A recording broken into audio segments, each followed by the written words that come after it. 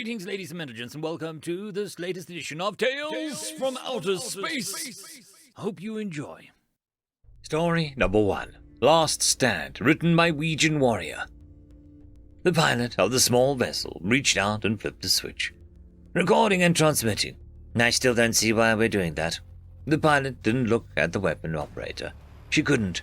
The cramped layout of the ship had two crew facing away from each other. According to orders, the pilot replied, in the tired voice of someone who had explained it many times before. A running log is to be recorded and transmitted in full. To a probe, to several probes that will, on conclusion of the battle, blink out and travel to known alien systems before broadcasting the whole thing, yes. But why? To show them how humanity died, I guess. We better start working on the checklists. A little later, as the pilot worked through the various settings on the navigation system, the weapon officer spoke up again. The volunteer shuttles are arriving on assigned positions. A desperate measure for sure. 1,000,000 to 1 chance, not even that. Barely trained, barely equipped. 20 bodies crammed into a shuttle, hoping to somehow punch through and conduct a boarding action. Madness. Still, I can understand the volunteers. Better to do something than just wait outside for an orbital bombardment. 70,000. Would be more if they could have manufactured more assault shuttles. There are riots at the mustering points to be allowed into the program. This is it, ain't it? Aye, yes. We're not going to shore leave after this one. It's not like we're getting to the next paycheck anyway. Nor would there be anywhere left to spend it. On the upside, I don't have to conserve Delta V for the return home. There is that. The weapon officer looked up from his console, trying to see anything through the small porthole next to him. They are phasing in, targets classified and prioritized as Terror Control sees them. There is, a lot of them. A target-rich environment for sure. More than Intel projected. A lot more. Intel had been a mix of facts, projections, and wild guesstimates. Hopeful assumption and plain lies for the entire campaign. True. We've been assigned to target cluster, 6 heavies on even dozen escorts. If we cut close to Demi's orbit, we can engage in 15. Copy. Who else has been assigned? It's us. And 10 assault shuttles. Our heavies have been assigned to Earth defense. Just us. Roger. Target-rich environment indeed. Stand by for maneuver. The weapons officer kept scrolling through the reports on his screen. We're going to be in range in 10. The outer colonies are no longer transmitting. Roger. Give me a vector on whatever heavy is closest when we're in range. On your screen. Long-range fire just took out the hood. Magazine explosion. Copy. Let's focus on our corner of the system. Wilco. Target cluster is maneuvering. Updating our vector. The fans in the cramped cockpit were overloaded as the pilot neatly lined up the vectors. How long? 5 minutes to contact. And you want to know this. Brazil just got hit by a bombardment projectile. Which city? Brazil. As in the whole country. Calejo. My feelings too. We're in weapons range. Copy. We're going in. Weapons hot. Paternoster. Question. Missiles away. Chaff deployed. Recommend. Tum advent regnum tum fiat. Close 1. You've got a new vector. In salo et in terra venem. Hit. Multiple hits. 1 escort is breaking up. De nobis hodi, ardiet in inferno fili canono, et demete nobis. Outer missile switching to unguided rockets, et nos diminitus, debitoribus. They are attempting to jam, whole EM spectrum lit up. Good thing the rockets are dumb. Nons indicus in tant totinem. Shuttles are pushing through. 2 down. Rest angling for lead heavy. Libis nos e. Contact. Reaching chargers. 6 of them made it. Amen. Amen. Now take us wide past so your railgun can recharge.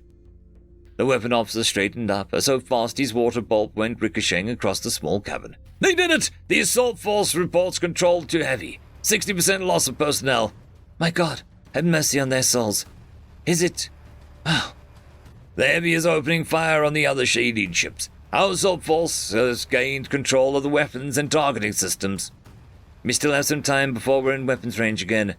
Give me the big picture. Outer colony's gone. Venus Station reports massive damage and is evacuating to shuttles. 6 orbital penetrators have hit Earth.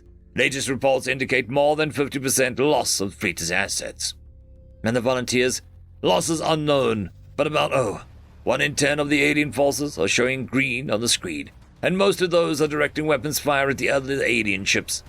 Not enough, but they will remember us. Yes, they will. They all will. We have 15 rounds for the railgun left, and 2 volleys of rockets. Copy. Once more onto the breach, then. The fans had stopped working. Sweat was pouring from both the crew's faces. Out of rockets, 2 shells are left. Reactor unstable. Copy. It's been a pleasure. What was that? The captured heavy just blinked out.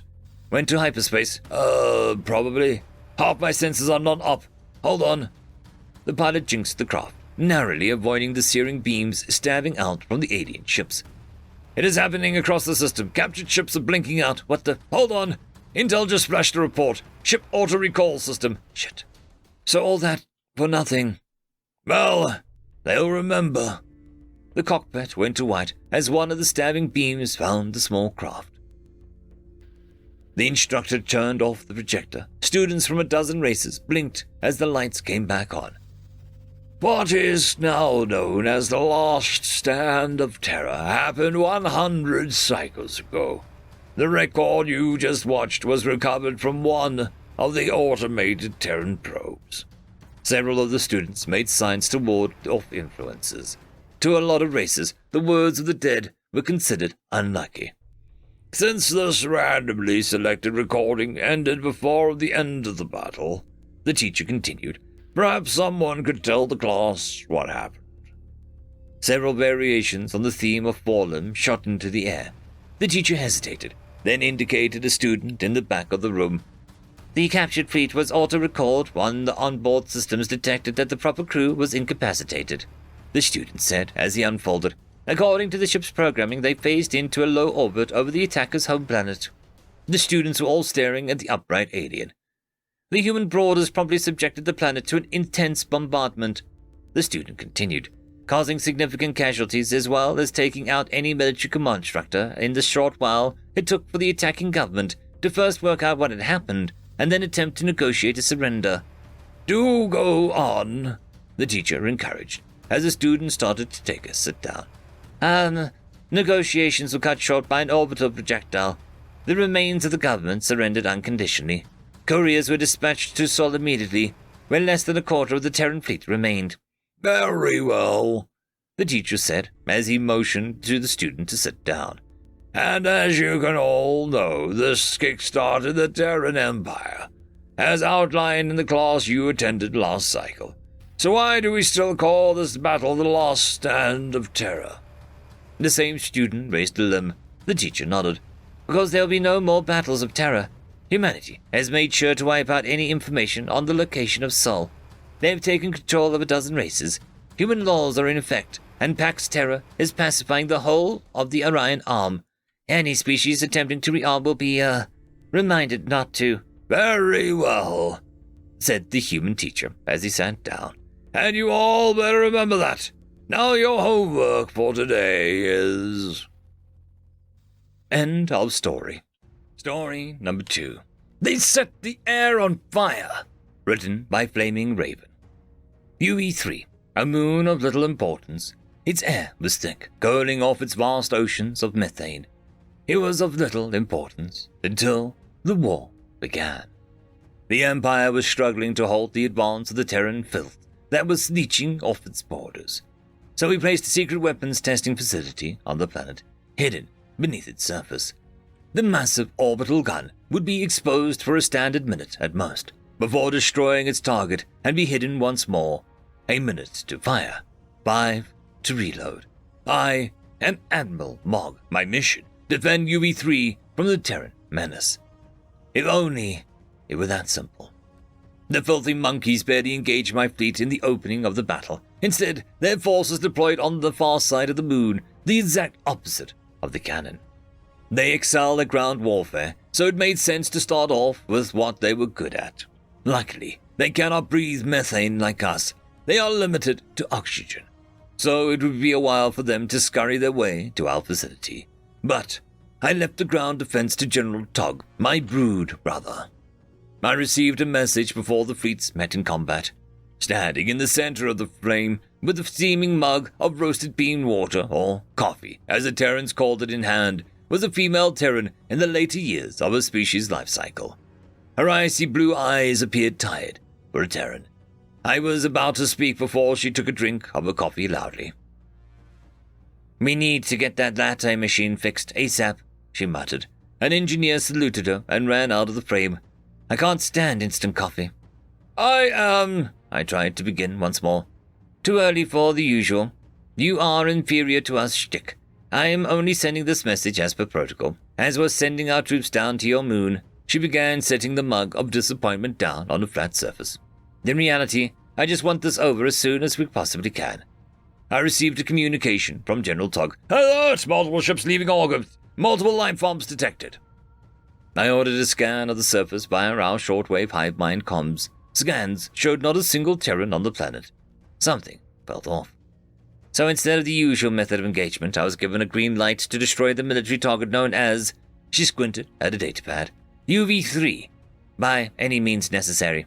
I ordered the facility to prepare for orbital bombardment. "Commo, get the salamander on the line," the woman said.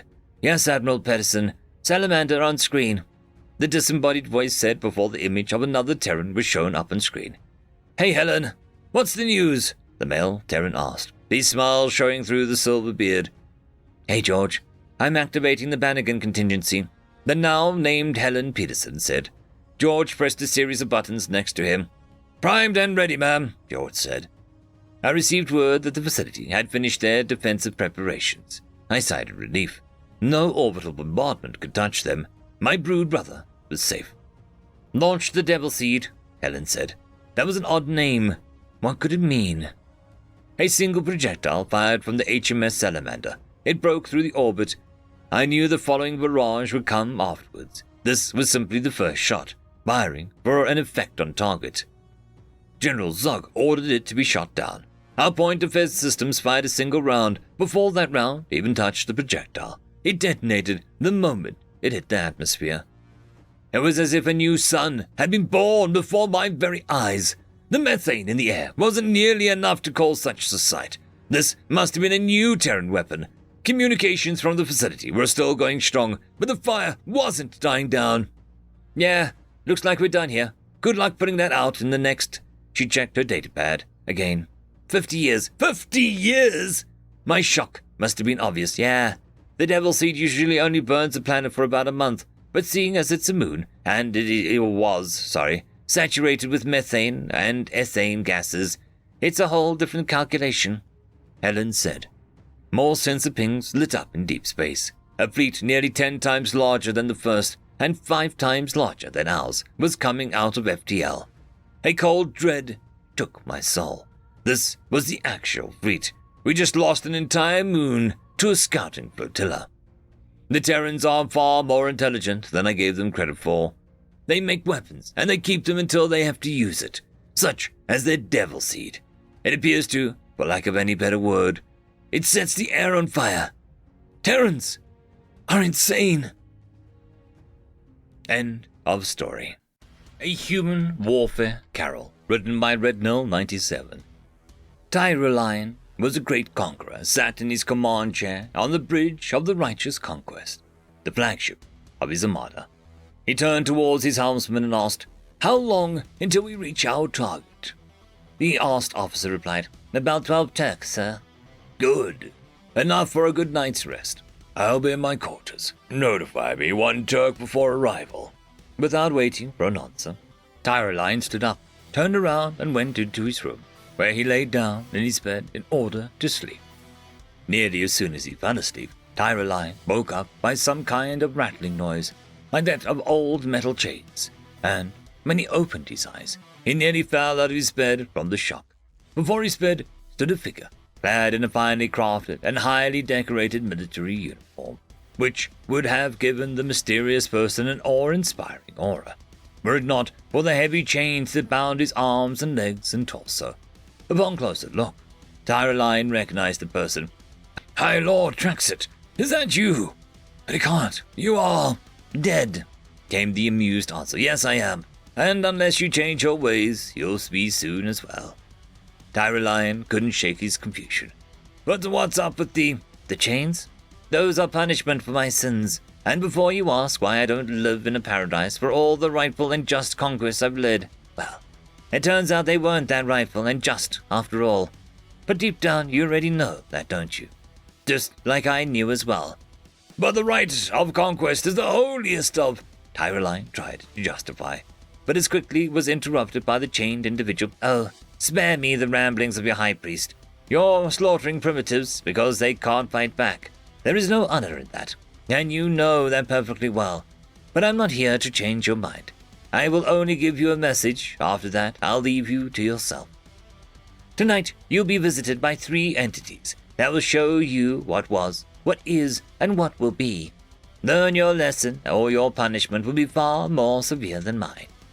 With these words, the being vanished, and after a few minutes of wondering what was that about, Tyroline fell asleep again. The ghost of human warfare passed. Tyroline woke up again, this time to what sounded like a battle cry. When he opened his eyes, a figure stood before his bed again. But this time, it wasn't the High Lord Trext. It wasn't even a being of his same race, but an alien from a race Tyroline had never seen before. It was clad in what looked like some ancient armor made of leather and some polished golden metal, maybe brass or more likely bronze. The long wooden stick with a sharpened metal tip was obviously a whip, and what looked like a hilt on his belt suggested he had a sword as well. What are you? Tyroline managed to stammer out. The figure responded with a strong but not overly loud voice. I am the ghost of human warfare past. I am here to show you what forged those you want to fight against. Tyroline again struggled to rid himself of his confusion. Human? Yes, of course you don't know them by that name. They are the inhabitants of planet Earth, or as you call it, S117. The next target. So, go on, show me. The ghost let out an amused sigh. Look around. In that moment, Tyroline realized that the whole time his bed wasn't in his room anymore, but stood in a wide, open field. Around him, dozens of what seemed to be the same species as his unwanted visitor. But instead of being clad in ancient armor, their bodies were covered by raw, untreated animal hides. And instead of spear and sword, these were armed with stones and simple slings. Those primitives seemed to be 2 distinct groups which, like prompted by an unknown signal, suddenly began running towards one another. And where they met, they started to fight with a ferocity barely seen even in the wildest of animals. Before Tyroline could make any comment, the ghost waved his arm and the scene changed. The wide open fields were replaced by a narrow path between mountains, and a few dozen fighters by the hundreds of humans who wore similar armor to the ghost itself, standing shoulder to shoulder, shield in hand, blocking said path. Opposing them was an army several thousand strong, yet the few hundred showed no fear. As the fight went on, it became clear that while the smaller force was better trained, the sheer numbers would eventually defeat them. But they fought on nonetheless. For days they fought without tiring or giving up the defense, only being defeated after a traitor led the enemy through a hidden path, allowing a small force to be outflanked. Again, the ghost waved his hand, and Tyroline was in his room again. He turned towards his visitor and said, I understand what you're trying to show me. Those humans of yours are very ferocious and determined people, which makes them great warriors, but still, they can't possibly have a chance when fighting an armada, which is millions strong. As he uttered those words, the ghost vanished, so Tyroline went back to sleep, confident in his capabilities and that of the force under his command. The ghost of human warfare present.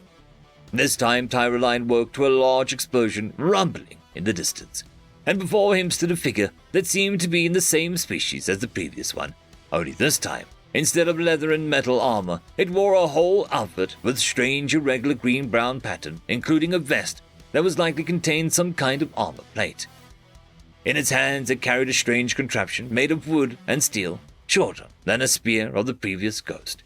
It had some resemblance to the lesser rifles these troops wore, but without power packs, so maybe a slug thrower, This time, Tyroline could think clearer. "So you want to show me how the humans fight now, right? I am the ghost of human warfare, present and well. What I'll show you happened a few decades ago, but considering the scales of time, that should count as present." Again Tyroline looked around, and all he could see was wasteland. As far as he could see, there was no green hills, no colorful flowers, only mud and dead trees. In the distance, he could see a big artillery cannons throwing huge shells across the wasteland into some kind of defensive trenches, and exploding in enormous fireballs, killing dozens every second. But after a few minutes, the shells stopped exploding. Instead, they released a thick yellow smoke that caused horrible injuries to everyone it touched. Nobody could survive that. So Tyroline prepared for another scene change, but it didn't come. Instead, there was a sudden, loud, and very high-pitched sound from the other side of the artillery guns. And as soon as it ended, there was an uncountable flood of humans spinning out of those trenches towards the one that Tyroline had just seen being ridded of all life. But it wasn't, because as soon as the flood started, it was met with a heavy repeating fire of the dead trench. Dozens of guns, each firing multiple shots per second, each shot killing another attacker. And yet the flood of soldiers rolled on like it didn't even notice. When the flood reached the other trench, the remaining defenders weren't just killed, they were drowned in bullets and blades. Tyroline was a hardened warrior, but even he couldn't watch as they played out, so he looked away.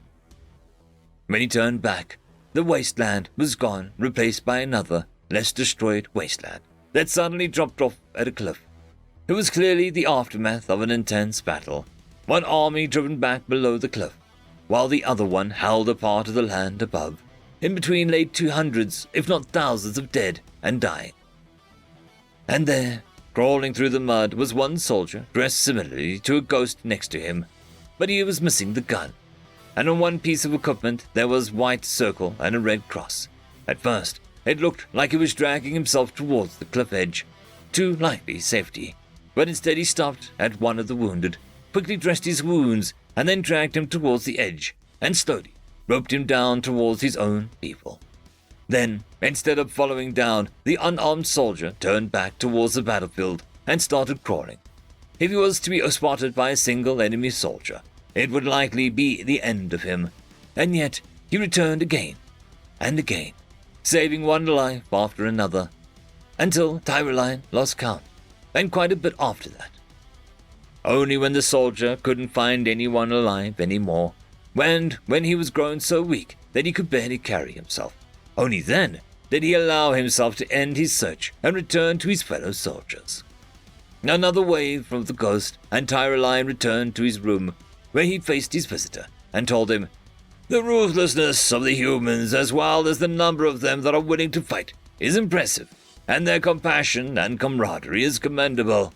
But their technology is so far behind, they could never be a true threat to my armada or our people." Again, the ghost vanished, and Tyroline lay down to sleep, this time with far less confidence in his superiority. The ghost of human warfare yet to come. He awoke again.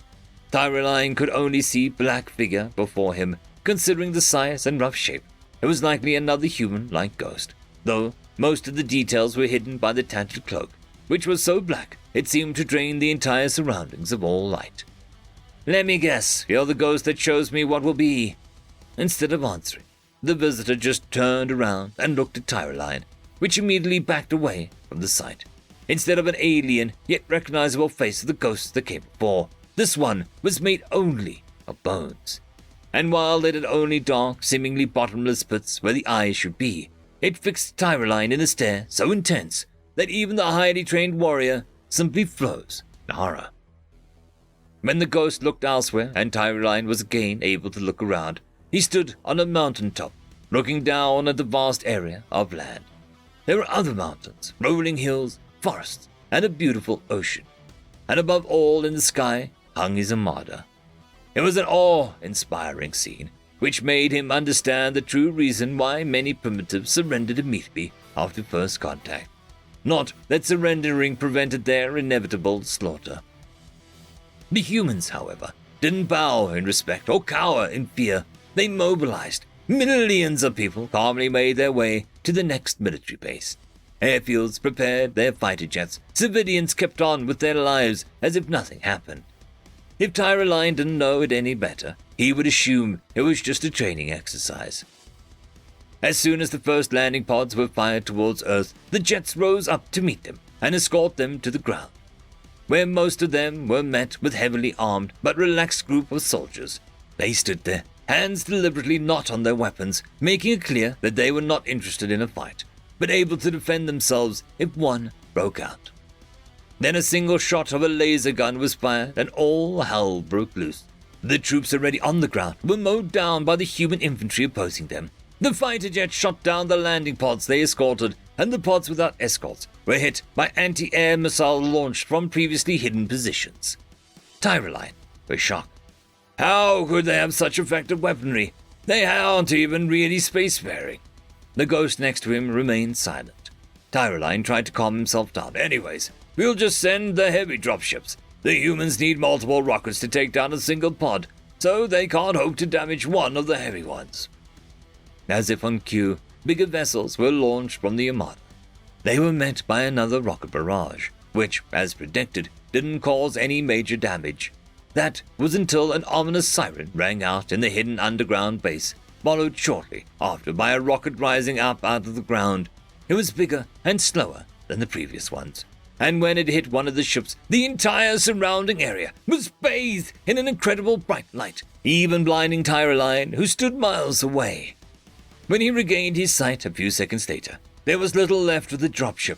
In its place, there rose a cloud up into the sky, a very distinctive cloud that could only mean one thing. Nukes! Those damn primitives have nukes! And they are willing to use them in their own atmosphere. He looked up the black figure next to him, but it didn't answer. It only waved a hand, and the world before them changed. There still stood the same mountaintop, but now below them was only a wasteland. The war obviously raged on for some time, maybe a few months. The soldiers of the Armada kept attacking, and the humans kept defending, but something was strange.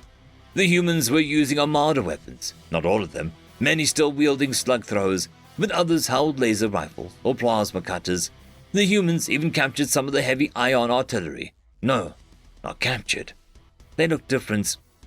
They built their own in a matter of a month. How? Tyroline was interrupted by a low rumbling noise. A few hundred meters before him, a craft rose up into the sky. It was obviously human-made, but it was lifted by a grav drive just like the Armada dropships used. As it rose to the sky, it went faster and faster until it hit the Armada flagship, and Tyroline watched as, in a blink of an eye, the pride of his Armada was turned into a debris cloud, which, in an unfortunate chain reaction, crippled or destroyed the rest of this once great invasion force. Tyroline stared in disbelief, his mighty Armada destroyed by primitives. He looked up to his unwanted companion, which once again remained silent, and waved his hand. They now stood on a different mountain. Below them was a beautiful piece of land, but it was something wrong. The plants. They were blue. Are we? Oh no, the homeworld! The ghost beside him didn't say a word. He just slowly nodded. And in the next moment, it rained fire from the sky. It came from the ship similar to the one from before, only bigger, and it devastated everything below. Tyroline turned towards the ghost. But it doesn't have to be like that, right? I can still avert this disaster, can't I? Please answer me. I need to make this right, can I? But the black figure just vanished, and Tyroline found himself back in his bed, where he quickly fell unconscious. The next morning, Tyroline awoke to the piercing sound of his compad. His helmsman informed him of the oncoming arrival at the target. So maybe it's not yet too late. No, it was just a bad dream. He quickly washed himself, put on his best dress uniform, and walked onto the bridge. The officer manning the communications terminal advised, "Sir, I'm picking up a transmission from the target species, or humans as they call themselves. They are asking us to state our intentions." Humans? So it was true. Good. Open the channel and tell them that we're coming in peace." The officer was slightly confused. "Sir, it is our mission to—" "Oh, an act of deception, I see." Tyroline responded in a stern voice that left no room for arguments. "No! I do in fact turn to come in peace, for I fear a war with humanity is one we cannot win, and one that will cost us everything. I am aware that it is not our mission, and I will carry the responsibility when we come home again. But until then, you are my subordinates, bound to follow my orders, and I will not doom our race." I understood, sir. I'll send the message and inform the crew." End of story. Story number 1. Frying pan plus lightning equals boomerang. Written by In Babylon They Wept. Sir Calvin narrowed his eyes. Nobody could see them through the slits in his helmet, of course. But the slits themselves already gave him the appearance of being perpetually suspicious. It was a happy accident that his makeshift mask would just so happen to match his real face. He asked a question. "Are ye the head mage, known for terrorizing official wizards?" The old man washing a cast iron pan in the stream didn't stop his chore, but he took a deep breath before looking up to the heavens. His expression wasn't pained, but searching, seeking, as if he was truly pleading with the gods for wisdom. Or perhaps his plea was aimed at the cosmos, maybe even a particularly wise bird, such as an owl. Sir Calvin had heard the owls sometimes confer wisdom upon the sages, but he personally had only seen them confer wet pellets of rodent fur upon the ground. Whatever the source, the old man seemed to receive his desire. He shifted his gaze back to the level and looked the knight in the face and spoke in a level, almost serene voice. "Are ye the tin can known for wading through the poison oak?" Sir Calvin looked down, momentarily taken aback. Ah, shit. So he was. He spent a few moments contemplating his predicament. The wizard waited patiently for him to start. It was almost more disconcerting than being rushed. All right, listen, if you surrender..." The old man cut him off with a gesture. "I'll be hauled into one of the circles. Then they'll poke me with a stick and get me to dance like a nice, trained human mage. After they get bored of that, they'll spend the next 20 years reading books written by elves, maybe earn my apprenticeship, and die before 9/10 of my peers even hit puberty. I think I'll pass. The food is decent, but that's about it." Sir Calvin frowned. "Your options aren't surrender or stay here. Your options are to surrender or die by my..." Sir Calvin saw the hand gesture just fast enough to mount his tower shield against the sand. He knew how to deflect a lightning bolt, but it was still risky business. If he kept his stand narrow and only touched the leather and wood parts of the grip, he'd be fine. In his mind's eye, he could already imagine the bolt flowing down the face of the shield into the sand, dissipating harmlessly. But no bolt came. Baffled by the pause, he risked a cautious glance around for the far edge of the shield, just in time to see a thrown cast iron pan hit him square in the face. It was remarkably well timed. Even the warrior's grace, he couldn't help but stumble backwards. If he was really any less talented, he would have fallen flat on his ass. As it was, he was still left reading long enough for the mage to retrieve some kind of makeshift cudgel stave from his pack.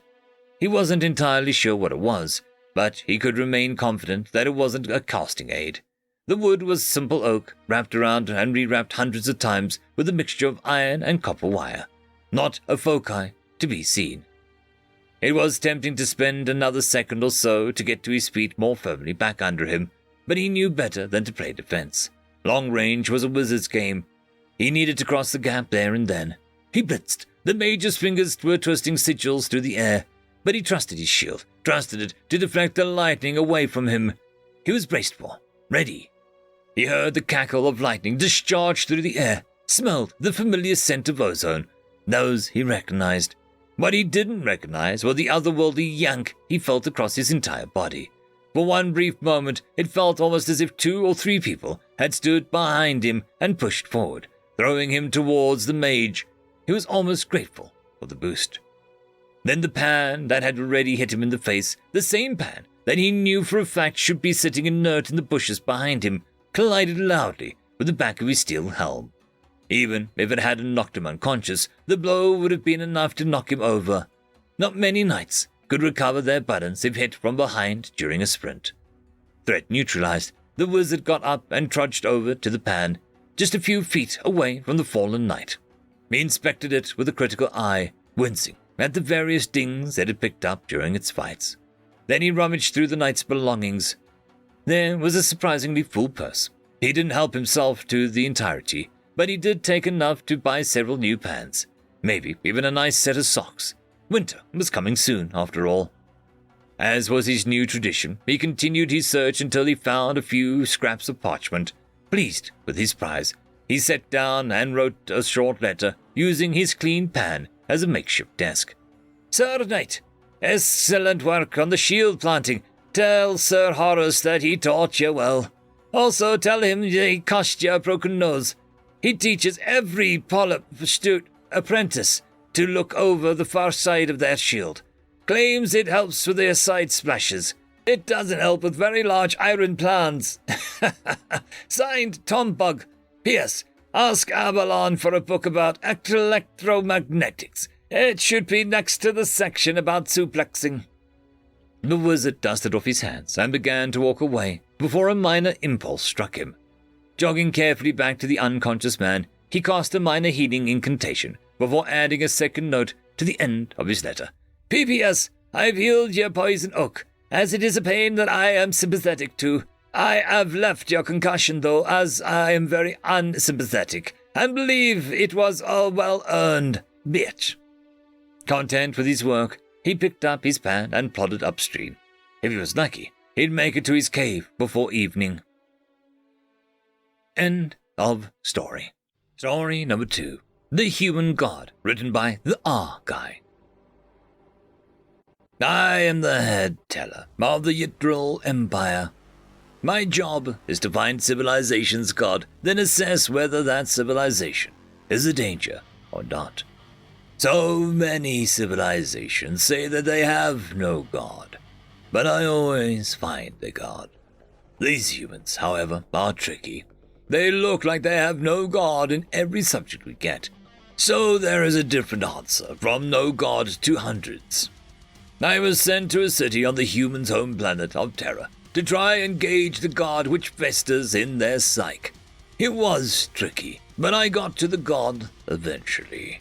But, of course, every god holds a place in the psyche of the cavillation, and the human god lived in a stay barnyard that looked better for an animal than a god. As I entered the hole that I assumed was the entrance, I saw 2 humans, one younger, no older than 35, and an old human, no older than 75. Then I realized they both looked frail, and with the older man in a portable chair. The young man was the first to notice me. Father, we have a visitor, he said. Who are you? You are not one of my children, the older man cried. Who are you? I said calmly. Yahweh, Father of humanity, Yahweh says. Yahweh, are you God of humanity? I say, still calm. God? I'm not God, just a housekeeper, Yahweh says, confused. But you created humanity, didn't you? I say, annoyed. I am a housekeeper. My job is to watch over the humans, Yahweh explains. So if you, not a god, you must be the human's god, I say, pointing at the young man. Yahweh begins to laugh at this comment, cackling to himself. What's so funny, old man? If you're not God, you can die, I say furious. No, he makes sure of that. After this comment, I begin to choke. Who's he?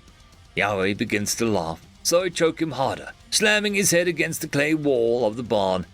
This only seems to make him laugh more after 10 minutes of me choking him harder and harder. Yahweh finally stops laughing and lays on the ground. You're lying, you are God, and you are weak, so humanity is weak. Yahweh lied there, panting like a dog for a second. Then I began to call my bosses to tell them what I found before Yahweh slowly sat up stone-faced and pointed over my shoulder. You want to meet God, Yahweh says, smirking. I looked over my shoulder to see what he was pointing at and jumped. The figure standing in the door was at least 8 feet, cloaked in a full-body robe with only bony fingers handling a human farming tool. It walked up to me slowly, quietly. I tried to back away from it, but I froze. It froze me in place. It knelt to me so that I could see under its cloak. There should have been a face of emptiness. Then I saw why the humans worshipped this thing. It was horrible what the humans did in favor and servitude to this thing. They destroyed themselves to feel its cold embrace. Why would the humans serve such a terrible god as this one? It gave me my answer. They tried, but gave up upon realizing it was impossible. The entity finally showed its name. Death! Then death led me to the doorway, and that's when I saw it. The barn was just smoke and mirrors. The natural home of a god lay around the barn, in tens of billions of graves, each human. Humans were being guided into open graves, dead, let down the hill on which the barn stood open. It led me down to an open grave with my name on it. No, I screamed. I called to my commanders. Do not antagonize the human. They are dangerous, I repeat. Do not antagonize the humans. They are dangerous. Before death pushed me into the open pit, I woke up in the position where I began the session, but something didn't feel right. I stood up and tried to open the door, but the handle went right through me. I turned around to see my limp body lying on the floor. I was dead. End of story. Of Enemies and Comrades, written by Ravine. The dawn was silent. The birds did not sing. There were no sounds of little creatures that scurried here and there in the forest. The breeze was absent, so even the ever-present light rustle of the trees was missing. It had rained the night before, and there was a light fog covering everything in the front of him, both seemingly absorbing all sound before it could be heard. Denell scanned the open meadow in front of him with the spotting scope. He could just make out a single black helmet with his characteristic white skull decorations in the far tree line. Looking at it in the silence, it was easy to feel as if it were watching him as well. 3 days before had not been so silent. The sounds of soldiers from both sides fighting, laughing, crying, and dying had filled the air. The sound of artillery overhead, with the occasional whistle of a shell coming far too close, was your constant companion.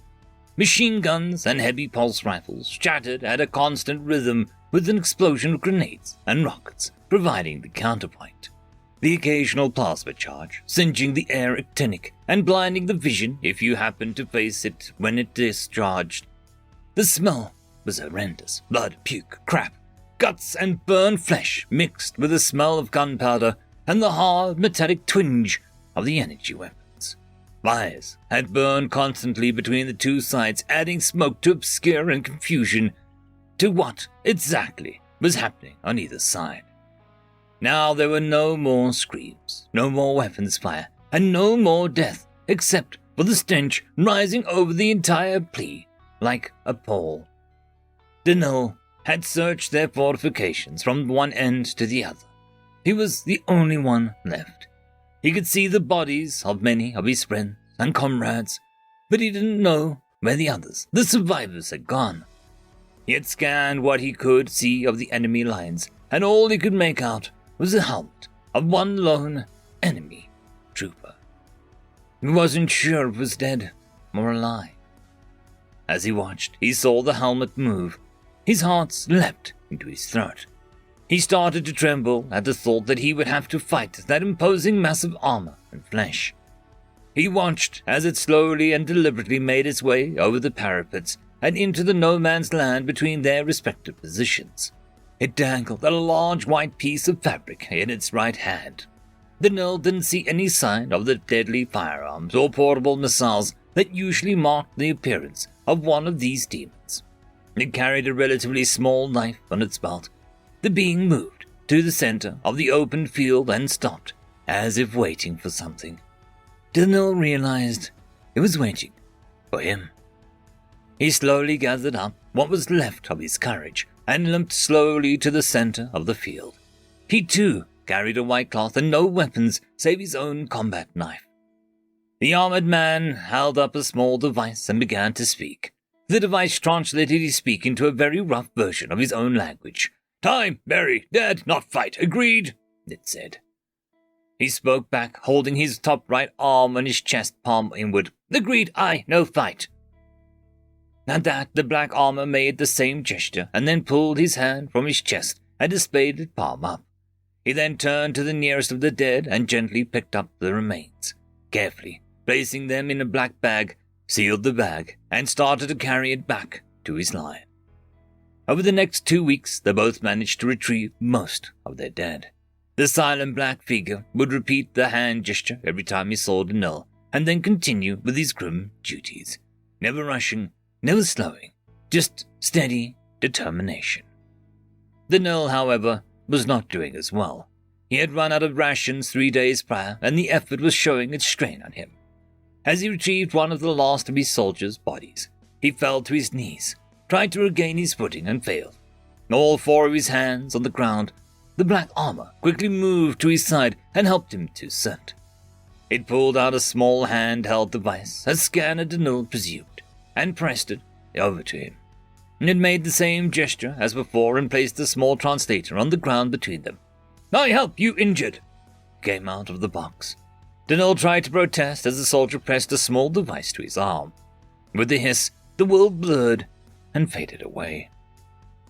When Denil woke, he was in center of no man's land and a fire burned to his right, warming him for the night.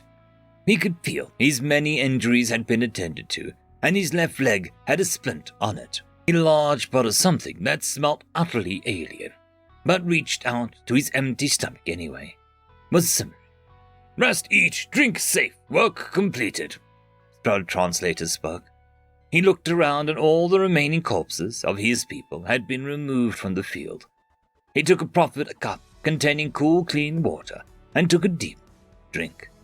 He accepted a small bowl of what was in the cooking pot. He sniffed its alien aroma and tentatively took a small spoonful. It tasted alien, but not bad exactly. He quickly finished up the bowl and his water. Looking at his benefactor, Denil said through the translator, "Why, help me, enemies are," he said. The black figure paused for a moment before starting to speak again. "Soldiers, we are war passed by. War enemy, not war, not enemy." Denil pondered this a moment before bringing his hand to his chest and this time extending it forward as the black finger had done so many times. The figure just nodded his head and helped cover Denil with a blanket. Sleep came to Denil within seconds. From that night, neither stayed in the trenches and parapets of their sides. They both came together in the center and shared a camp. When time came to say goodbye to their dead comrades, they had faced it together, each watching in silent contemplation as the other lit their funeral pyre. That night, they sat by the campfire solemnly, watching the fires burn down each in their own grief, but sharing the sadness of the other. 10 more days had passed. The black figure had brought some kind of communications device to the camp. Several times he spoke into it, the words too fast for the translator to catch. He made some changes to the device, and then spoke into it again, the words precise, like the translator used. They were running out of the black soldier's supplies, he knew, but it was always shared between them. Sometimes it would give the entire portion to Denil and eat something else from a small bag. He said, "This poison I eat." 2 days later, the communication device spoke by itself. At first, it had been the same too quick to translate language the black one spoke, but then it changed into his speech. "Retrieval operation 1200 tomorrow." Then he gave a location, right by his people's pyre, by his calculation. Denil looked towards the black armor and said, "You spoke, my people saved me?" This translator relayed, "Yes, both saved." He raised his left hand to his chest and pointed to himself. "Prank," he said. Mirroring the gesture, Denil simply said, "Denil." The pickups had both gone smoothly. Each of them looked back at the little lines, the mass graves, and the tiny camp in the middle. Each was happy to be heading home, but each felt a twinge of regret at no longer seeing the other. As each of the pickup vehicles were leaving the area, they could each see the other, and each pressed their palms to their chest, then outstretched it towards the other. 15 years passed. Few remembered the war or the reasons for it. Humans and Rakalth now shared space on many a station or trading post. A lone human entered a nondescript bar on the fringe of the marketplace. He walked up to the bar and said, "Hello, 1 whiskey and 1 beer, please," to the Rakalth behind the bar. The Rakalth quickly produced the drinks, and the human said, "Thank you." He touched a palm to his chest and then stretched it out towards the alien. "Frank?" the bartender asked. The human squinted and looked carefully. Finally, he spoke. "Danil."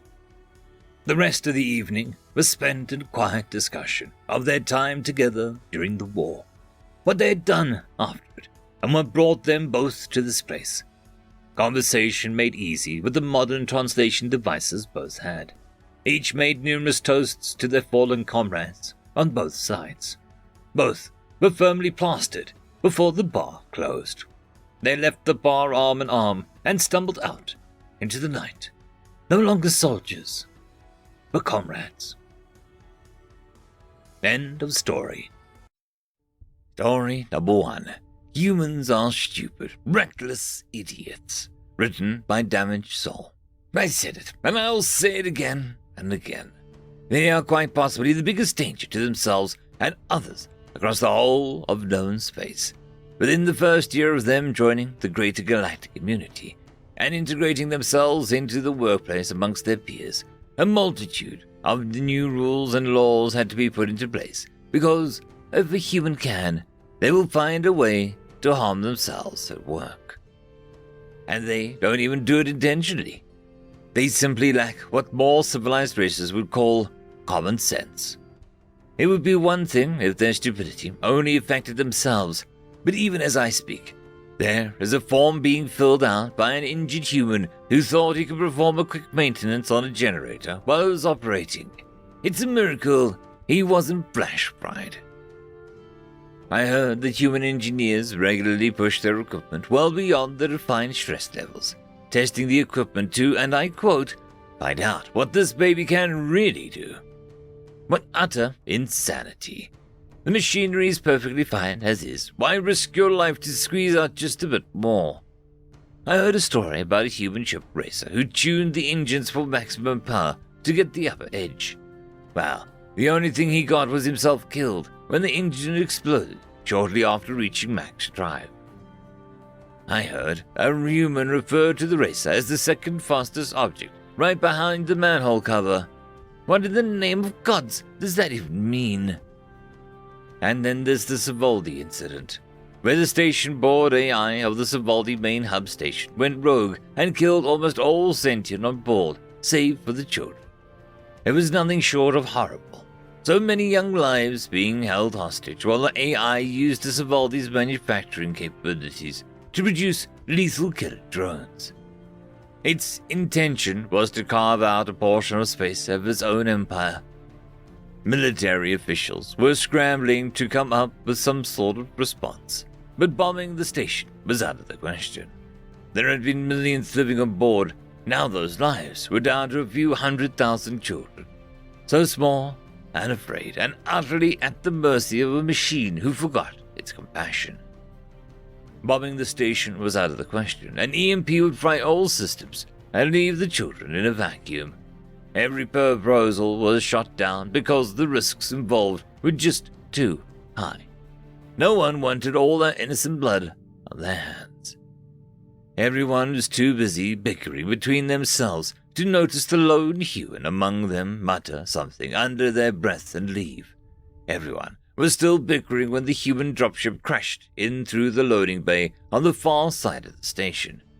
It had gone in engines dark until just on the edge of the station before punching its FTL drive just enough to shoot themselves in through the reinforced wall of the station like a round of a kinetic gun. The rogue AI hadn't anticipated something like that. How could it? It was fecking idiotic. That momentary lapse in response was all the survivors of that completely insane idea needed. Just a few seconds, and they were causing as much damage as they possibly could to the station. They scattered like rats in a maze and did what humans do best, fecked everything up. Hackers plugged into anything they could and uploaded virus. Zip bombs, they flooded the Savaldi's network until the AI suffered the equivalent of an aneurysm. Engineers made their way to subsystems that were unimportant and overloaded them. Soldiers fought like devils against killer drones until ammo ran dry. Then they threw their bodies at them. Their mayhem had given the unified bickering military to rally a response, and soon ships descended from every direction onto the Savaldi. With their networks overloaded, the AI core brain next to dead, and everything from fridges to fountains overloaded, the killer drones were quickly dispatched. I remember watching the newscast as the galactic militia marched through the station looking for any drones or humans left. Everywhere they looked, they saw nothing but carnage and dead humans, each one having done their duty to the death. Hackers still plugged in had been shot in the head, engineers died with their hands grasping tools, soldiers died with knife and bloodied fist. The most poignant of all of these sacrifices, the lone human woman who had made it all the way to the cargo bay, where the children had been stowed away. She had died slumped face first against the single door leading into the bay. Judging by the welder in her hands and the rush job, she had intended to seal the door to prevent even a single drone from getting in and harming the children. The incident had caused quite a commotion. It sent waves of emotion through the galactic community as a whole. Who were these humans who had gone above and beyond when it hadn't been asked of them? Well, they weren't alone. Specifically, they were all strangers who had seen the news like everyone else had and said, well, I'm close by, why don't I do something? A suicide squad of strangers stepped up, giving their everything for people they didn't know. And if you ask a human why these people did it, it is always the same thing. I don't know. It's just like the right thing, you know, to help one another.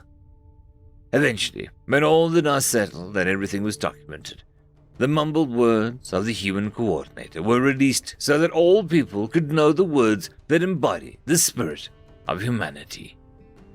Fuck it. End of story. Story number 2.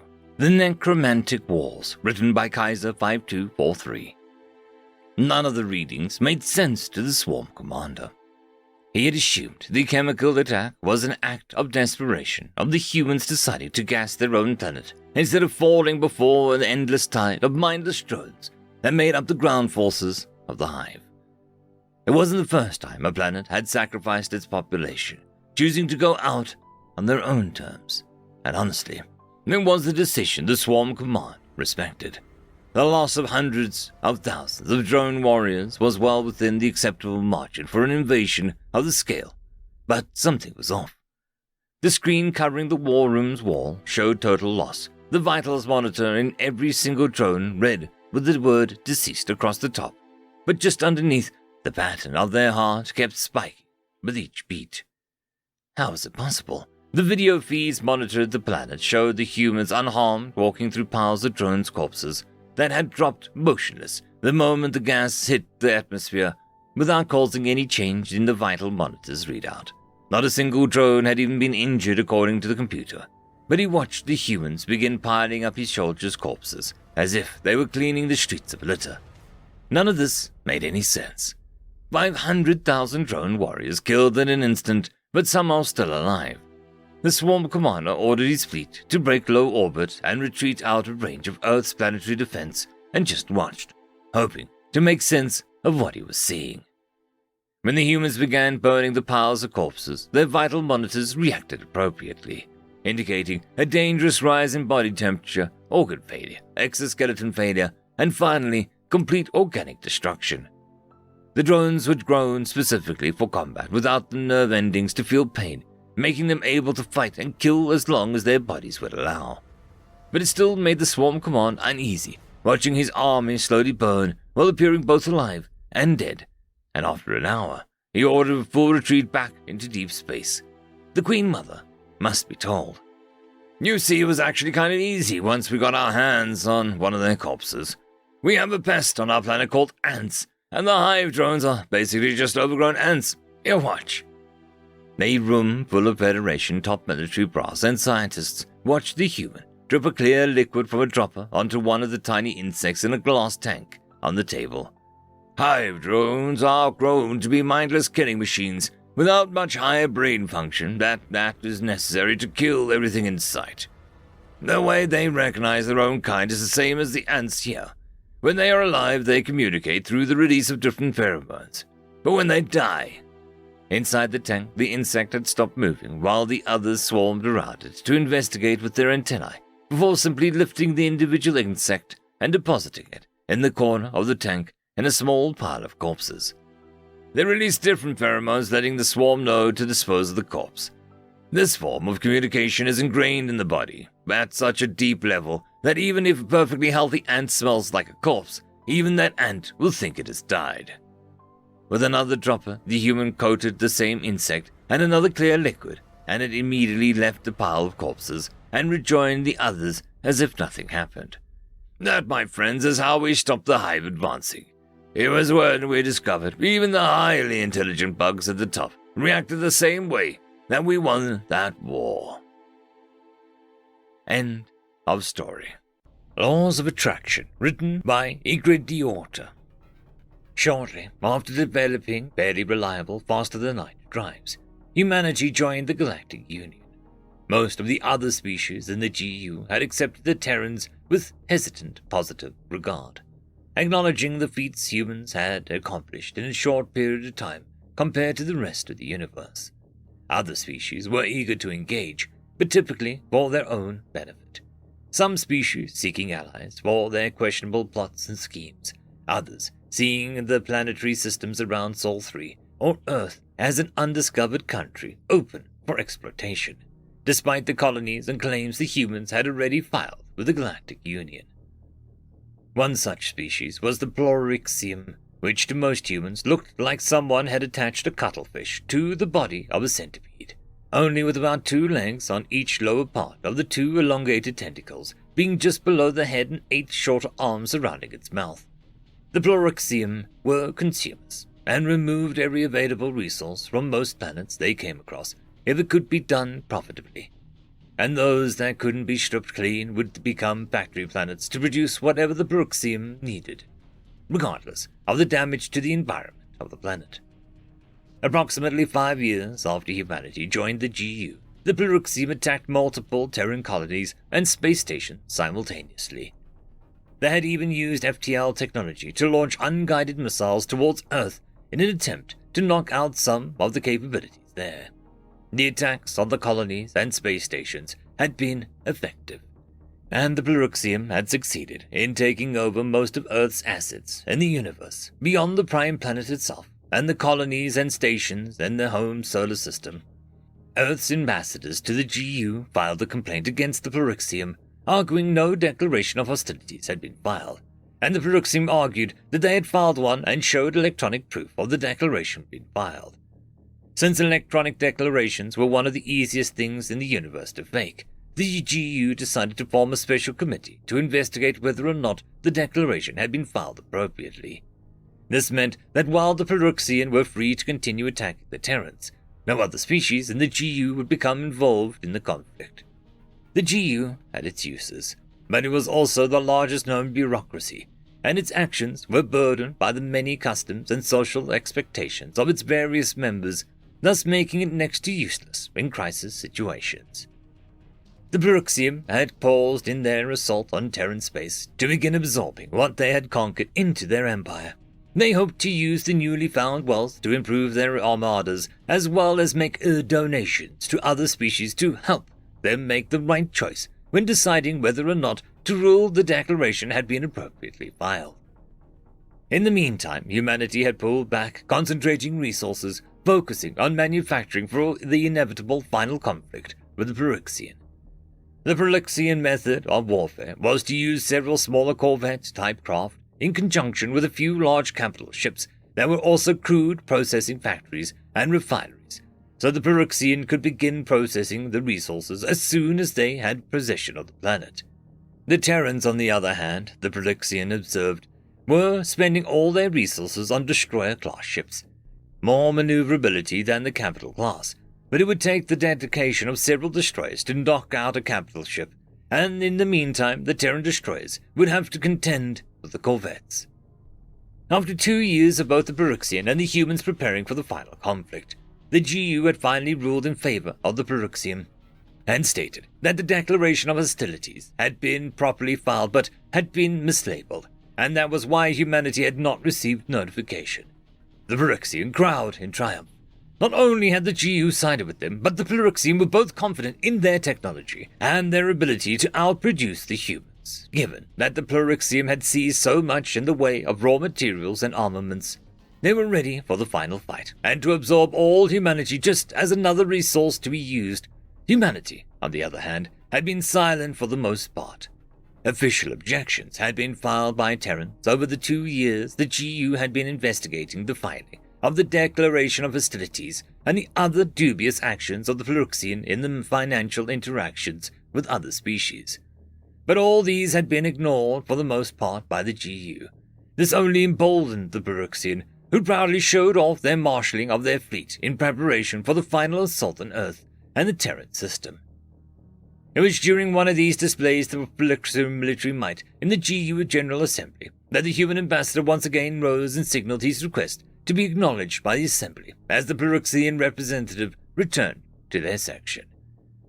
The Chancellor of the Assembly gave its version of a sigh and signaled that the human ambassador had the floor.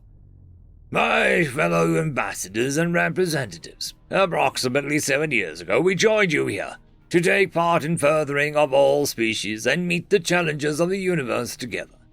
Unfortunately, 2 years ago we were assaulted by another member without notice or provocation, the human ambassador stated. No objection, Councillor General. It was ruled that the humans were properly notified before we sought to reclaim our rightful resource, the Prolixian representative challenged. Ah yes, this matter has been fully adjudicated. The human ambassador will refrain from making statements to the contrary, and the statement will be struck from the official record. The Chancellor General, a great walrus-looking creature with longer neck and ears reminiscent of an elephant, announced. Regardless of the objection, it does not change the facts of the matter. That being said, it is not the reason I came before the Assembly today. At this time, I ask before all the member species of the Galactic Union for the unconditional surrender of the Prolixium at this time. The finer details of this surrender will be worked out in full at a later date and time, but at this moment only the Prolixian surrender, full and complete, will result in cessation of hostilities, the human ambassador grimly stated. There was a moment of complete silence in the General Assembly, while the various species in attendance all doubled and triple-checked what the human ambassador had just said and had been correctly translated. Then a wave of uproarious laughter began in the Prolixian section, and it shortly spread to the allies amongst the assembly. After the laughter died down, the human ambassador, still holding a grim countenance, addressed the assembly again. I am waiting for an answer from the representative of Prolixium. Oh, you stupid Terran, we will hold you before the end of the next cycle of our moods. The human ambassador sighed and returned his attention to the Councillor General of the Assembly. Councillor General, you have heard the reply of the Prolixian ambassador. Understand what comes next is a result of the Prolixian actions. They had the opportunity for peace, but chose war. So be it. We, the Terrans, will now end this conflict.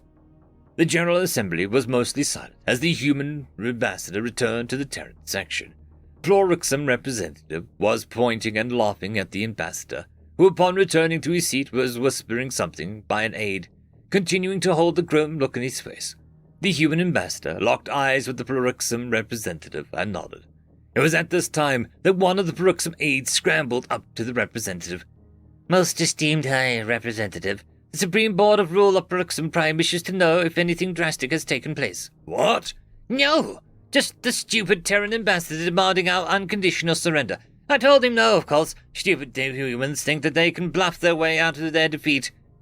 Most High Representative, we have been losing contact with our colonies and factory worlds at an alarming rate. Do you think the Terrans have had anything to do with this? Don't be ridiculous! The Terrans have nowhere near the quantity or quality of armaments to wage an offensive against us. The Peruxum representative glanced nervously over to where the human ambassador was sitting. The representative noticed that the ambassador was just staring at him, a stony, grim look on his face. Yes, my esteemed representative. The Supreme Board of Rule is requesting that you obtain any information that you can in regards to the Terrans' military activities. The Peruxum rubbed its arms with its tentacles and signaled the Chancellor General that it wished to have the floor again. The Chancellor General rubbed its tusks. It hated sessions like this, and it didn't seem like it was going to be getting any better soon. The representative of the Peruxum has the floor, the Chancellor said. The human ambassador raised his eyebrows and sat back in his chair. Representatives and ambassadors of the Assembly, I have received notice that there are events occurring in Peruxmian space that are not our doing. They are suspected to be human actions, and I demand to know what they are doing in our space.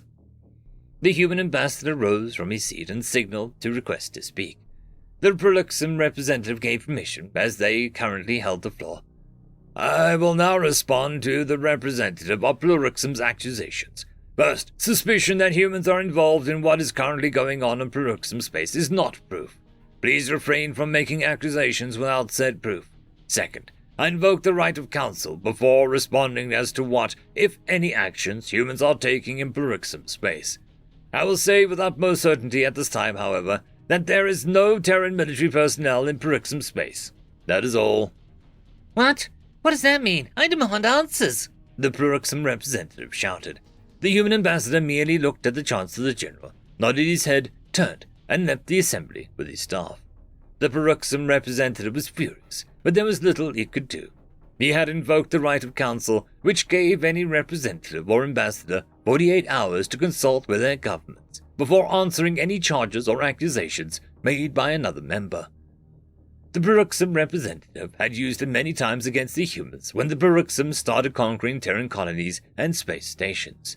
And now it was its turn to experience the frustration of not knowing what was going on. In the 48 hours since the human ambassador had left the assembly, the Peruxum Empire had been almost completely destroyed. The FTL missiles that the Peruxum had sent towards Earth 2 years ago had arrived, but then they were pulled off course by Earth's moon. Once the missiles determined that they were no longer on course, they attempted to self-destruct. But being fairly new armaments, the sections that remained contained major FTL and other Peruxum weapons secrets.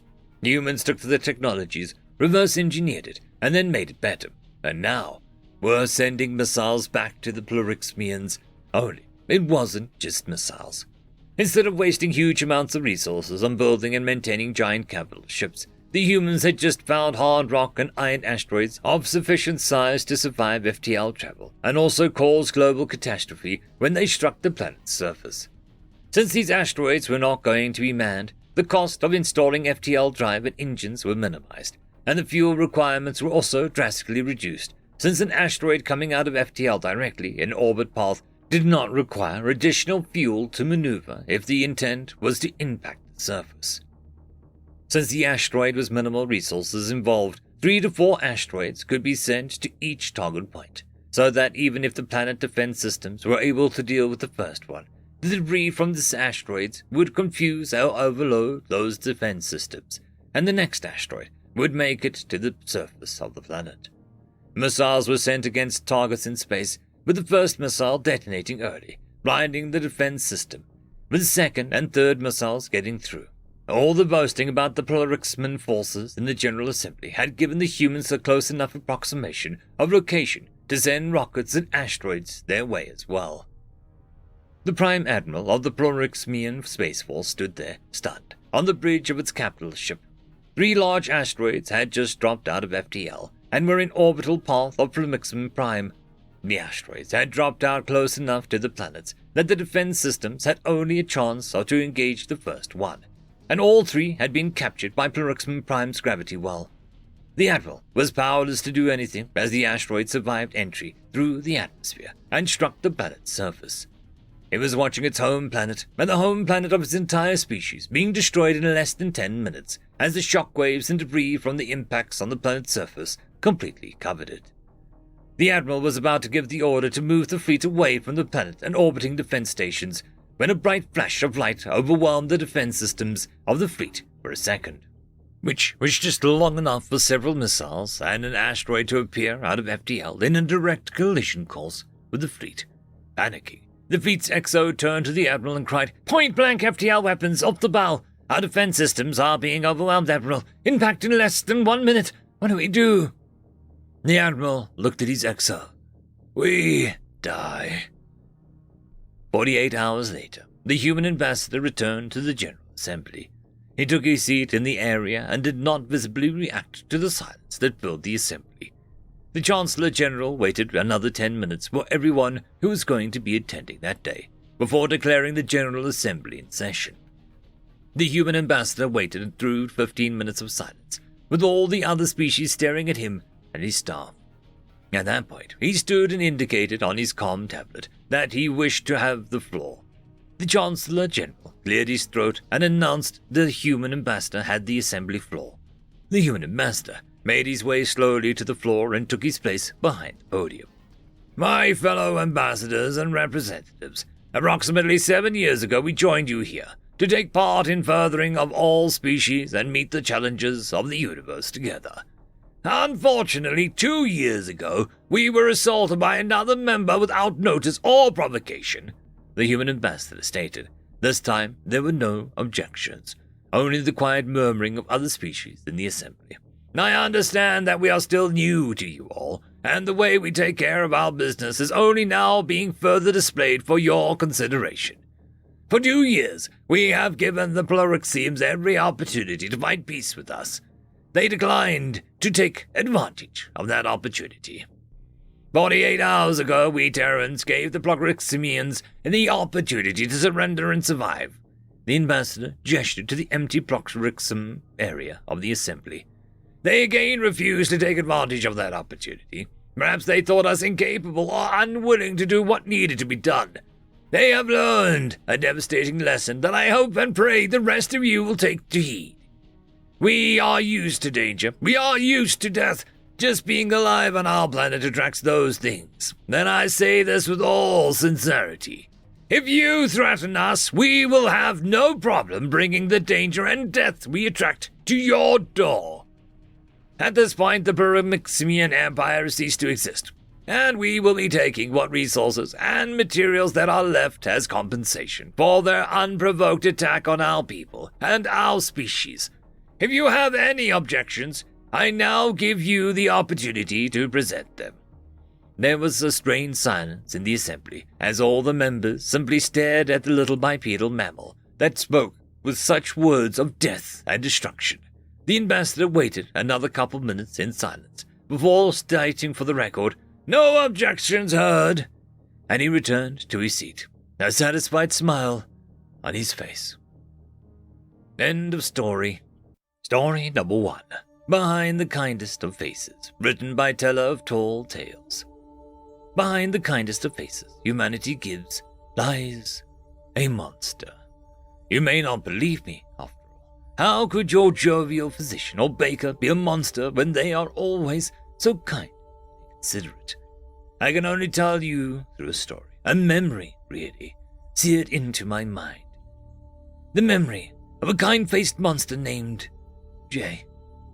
Jay was a great friend of mine, a hulking 6.5-foot tower of piercings and muscle that was as soft-mannered and as kind as a Solarian. I'd bared witness to his selflessness. Every day, we'd meet for his daily walk of the less fortunate neighborhoods, even struggling himself with keeping a roof over his head and food on his table. He walked up to the most dilapidated buildings to knock and ask if they needed anything. So many were grateful to this gentle giant that unflinchingly brought hundreds of credits worth of groceries for those who only knew him as the blue-haired human. He volunteered his time to his community, cleaning the streets, helping at the local holo library when they were short-staffed, reading to the young at the daycare, and sitting as still as a statue when one of the fitful sleepers found a place to rest peacefully in his lap. He brought meals and company to the elderly and alone, those who might not remember or care enough to eat. I never questioned how he could afford the time or the credits to do it all, until the day he showed me what he hid behind that kind smile. I was there to pick him up after his shift at the daycare, just stepping out of my hovercraft when a Zelexian came sprinting out of the daycare, its 8 spindly legs scurrying rapidly as it carried a kicking, screaming Gorvian child in its manipulator arms. I was stunned, frozen in my spot at the blatant kidnapping. The blue-haired blur in pursuit wasn't so hesitant. Jade's face was twisted in an expression of pure malice, the thick, stocky legs pistoning up and down as he closed the gap. The Zelaxian had closed the door to their hovercraft when Jay smashed into it shoulder first, buckling the aluminium door inwards slightly as he bounced off. He was bleeding from his scalp, bright crimson dripping down his face and tinged his blue brow purple. Jay let out a monstrous snarl as he grabbed onto the hovercraft's outer handles, pulling himself on top of the now powered-on vehicle that was slowly lifting itself slightly off the ground. Through the shattered, Jay's right arm reared back as he stared through the shatter-resistant front glass of the vehicle. I thought to myself, there was no way he was going to try punching through the synthetic metallo quartz. He didn't try. He did! With an almighty crack, his knuckles smashed into the front windscreen, cracks spidering out from where his fist had hit as the hovercraft lurched forward. He drew his fist back again. I could see his hand was mangled, the skin split open along the knuckles showing white bone. But he slammed it forward again, punching through the weakened windscreen and pushing his arm deeper inside, the metallocords digging into and cutting his flesh before he yanked it back. The spider-like Zerlexian was screaming as they were pulled through the mostly shattered glass and thrown to the ground as the hovercraft floated to a stop. They tried to scramble to their many legs, but Jay jumped on them, landing feet first on the delicate legs with a sickening snap. The Zelaxian looked up at Jay in fear as Jay glared down at the spidery creature. There was no kindness in those eyes as he extended one of his fingers on his non-mangled hand, pointing at the Zelaxian and speaking in a tone that was cold as dry ice. I should kill you. I should rip you limb from limb and wipe my hands clean of it. That terrifying dead stare as the words hung in the air. Jay crouched down and hoisted the Zelaxian up by their robe's collar so they were face to multi-eyed face. Feel lucky I don't want to traumatize the children. They'd never forget the sight of your guts strung across the parking lot. But I would. I'd go home happy knowing I took a useless predator like yourself out of the gene pool and sleep like a dead in the grave. Feel lucky, punk. Then, with a sharp jerk of his hand and head, Jay headbutted the Zelaxian and knocked him out cold before the look of concern became etched on his face as he dropped the Zelaxian and ran to the beat-up hovercraft. Climbing onto the hood, he leaned through the shattered windscreen and gingerly lifted the sobbing Gorvan child from the hovercraft, sitting on the hood and cradling the child with his good arm, mangled hand hanging at his side as a soft, relieved smile came on his face. Quietly, able to move, I ran over to Jay, still in my nurse's uniform, unable to believe that he was so calm with such grievous injuries. Jay, what happened? He shushed me, gesturing at the child now asleep in his arms. Be quiet. This one's gonna need some rest. Also, call the authorities for the useless lump on the ground there. He nodded at the just now waking up and whimpering Zelaxian. I couldn't peel my eyes from his splayed arm. Then I noticed the other injuries.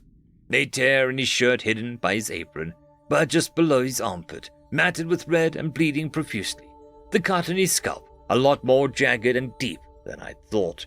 Several fingers on his left hand were bent at odd angles, one eye nearly swollen shut with a bruise. Jay, what happened? Who are you?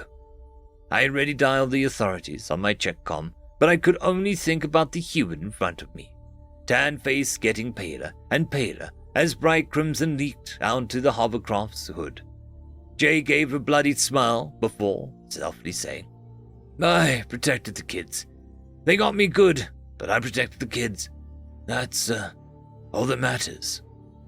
I couldn't respond as I watched the light slowly fade from those clear, grey eyes. He was gone before I could respond. The child in his lifeless arms still sound asleep as the sound of sirens approached. My vision blurred as I fell to my knees, my voice fading me as I tried to shake my human friend awake. I couldn't feel anything as I stood by Jay's casket, his weeping mother next to me as I stared at the peaceful, slightly smiling face. He looked like he was sleeping, but I knew he wasn't. He died in that parking lot on the hood of the hovercraft with the child he'd given his life for. He didn't die alone, though. I hadn't seen it, but according to the news, there had been 4 bodies inside the daycare. 4 hulking Traxians, reptilian-born and bred for war. Jay had taken them on alone, even after he was stabbed in the heart from behind. I let myself cry as the somber congregation watched Jay's casket get closed and lowered into the cold earth. I slowly made my way to the lectern, looking out blankly at the crowd of mourners.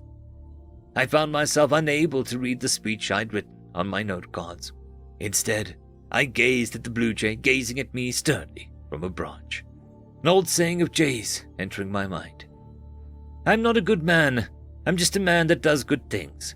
Behind my smile, I'm just an animal like the rest of us, a monster with morals, looking to make my little corner of the galaxy a little bit better. He always said that when I asked him why, he was always so kind.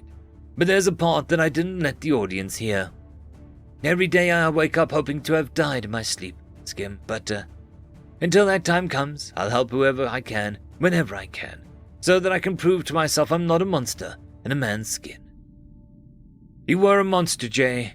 Behind your kind face stood the best kind of monster, the one evil fears.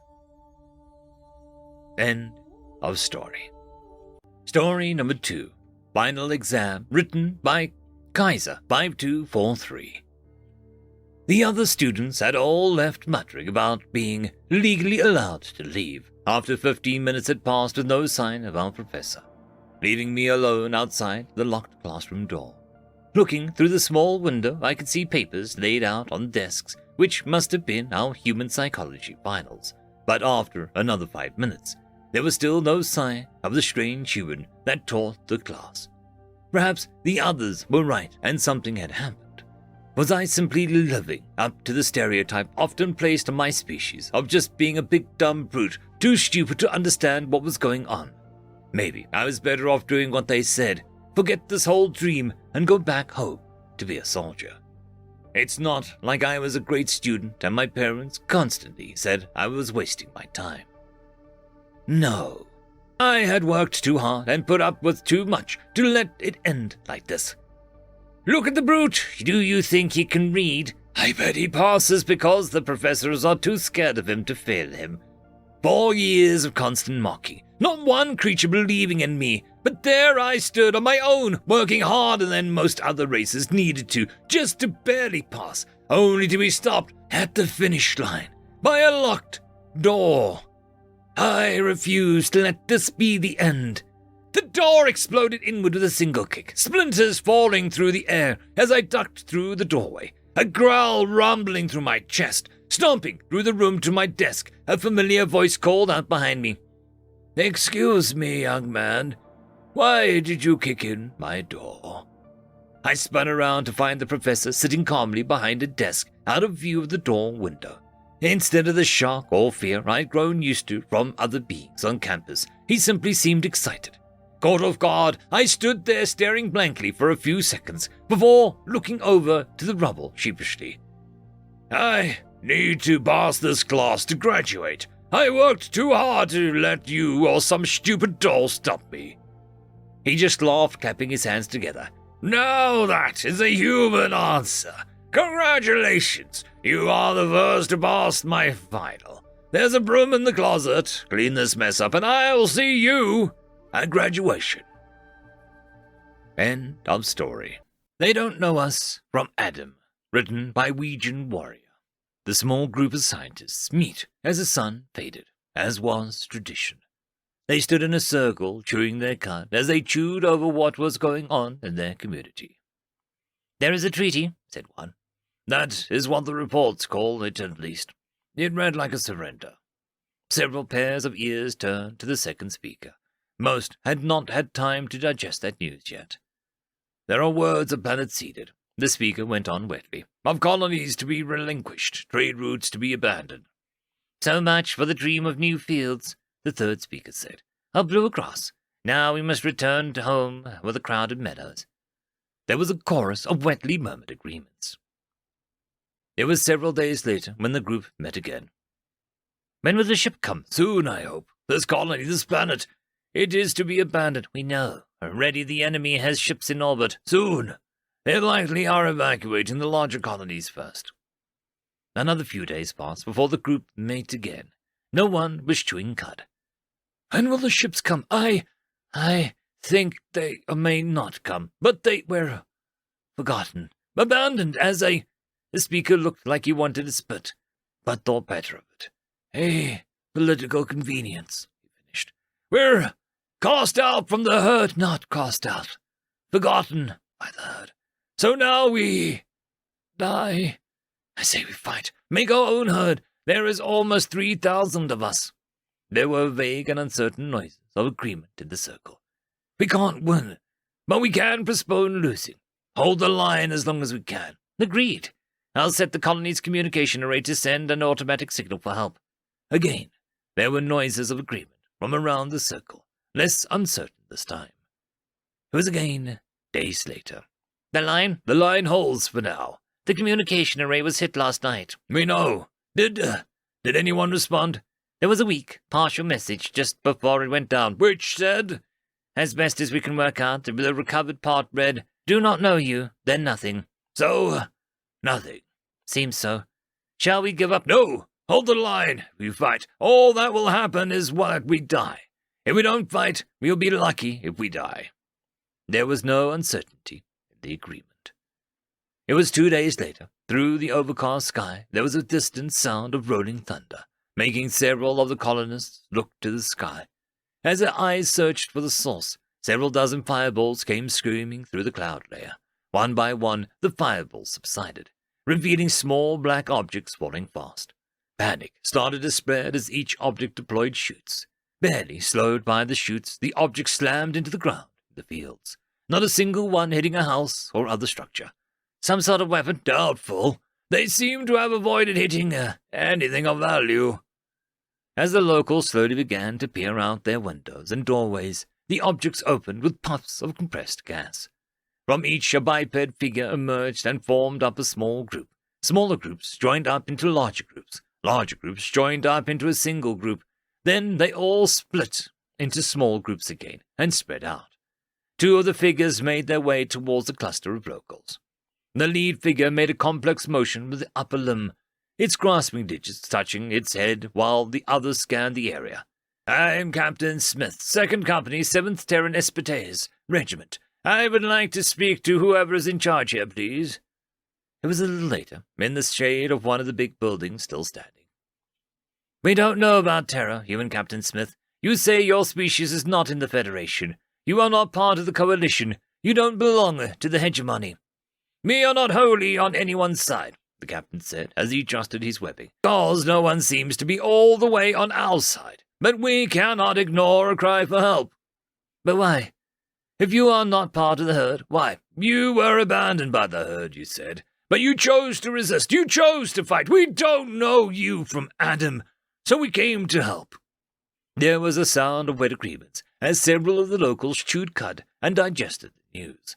There was a sudden wet gurgle in the corner. Both the locals and the captain turned to look. Corporal Johnson, Smith said levelly, what are you doing? The other Terran turned to face the captain, but remained sitting in front of the young local child. Sir, making the young child laugh, sir. As he spoke, Johnson twirled the power cell between his fingers, making it seemingly appear and disappear. Very well, Corporal. Carry on. Her father held the line the first day, one of the locals said, as they turned away again. She has not spoken since, but the line held, and it will keep holding, the captain said. Now, I would like to see some maps before I have some suggestions. It was even later. The captain was pointing at a crude map drawn on the floor. So we hold the line. My espeteers will reinforce here, and here. In 2 days, the TSS Look What We Can Do will be close enough to launch recovery shuttles. Yes? Your ship is not in orbit now. How did you get here before it? Standard ballistic insertion. We launched as soon as we had a good fix on the descent trajectory. 4 days in the pod. It was a jagged jaunt. You did that for us? As I said, you asked for aid. We don't know you from Adam, so we came. The sound of approval and awe filled the building. As I said, they will launch recovery shuttles. How many of you are still? 2,500. 20! Oh, the signal said 3,000. But the line holds. The line holds and will hold. Where can we land the shuttles? There is a spaceport outside the line. I see, the captain pondered. We must extend the line there, then. In the early light of the morning, they meet again. The line holds, Captain. Your espeteers fight like demons. I know. They say your people are fierce fighters. When we must. Why were some of your soldiers emptying a fertilizer warehouse in the night? It's... They all turned at the sound of shuffling. Corporal, what are you doing? Sir, I'm being a... Corporal Johnson looked up at Charla, who were astride on his back. Hey, Brule, the child said excitedly. Hey, domesticated beast of burden, one of the locals added hopefully. Hey, horse, sir. Very well, Corporal. Carry on. As I was saying, the captain continued, after turning back, it was full of ammonium nitrate. My espeteers will show your people ways to hold the line with it, and at the right time, move the line. It was later, that same day. The enemy knows you are here, Captain. They redoubled their efforts here and here. The captain nodded as he bent over the map. Losses? About 215 Terrans. 215! But the line held. The line holds. What should we do with your dead? Bury them alongside your fallen. They fought together, they died together, and they will face the afterlife together. But, yes, it'll be done. We will give them the same honors of our fallen. 215 in just a few hours. But they held the line. The captain looked up from the map. A tired smile appeared on watched Corporals Johnson and Charla walking along the line of wounded. We don't know you from Adam, he said, as he nodded towards the odd pair, and those two recognize that we're kin. As night approached, the captain and several locals leaned over the map again. Captain, we must pull back at this point if we are to have enough forces to break through the spaceport. We would risk an enemy breakthrough here, and if we lose at the flank... Well, we'll ask for volunteers. If they move fast when the signal goes out, they can still make evacuation. Yes, the line must hold. Just a day more. Just a day more, Captain. And then a break for the spaceport. Let's go over the timings once again. The shuttles cannot stay on the ground very long. Can they lift 2,100? Not officially. But this is a low-grav world. We just have to pack in tight and leave everything behind. Light slowly spread as the sun feebly shone through the dust and haze. The line holds, Captain, and it will be held for a few more hours. We're getting low on power cells and medical supplies. Yes, but your medics are working wonders. We would not have 2,100 still holding the line if they were not here. The wounded will travel slower, but they will make it. The noon sun was beating down. Shuttle launch has been confirmed. Good news, Captain. So we start moving. We start moving. A strong wedge in front, skirmishers on either flank, and non-fighters in the middle. We have requests from several volunteers to stay behind and hold the line, to buy us more time. I know. I don't like it, but it would delay the enemy. They all watched as the children, elderly and wounded, formed up amongst the bustling troops. A human figure moved among them, a child riding his shoulders. Your corporal is good with children. He must be a good father. He was, until, never mind. We need to move. Hours later, hundreds of faces were turned skywards as the first shuttles came in. Remember, children and non-combatants on the first, then load according to plan. The last group holds the line until the signal. The line will hold. Any words from the volunteers? They hold their line still. Good. Now, let us hustle. We got 1,800 to board and lift. We still don't know why you'd come to help, but... As I said, we don't know you from Adam. But that is for later. The captain looked over the pandemonium of the spaceport, shaking his head as he saw a figure moving towards the outer perimeter. "Corporal Johnson, where do you think you are going?" "Sir, to uphold the line, sir." "Like hell you are, Corporal. You're going to be on the first flight out, and that is an order." "But, sir—" "An order, Corporal. There is a girl in there that doesn't know you yet." "Sir." Later, the TSS Look at What We Can Do was burning hard to leave the system. The captain walked through the sick bay, speaking softly with every single wounded. "Corporal Johnson, as you were." The corporal looked up from his seat beside the medbed. "Sir, this is Charlotte's mother. She held the line, and was on the last flight out, sir." "Will she make it?" "Sir, I think, yes. Yes, you will, sir." The corporal thought for a second before speaking again. "Captain." "Granted. Stay with her and Charlotte, help them hold this line, and that is an order, if anyone wonders." "Sir." Some of the locals caught up with the captain as he was leaving the infirmary. "Captain, the last volunteers just signaled that they were preparing to blow up their positions." "I see. They held the line this long." "They held the line so the rest could escape." "We call it a retreat, not an escape." "A good word. We wish to thank you for coming to our aid." "How could we not?" "But you didn't know us or who we are, and yet you still saved more than 1,600 of us." "That reminds me," the captain said as he smiled. "I've been informed that my translation has been a bit wrong. It shouldn't be 'don't know you' from Adam. It should have been 'can't tell you apart' from Adam." We see. Who is Adam?" "The first human, and by extension any human, like you, or me, or Corporal Johnson back there."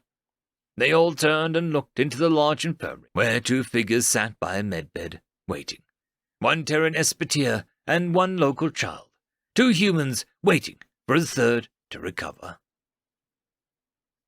End of story. Story number 1. Dragons Live a Long Time. Written by Something Touches Back. The dragon Ulriog was lying on a vast red and gold velvet-covered mattress on a raised platform in the center of an ornately covered cabin. The cabin, the columns, and even the platform supporting the mattress had been carved from the living rock of the mountain, so there was no seams to break up the vista of marble. Ulriog himself was nearly as long as 10 of the night swords laid end to end. If they were unfolded, Ulriog's thin blue and black wings would span considerably more than that. Ulriog was silent, staring at the knight who had wandered well into the open space before spotting the dragon.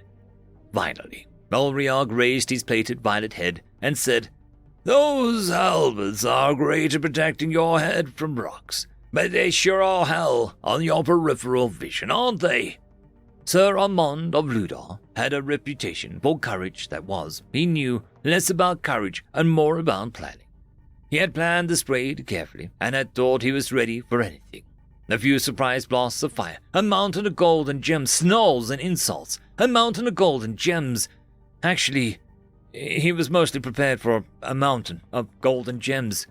Everything else was he would figure out on the fly like he usually did. Okay, maybe it was more about courage than planning. What he was definitely not prepared for was a very relaxed and articulate dragon, lying on a soft bed with nary a valuable trinket in sight. What? Where is the big mound of golden gems? Aren't dragons supposed to hoard treasure?" Ulriog laughed, causing a small amount of smoke to puff out of his nostrils and rise towards the distant ceiling in little rings. "Sure, dragons are supposed to hoard treasures, but dragons are supposed to be smart, too. Piling a big mound of gold and gems in a cave where just anybody can wander in doesn't sound very smart to me." "Ah, you hit it." "No, you moron. Stuffing money in a hole in the ground doesn't return any value. A small amount of my fortune is in the vaults under the castle. Let the king protect it. He's got a bloody army for the job. I use that bit as collateral to open a checking and credit accounts at the Royal Bank, just like everybody else. But the bulk of my money I invested in longer-term but higher return options. Property, for one. Dragons live a long time, and property always goes up in long run. Also, I am the majority shareholder in a dozen of publicly traded companies and have voting shares in a dozen more." Ulriog paused. "Mounds of gold and gems. The dragon laughed again. Whatever for? I suppose you thought I would make a bed out of them rather than purchase a high-quality mattress too. Yes? Sir Armand did not have a sense of humor and did not enjoy being laughed at. If I cannot take your gold, then I shall free the land of your avarice by taking your head. And with that, Sir Armand drew his mighty sword. The sun reflected brightly off the clear water of the stream. Up the bank a bit, a young man dressed in a cape of rich blue with a black trim over a jerkin and breeches of violet knelt in front of a basin of warm, soapy water. He grabbed another handful of clean sand and continued scrubbing the blood and gore off his gauntlet, the metal of which retained the bluish tinge from heat damage. When he was satisfied, he tossed it onto his glowing pile of clean plate armor. Finally, he gathered all the metal into a large cargo net, stood back, and morphed back into his dragon form. Being a dragon is great and all, and he loved the taste of the night broiled in his own armor, but tiny claws halfway up massive wings are just not ideal for doing dishes. Catching a net in his leg claws, Ulriog launched himself into the air and flew off towards the hall of Mountain King. The dwarves, and the same ones that had carved Ulriog's beautiful lair for him, paid top dollar for the recyclable metal, but fastidiously demanded that it be free of food residue. While flying, Ulriog again thought about the night searching for a mountain of gold and gems. Dragons live a long time. They wouldn't if just any fool with a sword had any chance against a dragon. But by starting that particular rumor, Ulriog had enjoyed many hot nights. End of story. Story number 2. Humans and the Knack, written by Damaged Dice DM.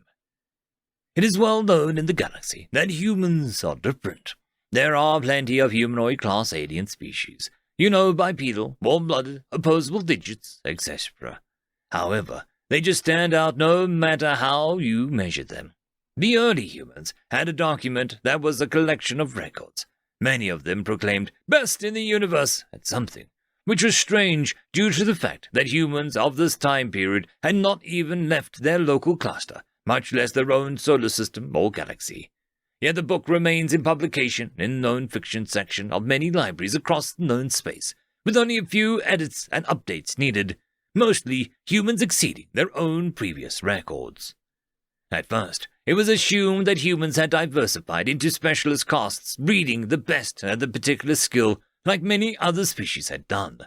But upon study, aside from slight variations in skin pigment and eye color, the species was surprisingly homogeneous. The next theory was extreme genetic alteration to create a species that was extremely adaptable. But upon further study, the genome exposed a meandering and chaotic evolution, filled with dead ends and vestigial DNA fragments. The entire galactic scientific community was stumped for the explanation as to how the humans were so good at so many things, even things they had never even tried before sometimes. A captured human escaped a prison colony after being abducted and was able to elude an entire squadron of pursuit vehicles piloted by expert combat veterans of the Orion system in a stolen spaceship, in a time that humans had none of their own, making it impossible for them to have been trained on the operation beforehand. It seems that any given human has any chance of being able to perform any given task, regardless of training, instruction, or even the feasibility of the given task in the extreme events. Apparently, they call it the Knack, and we cannot seem to find any hard evidence of it or explain how it is possible, yet the data is irrefutable. Humans can do things they should not be able to do. They celebrate this madness with saying things like, "I'll try anything once," "Hold my beer," "Never tell me the odds," and YOLO. The only known trigger for the Knack is anyone telling a human engineer there is something that cannot be done. Though doing so isn't a great idea, because whatever happens, you can be sure that you're going to have to rewrite all your textbooks on the laws of physics just to account for the new exceptions they found. End of story. Story number 3. Maniacs, the lot of them. Written by much user such taken. Log date 10/11/9960. We have recently picked up what seems to be 2 massive objects orbiting each other, probably on a collision course. I am thrilled to add the data that we gathered from this obscure little corner of our galactic arm to the very sparsely populated archives documenting this phenomenon. I shall write another log tomorrow, once we all look through the other telemetry. Log date 11/11/9960. I think we witnessed a merging of two minor black holes, since our rather comprehensive array of cameras only picked up a small dot of light that seemed to move along with the source of gravity waves. It must have accidentally performed a slingshot maneuver, since it was flung away at what I can only assume to be a good fraction of c. I pray that whatever that was doesn't hit anything populated. Log date 12/11/9960. There are several discrepancies in our data. The range-finding equipment places the event practically on top of a planet that has a sentient species on it. At this distance, there is a 0.01% chance bearing and range error margin, but that still places the event within the solar system, which it didn't seem to have an impact on. Also, the event's point of the origin seems to have moved with a little speck we thought was a catapulted asteroid. I've delayed sending our report. I have a feeling we'll have a breakthrough soon. Log date 13/11/9960. I have requested more information on the system. It seems that it is inhabited by a race calling themselves humans. After a few hundred years passed, and each colony's populace gained more distinctive traits, the term only refers to the general species, and further classifications are a mess. They've been toying with the idea of the Alkabiri drive for a long while. If they got this concept to work, that may explain the gravitational waves and the accelerating object. Log 14/11/9960. It's worse, much worse. We were unfortunate enough to witness the return of the first superluminal craft. It appeared barreling at light speed and rapidly decelerating, causing gravitational waves that decreased in frequency as the ship slowed to more acceptable speeds. How they deal with space debris is unknown to me, but I pity the poor souls who have to be near such a ship. The noise they would make as the gravitational waves pull on the matter must be horrendous. I should have known that they would have made something loud and barely practical as soon as I looked into their history. I shall send my report. I hope that it will not be ignored due to the obscure little corner of our galactic arm that it concerns. End of story. Winner Takes All, written by Glacial Fury. The Admiral's office was large and well-appointed, but far too stuffy for Asteron's tastes. He adjusted his gold-fringed purple shawl of office and sipped at the glass of fortified water, focusing on the Admiral's words rather than his own discomfort. With a final indignant fluff of his feathers, he settled into the grav seat's cushions, convinced she'd cranked the heat up just to be rude. Everyone knew Farstar preferred moderate climates, and fleet commanders resented inquisitors poking about their business. Wars have always been fought as a mere formality for the Galactic Council's loose collection of member nations, Admiral Tycan said. More theatrics than manners, a show of strength and grandeur for the masses. Asteron sat facing the Admiral's opal inlaid blackwood desk, lacquered and polished until it shone like glass. His avian features were purposely composed, a sea of unshakable serenity, as was appropriate for an inquisitor of the tower, only an expression of mild interest on his face. The Admiral continued, armies would show up, fight, and if your side lost, well, you paid some reparations, maybe a tribute signed a treaty, and that was that. Everyone got to go back to the business of governing a nation and turning a profit. Wars are expensive, you know, and not the province of madmen or savages. Merely a tool to acquire better trade agreements or squeeze more land into your borders. More often than not, just a saber rattling to soothe the wounded pride. Nothing more. What's changed, Admiral? Asteran adjusted his spectacles, not that he needed such to see. They were a decorative piece, something he fancied lent him an air of wisdom and enlightenment. Admiral Tycan stood with her four big hands clasped below the sharp crest that ran down her back, gazing through the large oval window of her office, looking at the fleet's vast orbital shipyards. I've always found this view to be breathtaking, she said, without turning to face the Inquisitor, ignoring his question. Don't you agree? Asteran peered past the Admiral's bulky flame, at the vast blue curvature of the Callus star floating in the begemmed blackness behind the shipyards. The faint suggestion of greenish-blue countenance peeked from beneath swirls of clouds within the sphere that was a glowing gem. An arresting scene for anyone. "It is a striking view," he agreed, but only out of politeness. He wasn't here to discuss the scenery, no matter how inspiring. A mile-long fleet battle cruiser eased past outside the window, briefly obstructing his view of Calistar. He adjusted his spectacles and asked again, "What changed as it pertains to war, Admiral? Why is this particular conflict so costly, both in terms of equipment and lives spent? Where does the failure begin?" Admiral Tycan stiffened. Then her head slowly turned to peer at him with one slitted green eye over her shoulder. Asteran drew back from the gaze and swallowed hard. The Admiral was built like a Celestin rhino, a Golorian famed across the Galactic Council for her volatile temperament. "Are you implying that this catastrophe is somehow Fleet Command's fault?" Her voice was more than tart. It was hostile. "I'll ask you to leave my office right now." No, he was quick to say. "Nothing like that, Admiral. Nothing like that. The Council of Towers are only trying to understand how Fleet has lost more ships and their crews in the past 6 months than all the conflicts of the past 2 centuries combined.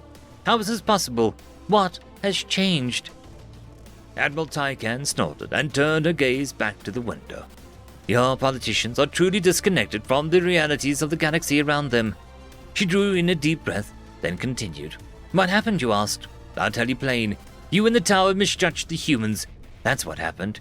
You sit in the safety of your halls and play dead politics, while we in Fleet meet the enemy on the field. I told you then, and I say it now, we should have found another way for the species. They are stubborn beyond stubborn, bull-headed enough to teach rocks to sing. You don't want to make war with such creatures." "Surely the humans are not so difficult as all that." The idea seemed utterly preposterous to the Inquisitor. "We've faced staunch resistance before and prevailed. The simulations, not like this." Admiral Tycan cut him off. "Forget your simulations." She considered what she knew of humans. They were formidable, but not more than the Gek or the Polsters, but both warrior cultures of old. Humans were not monstrous creatures that swarmed with animal ferocity. What set them apart was their gritty will to win. In one of their armies was defeated, they did not simply retire to await terms. They regrouped and came back, again and again, until Council forces wept at the sight of them. Humans refused to lose. How did one reason with such an enemy? She told the Inquisitor as much.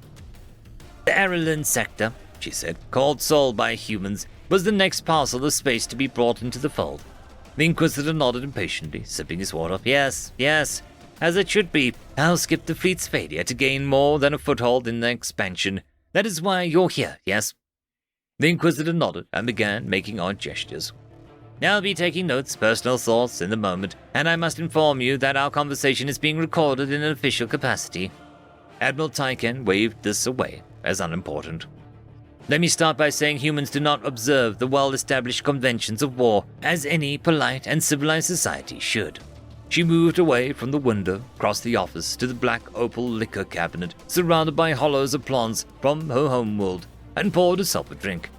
"As you know, 6 months ago, the writ came down from the Council Tower, approving the expansion into the Arelin sector."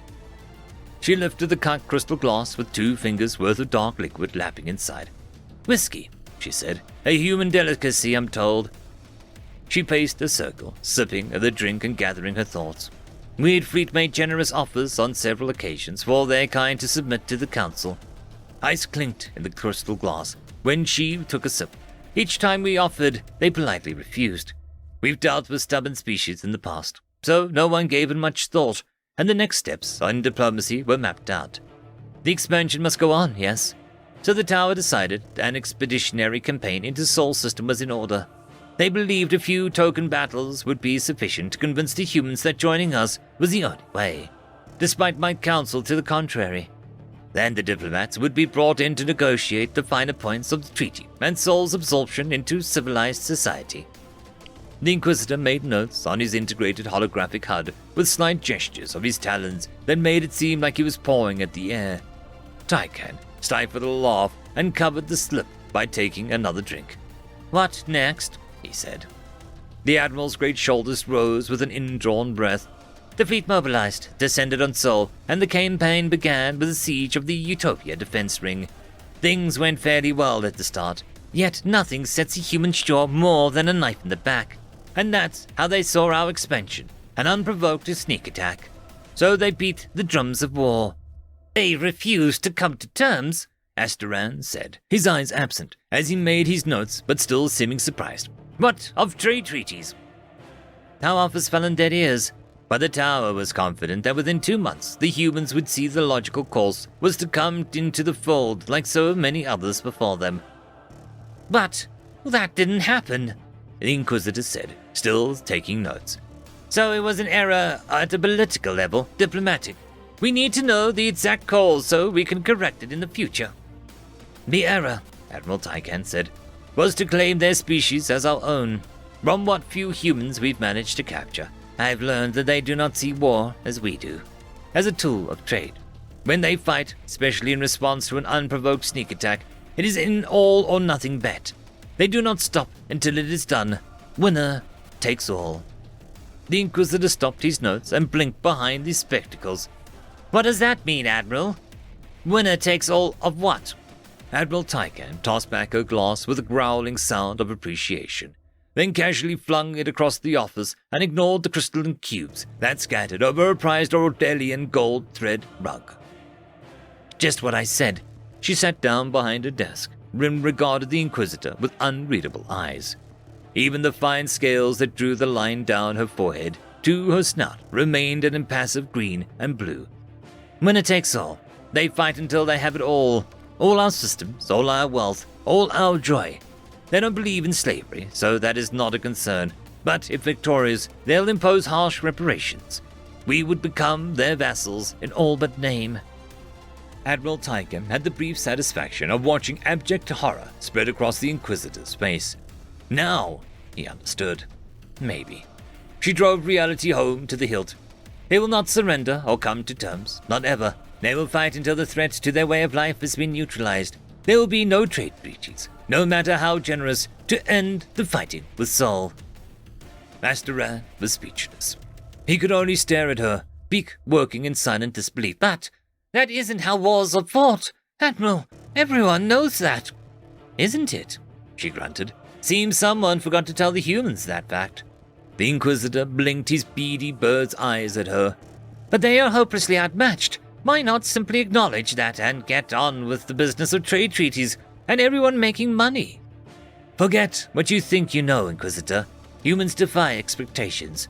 They are a small power, true, but growing and tenacious as a ghost hound and twice as stubborn.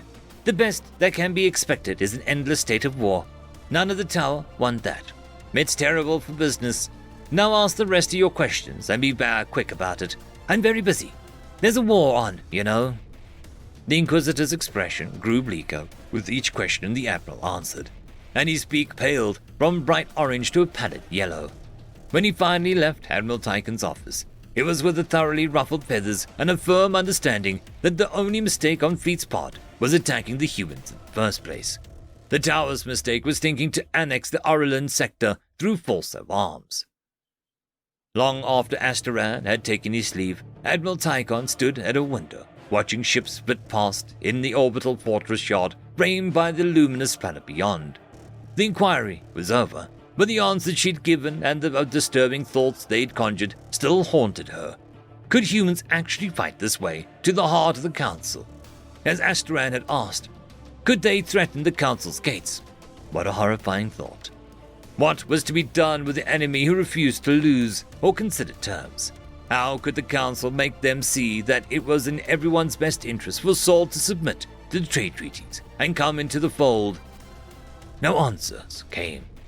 She crossed the room, retrieved a glass from the carpet, poured another drink, and returned to her window. Ice chimed with each sip. Humans, she grunted, as she shook her head in grudging admiration of their courage and refusal to quit. It was all very romantic, after a fashion, yet her thoughts inevitably slipped to how things would be in another year, 2. Surely the humans must see reason long before then. A queasy feeling settled in her gut. Must they? Staring out at the Calistar, Admiral Tykan sipped a drink, and her words to Asteran echoed in her thoughts. Winner takes it all. End of story. Story number 1. The Fourth Spirit, written by Warp Mind. Azoth, Academy of Sciences, Auditorium 1. Ithak Scoot looked nervously at the gathered audience. At least 5,000 people of the various species were gathered, and maybe a couple magnitudes more watching the imminent lecture being broadcast. And he took a small sip of the little flask at his hip, just to steady his nerves. The audience wasn't the issue. He had addressed far larger crowds before, but the subject of his speech had broken him in ways he couldn't quite describe.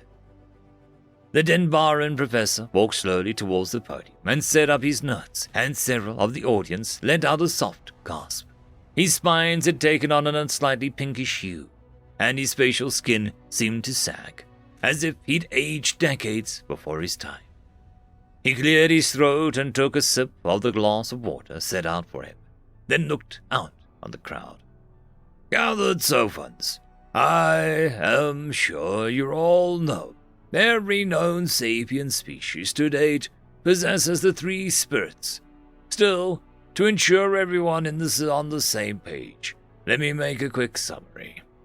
He pressed a button, and an image series of various aliens was displayed behind him, each of them showing the drive to live. The first spirit is the spirit of survival, which can help creatures push themselves beyond normal limits and get themselves out of a deadly situation of any kind. This can be the last boost of strength to pull oneself up from a river before drowning, or the endurance to go another day without food before finding something edible, and so on. This is also the spirit that encourages procreation, to ensure the species' continuation. Without the first spirit, no species, sapient or not, will survive. Another button pressed, showing a picture series of various aliens huddling together in what could look like family groups or larger groups, sometimes around a fire, sometimes just dogpiling of sleeping beasts.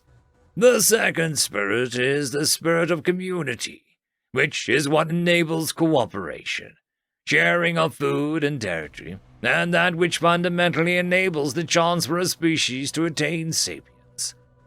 Another button press. This time the aliens were sharing knowledge, building things, studying devices. The third spirit is the spirit of reason, given a species' ability to perform complex problem solving, develop language, comprehend mathematics, and make use of tools. No Sophont exists without the third spirit. He looked into this glass of water and took another sip, pressing the button one more time, revealing a new alien. Slightly pinkish brown skin, a patch of fur on the head, simple biped physiology with a single pair of arms. This, is a Terran or a human. I have recently encountered them and determined that they are in possession of a fourth spirit. It is, quite remarkable. He took a not-so-surreptitious sip of his hip flask before moving his presentation to a slide showing a simple habitat cluster, a couple dozen structures mainly designed from local natural materials, by the looks of it. This image was taken at a human colony of Artemis IV. About 80 humans of various ages lived in the buildings you see here. Almost 50 adults, the rest juveniles. Please close attention to the yellow building there. It was where the approximately 150 juveniles of Artemis IV were tasked with study, under the supervision of 24 adults, while the other adults were elsewhere in the colony working. In total, the colonists numbered around 1,200, a nice start, before more could arrive on a subsequent transport. Another slide. This time the yellow building had a large hole in it. A small Arthroban hunting vessel struck, 3/5 of the standard year ago. The Arthrobans hit the weakest members of the colony, the juveniles, and simply carried them off into their ship, along with the educators, living or dead. He grimaced. I was in the communications tower when the humans called the Arthrobans to ask what the demands were in exchange for returning their children. The Arthroban captain asked what demands the humans were speaking of. He just picked up some rations. Surely the humans could make more. He shivered, drinking more obviously from his flask. Something broke in the humans. It could be felt in the air, seen in their posture and eyes. the fourth spirit rose in them, and at that moment they buried the first spirit. The entire colony was no longer concerned with its own survival. The only thing that concerned them was that, no matter the cost, the Arthrobans would be hunted down and punished. If I could have felt hot rage, I could have understood that. But the only thing I could sense was coldness. Oh, the second and third spirits were present, but only in subservience to a cold, infinitely motivated hatred, the likes of which I've seen in no other species. The shuttlecraft, the transport ship that brought the colonists to the planet, they were all repurposed, armed, augmented, with terrible purpose and certainty. And I was there to watch it all happen. He pushed the button one last time, showing a dead world with glassy patches of surface underneath a massive cold cloud. Athrab Prime is dead world of 3 standard days ago. The colonists requisitioned my research vessel as part of their assault fleet to gain access to my charts and any information on Arthroban biology. They only let me depart after reaching the Athrab system, as I was no longer needed to help. Then they did not need to get me killed. But I still watched as they flung an insane barrage of asteroids at the planet. The planetary defense system never had a chance to keep up. He swallowed hard. The humans have the fourth spirit, and it is a monster of pure spite and selfless malice and vindictiveness. I believe something like 70 of the Artemis IV colonists survived the entire affair. That's 70 more than those surviving Athrobans. One audience member at the front raised a hand. An ethics schooler acknowledged the question. Professor, you said the colony counted 1,200 humans before this genocide, and now the 70 remain. How many humans are there in total? 1 million? 3 million? 8 million? Seems like they reproduce slowly. Ethics schooler shook his head. According to their last count, about 26 billion on their home world alone. A loud gasp, and several in the audience fainted, all threw up in panic. Artemis IV colony, 15 standard years later. Ethak Skula was buried on a rainy afternoon in a large cemetery with mostly empty graves, where 147 small markers had been recently moved around to accommodate a place of honor among them. A Den Baron and a human both said a few quiet words as the casket was lowered into the ground, and the gathered crowd watched in reverent silence. Eventually, the grave was filled with soil, and a great headstone was erected. On its base, thick golden letters were visible in 36 languages. Here rests Ethics Skula in reverence. He showed the galaxy our worst, and through him, the galaxy helped us to be our best. May humanity never need his equal again. End of story. Story number 2. The Humans Monsters, written by Voidy Boy. Most races have their respective religions and gods, and most follow the monsters and the saints. The saints being holy beings of the race in question, and monsters representing the race's twisted side. Then we heard of the humans monsters. The humans were a race of curious, fragile, and somewhat disturbing beings from a Class 7 continent world they called Earth. Following some bumpy first contact, the galactic community poked and prodded the new species, till a strange human who called himself a missionary arrived in one of our research stations to educate us of something. So being respectful, we accepted the book and began to read its scripts. As we read it spoke of things unknowable. Humans' teeth being torn out, a man thrown into harbors with anchors tied to their necks, and a man whom died in a gruesome way, idealized by some sick religion. The monsters of the humans plague our dreams, and the entire station descended into chaos due to the hellspawn, the human mind. As they took their lives out of fear of these beasts and many others scared, we asked the humans to take the book away from us. We told them we had enough of their monsters. Then the humans sent back a message that shocked all of those on the stations. Monsters? Surely this must be a misunderstanding. This is a book of saints. We stood dumbfounded. If this were their saints, then what were their monsters? End of story. Acceptance, Depression, Bargaining. Written by Echoing Cascade. The Death of Trins was getting annoyed. Each charges had started a war with the humans, and on this desolate mud bowl in the middle of nowhere, a fierce battle had taken place. The main Trin's forces ran into a small group of humans on a reconnaissance mission. The Trin general made a speech on how this easy victory would be one of many. After he finished the speech, a very polite sniper blew his head clean off. The shot was taken from an obscene distance, using a slug thrower of all things. His second-in-command tried to speak to the troops within a much larger defense perimeter, but was also shot from an even greater distance. By the time Captain Riskets was put in charge, the Trin had lost the top 4 officers in their army and 100 of their men in guerrilla warfare. He had actual combat experience, and when asked when he would address the troops, he simply said, "Right after we launch an orbital bombardment of the whole continent.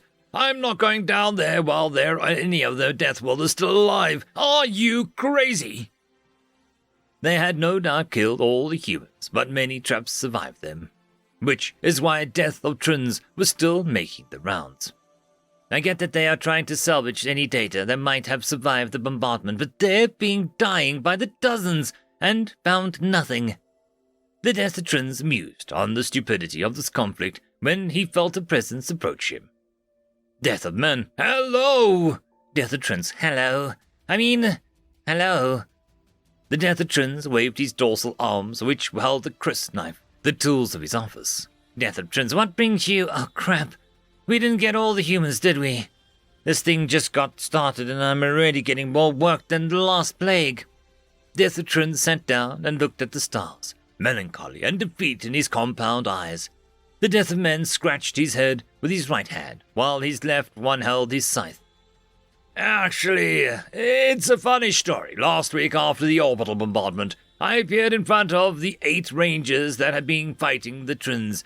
Before I could say a word, they looked at me, then each other, and then ran in 8 different directions. And, well, the Death of Trins thought this normal. No one wants to die, so futile as it was, running away was a normal occurrence. Death of Trins, I don't see the problem. Death of Men sat down next to the Trin's counterpart, looked up to the stars, the same look of defeat in his empty sockets. The Death of Men, I cannot find the lost 2. The Death of Trins barely reacted. The humans successfully outran and hid away from their death. Sure, why not? Everything else was wrong with this war, so why not that too? We need to do something about this conflict. It's not looking good for either one of us, let alone our charges. The Death of Trins, right, what do you want us to do about it? Kill anyone in power who wants to keep fighting? Death of Trins laughed in derision, then suddenly stopped. The 2 deaths looked at each other, and for the first time in weeks, they smiled. Terran High Command discussed the war with the Trins. It had already begun, and they were suing for peace. This happened after the deaths of multiple Trin leaders in increasingly bizarre circumstances. Every human spy agency took credit for the kills, but none could actually prove they did it. The fleet generals were voting on a swift out-assault of the Trins to make an example out of them. Of the 6 fleet generals, 5 voted against and 1 for. General Tyre, "You are weak. We are without a proper government. We could eradicate them in a single day. Death is too good for them. The other generals never heard the rest of the sentence, as General Tyre fell over dead. General Tyre found himself in an endless white room. Where am I? How did I get here? Before him appeared Death in his black cloak, holding his scythe. What do you want? I'm a general, you know. On the edge of panic could be heard around the old general. Death lifted his scythe to strike.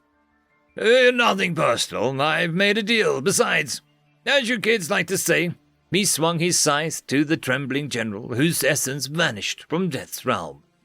I heard you were talking, shit. General Morrow was looking at the paramedics attending to Tyre. General Morrow, is he dead? Paramedic. I can say that he is without a doubt the deadest person I've ever seen. It seems every organ on his body exploded, including his appendix, which, let me recheck. The paramedic read some data on his pad for confirmation. He had removed 27 years ago. General Morrow, is that normal?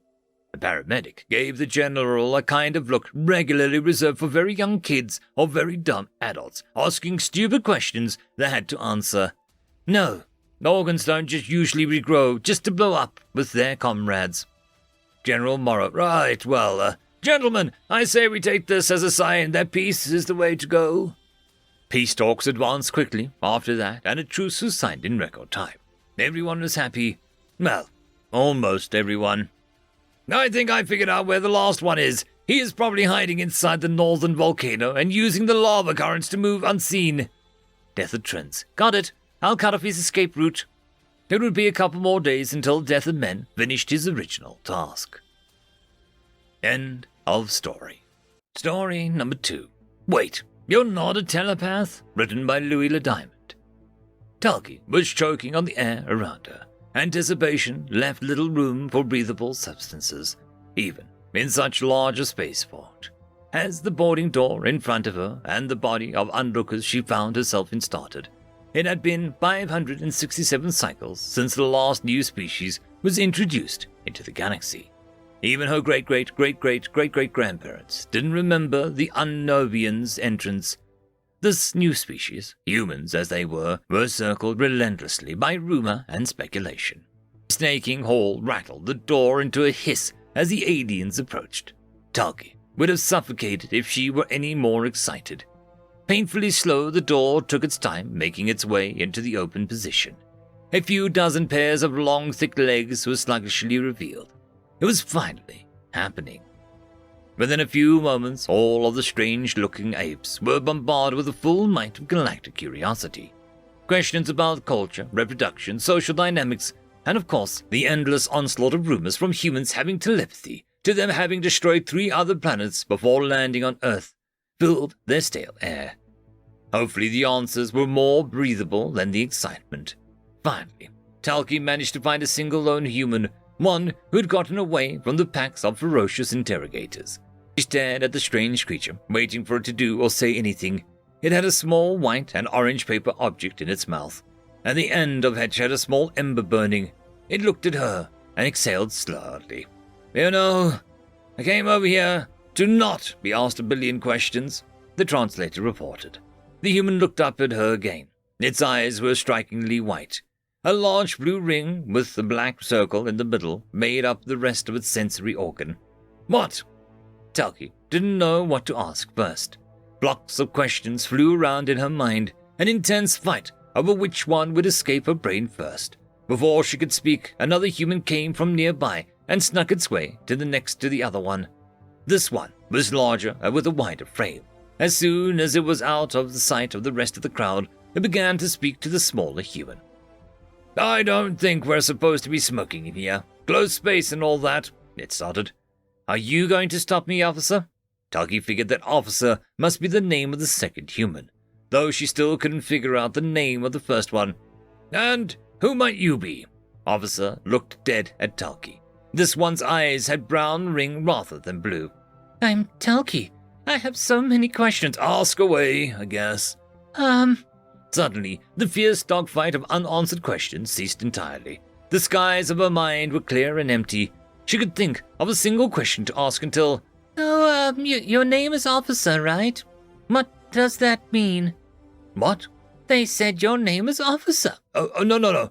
She was just being a snarky arsehole. My name is Tom. Jane, the smaller human chimed in. Tom suddenly raised his hand and stuck a finger out. Well, Miss Jane, I think your boyfriend over there wants you to come back. Kid looks like he needs some backup. Oh shit, you're right. Jane threw the smoke on the ground and stomped on it violently, extinguishing its flame. Well, it was lovely meeting you two. I gotta go. Talkie couldn't help but hang on the last sentence. Why did Jane say meeting you too? Never met her before in my life. Wait, so how did you know her friend needed her? Tom looked at Talkie in what she assumed was confusion or maybe irritation. Look at the kid. He's sweating bullets. But how did you know he needed her?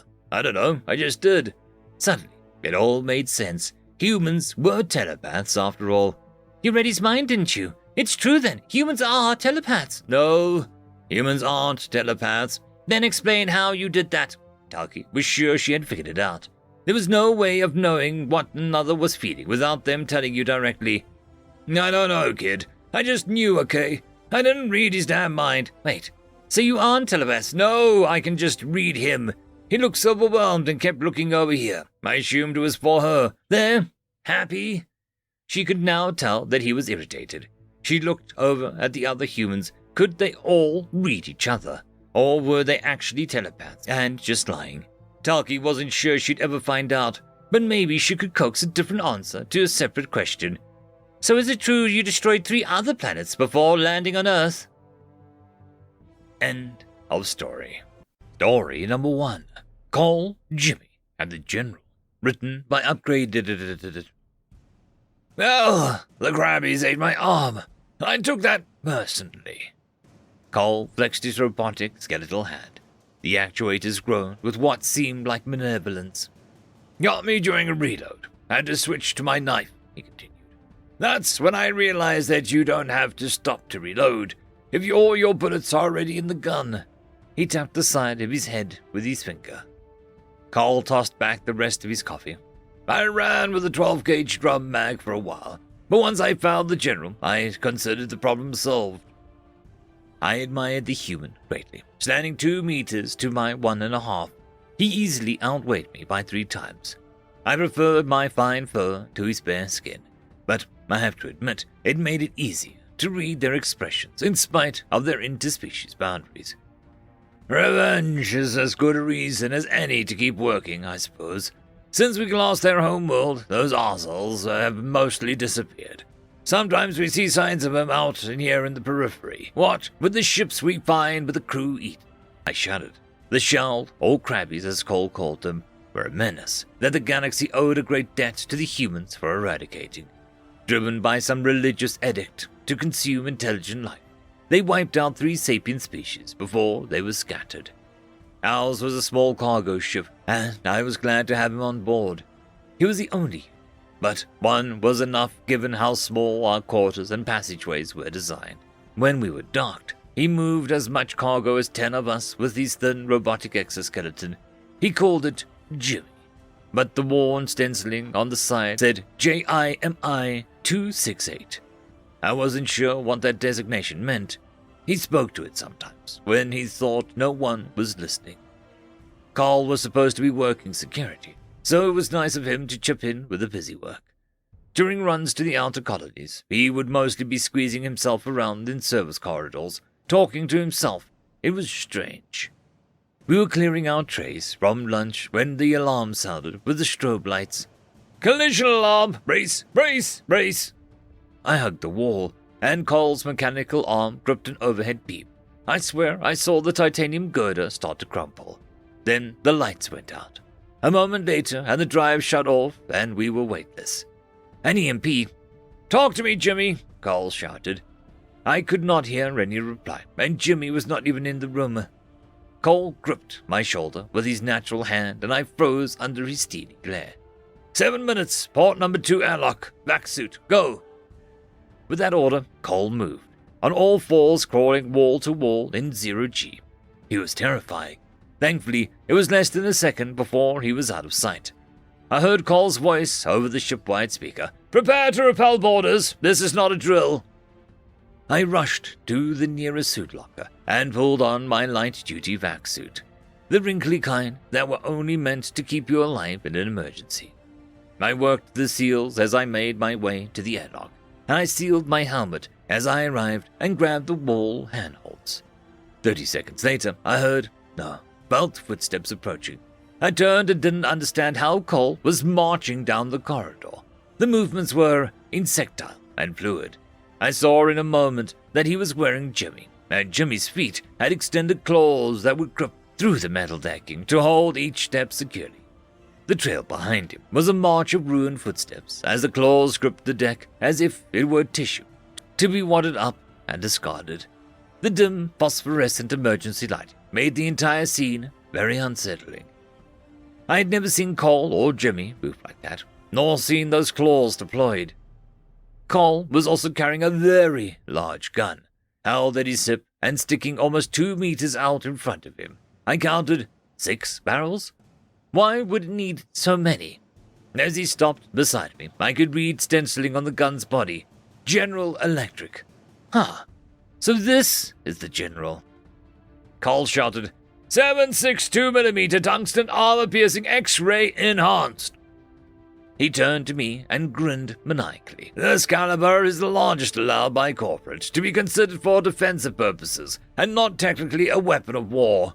I read the fine print. I also saw that Cole was wearing a large backpack that was connected to the gun. Probably ammunition? That was a lot of ammunition. Cole continued. Jimmy says it's a crabby boarding frigate. They'll dock nose first and lob plasma grenades first if they get the door opened. If Carl/Jimmy walked up to the inner airlock door, opened the maintenance panel, and pulled the hydraulic release. Jimmy somehow extended 2 more arms. How many does he have? And pried the doors open, and the airlock stood bare, only the outer doors between them and certain death. Come here, he commanded. I scurried over. He pointed to the failsafe, a pressurized gas bottle to close the inner doors in case of power outage. What am I supposed to do? I screamed as I hid behind the bulkhead. The ship shuddered as the attackers made contact. Carl clicked the button, and the barrel started spinning. Witness me! The next moment was chaos. Fire! The unending crack of thunder felt like it was coming from inside me. That a giant picked me up and shook me. The gun filled the entire airlock with fire, and shell casings rained on me at an incomprehensible rate. There was nothing but pure sound. I was a being made up of only vibration. I didn't have to look to know that the rounds went through the closed outer airlock door without even slowing down. Carl started to soar back and forth, up and down, in some more circular motions. I don't know how I knew, but Carl was laughing, howling, screaming. The bulkheads inside the enemy ship melted and shattered, being unmade. Crabbies turned into paste. Biology turned into physics. Cole leaned forward, Jimmy's claws peeling the deck a little further. Smoke filled the airlock and the hallways. I was covered in spent shell casings, nearly half buried. I thought the end of all things would never end. The gun stopped, and the silence was the loudest thing I'd ever heard. The smoke suddenly cleared, and I stood up from my brass burial. I looked around the corner and saw it. The void, vacuum, outer space. 100 meters away, down the entire length of the ship, I saw a tiny hole drilled to infinity. Cole had shot through the length of the entire ship. My suit alarm chimed as it detected a drop in air pressure, and I came to my senses for a moment. I pulled the release handle, and the inner airlock slammed shut. The General glowed red-hot. Fucking A! He extended a middle finger on his artificial hand. Eat that! End of story. Story number 2. The Wine of My Ancestors, written by Something Touches Back. To Emperor Clath Untok, 3rd Emperor of the Clath dynasty of the Tok Empire, from Andis Khan, Prime Minister of the North Eurasian Union. As I write this, I am drinking wine from a gold chalice. As I sip wine, my ancestors speak to me. My ancestors in the Caucasus Mountains of Earth started fermenting the juice of grapes into wine at about the same time that those same ancestors invented metallurgy. My Phoenician ancestors, excellent warriors and neighbors, captured and carried the secrets of wine and metallurgy far to the west in endless wars of conquest. My Roman ancestors defeated the last of the Phoenicians, but carried their love of gold chalices northward. My Roman ancestors were in turn defeated by the Huns who, in conquest, carried the roots of their prized grape varieties into the Frankish lands, including the variety I am currently enjoying. Later, my Scandinavian ancestors liberated this particular chalice from the Frankish monastery and carried it eastwards to found the land of Rus. Finally, my ancestors amongst the Mongols liberated the chalice from the Rus and through many generations it passed to me. As I sip the wine, my ancestors speak to me. They, who have fought and killed each other over thousands of years, now speak to me. They say that the terms of the so-called vassalage that your representative Prue offered are unsatisfactory. They say that these terms amount to little more than extermination by slavery. My ancestors, 6,000 years of warriors and weaponsmiths, are affronted by this, and by the atrocities committed in your name upon our peoples, and those of our allies across 100 worlds. My ancestors demand compensation. I have shared my ancestors' wine with the heads of the other human factions, and their ancestors have told them to also speak as one. Until the issue is resolved, all humans and all of our allies speak as one. In the box before you, we offer you the head of your representative Plu. When we have your head in return, we will cease our attacks on the Tok people. Emperor Clath-Un Tok looked up from the letter as the aide to Representative Plu lifted the lid of the boxes that had been placed before the Emperor's throne, one empty and one exposing the severed head of said representative. I recall someone telling me that the humans were weak and divided into squabbling factions that would not unite against us, said the Emperor. Apparently nobody told the humans that, said the aide. How close are they? 20 light years. Push back to that radius. The mighty Tok Empire has been reduced to 10 planets, said the aide. Then pulling from the satchel 2 glasses and a bottle of Georgian wine, the aide continued, the Tok people have no choice but to acquiesce to the humans' demand. And with that, the guard behind the Emperor drew his blade and dropped the Emperor's head into an empty box. End of story. The Endless Trial, written by JCB 112. Move, you worthless pieces of meat, move! I shouted from atop my golden throne. Hoisted atop of the shoulders of each of 10 species I now call my subjects. I rattled the reins of the carriage somewhat, causing the recently broken-in slaves at the very front to buckle and stir. It was one of those pink-skinned humanoids, this time dressed appropriately for his station, a simple loincloth, and the imperial seal seared into his front, back, arms, and legs. Indeed, this particular one, that now hauled me and my throne, had once fancied himself as some sort of a diplomat. Quite a silly prospect, if you would ask me, given how such a lesser species could dream so far above its station. Perhaps next time I'd install more bits and baubles to the carriage, chisel and mold it out of lead or some other heavy metal, just to show these pathetic excuses for sapient life what it really means to earn their keep.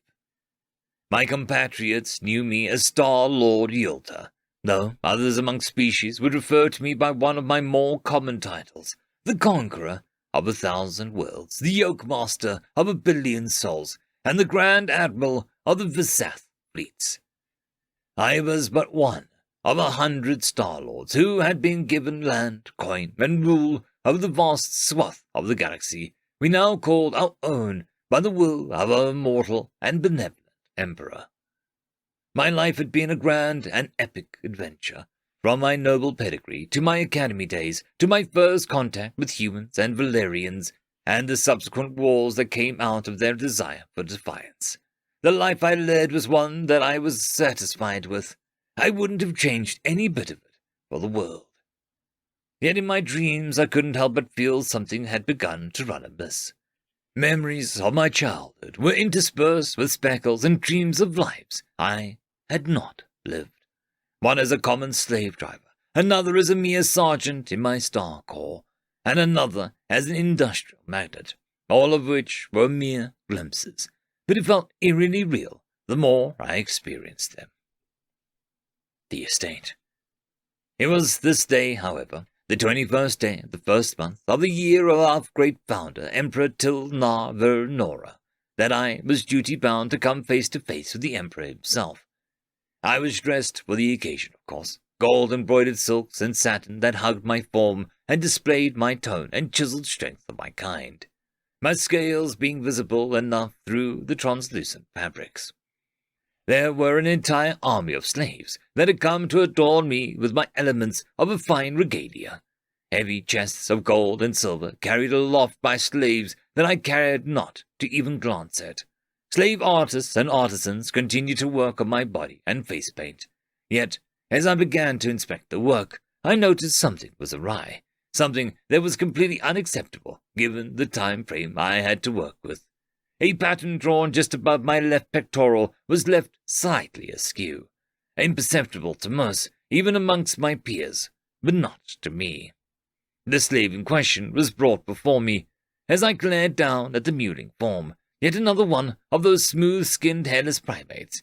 This one cowered in fear as it begged and rattled on and on about excuses upon excuses. I was having none of it.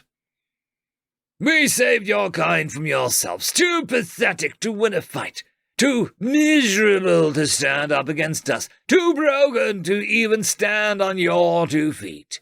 I shouldn't even be bothering with this whole tirade." I practically sighed to myself as I snapped my fingers. The slave was taken away. Whatever punishments befell it was firmly in the hands of the slave overmasters. It didn't matter, not to me anyways, as I only did it as a show of hierarchy. I had no ill will towards the slave, personally, just the species it belonged to. This failure only cemented that fact. The road. The trip to the Imperial Palace was rather uneventful. I did pass a few of my kind who seemed to have taken it upon themselves to represent the so-called rights of those lesser races. I cared not to entertain any of them, if it wasn't for the fact that one of them just so happened to be in the way of my litter. I had my slaves march my throne over to the leader as a pathetic attempt at protest, a handful of my own kind blocking a major thoroughfare designated for nobles, and indeed quite a novel sight. So I entertained them, allowing my carriage to be lowered somewhat, stressing the forearms of the packed slaves as I did so, much to the visible disgust and chagrin of the protest leaders. "If there is something you wish to say to me, you may say it now, my fellow Vasari, though make it quick." "This isn't right," the protester spoke back with an air of defiance mixed in with an unmistakable desire to remain respectful to a figure of authority. She couldn't press this matter too far, after all. "What isn't?" I quipped back. "This. All of this. Don't you see? They're just as sapient, just as capable, just as smart as you and I. What? Did you let propaganda get to your head? You know that keeping a sapient in chains and binds as literal animals is wrong." "No, it isn't. But blocking the road designated for nobility is. So I'd choose my next words very wisely, young one." I yawned back, eliciting a shiver from the protester, who still remained defiant. "You've literally talked to the last race you enslaved face to face, eye to eye, just 50 years ago." "Yes, I have. What of it?" Why can't you see, then, that this is wrong? They were equals. I don't understand how you can just— "Because, young one, that's how the galaxy works. That's how the universe works. There is a principle of nature that every being knows. It's called survival of the fittest, and this is just how it goes. The being that makes it to the top has to claw and bite and kick and climb. The being that doesn't just ends up as someone else's prey." I spat back. "That's a nursery rhyme that schools are forced to teach you, "And it's clear that they didn't teach you well enough then. Enough to remember it, but not enough to understand it. A young fellow, I'd reconsider your life's trajectory if I were you. Now, stand aside. I have pressing matters to attend to." A few aggressive gestures from the guards had managed to persuade the young protester to acquiesce to my demands, as she finally stood aside. "You still have one more chance. Please, you can still stop this," the protester promptly shouted at me, as I simply ignored her with a simple wave. The palace.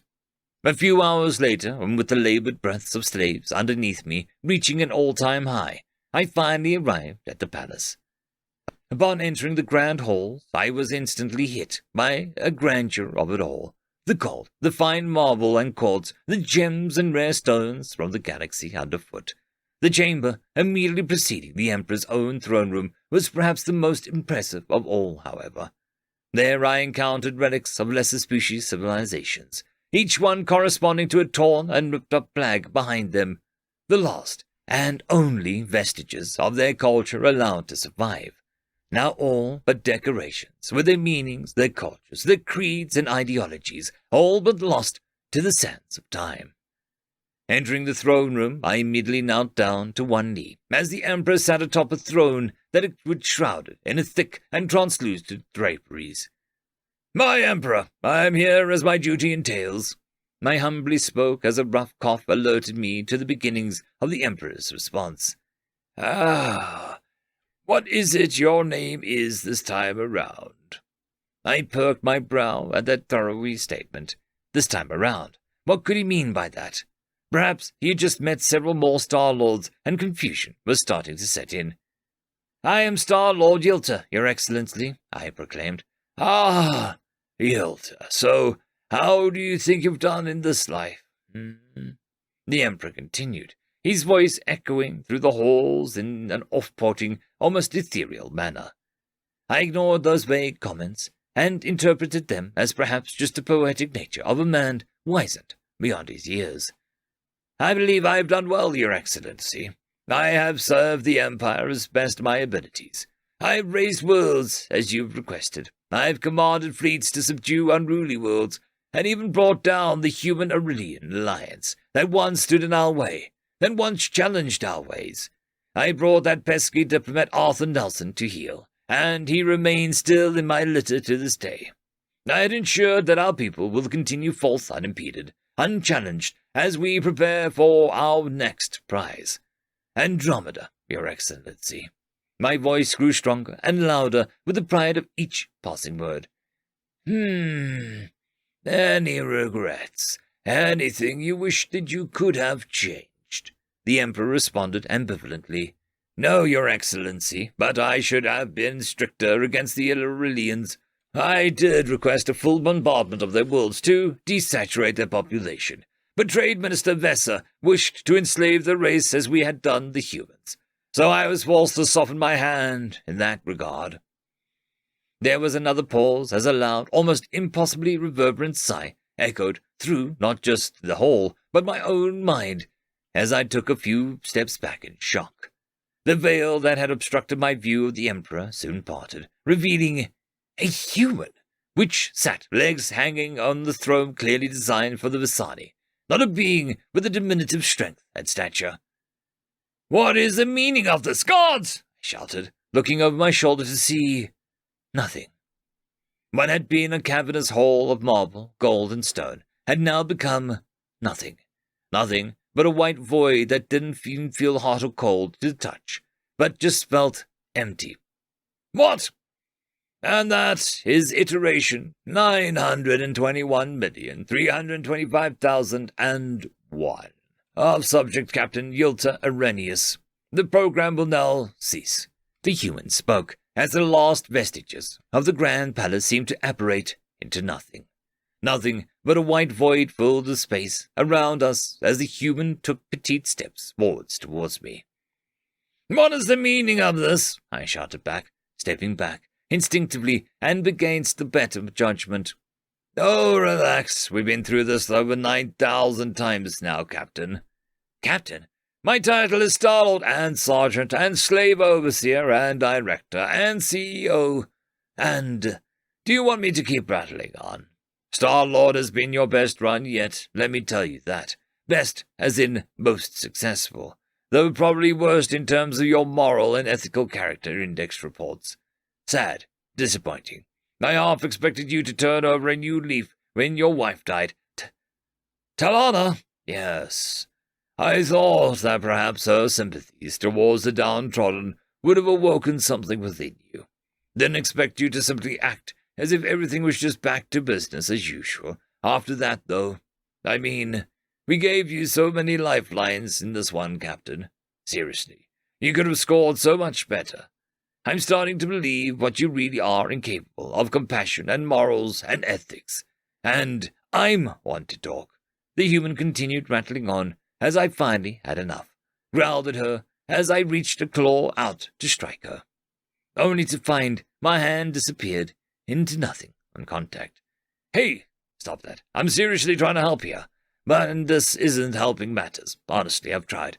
I can't really give you any more information on the proceedings outside of the non-specifics. But I'm honestly on your side here. Humanity is not anything if not forgiving and merciful.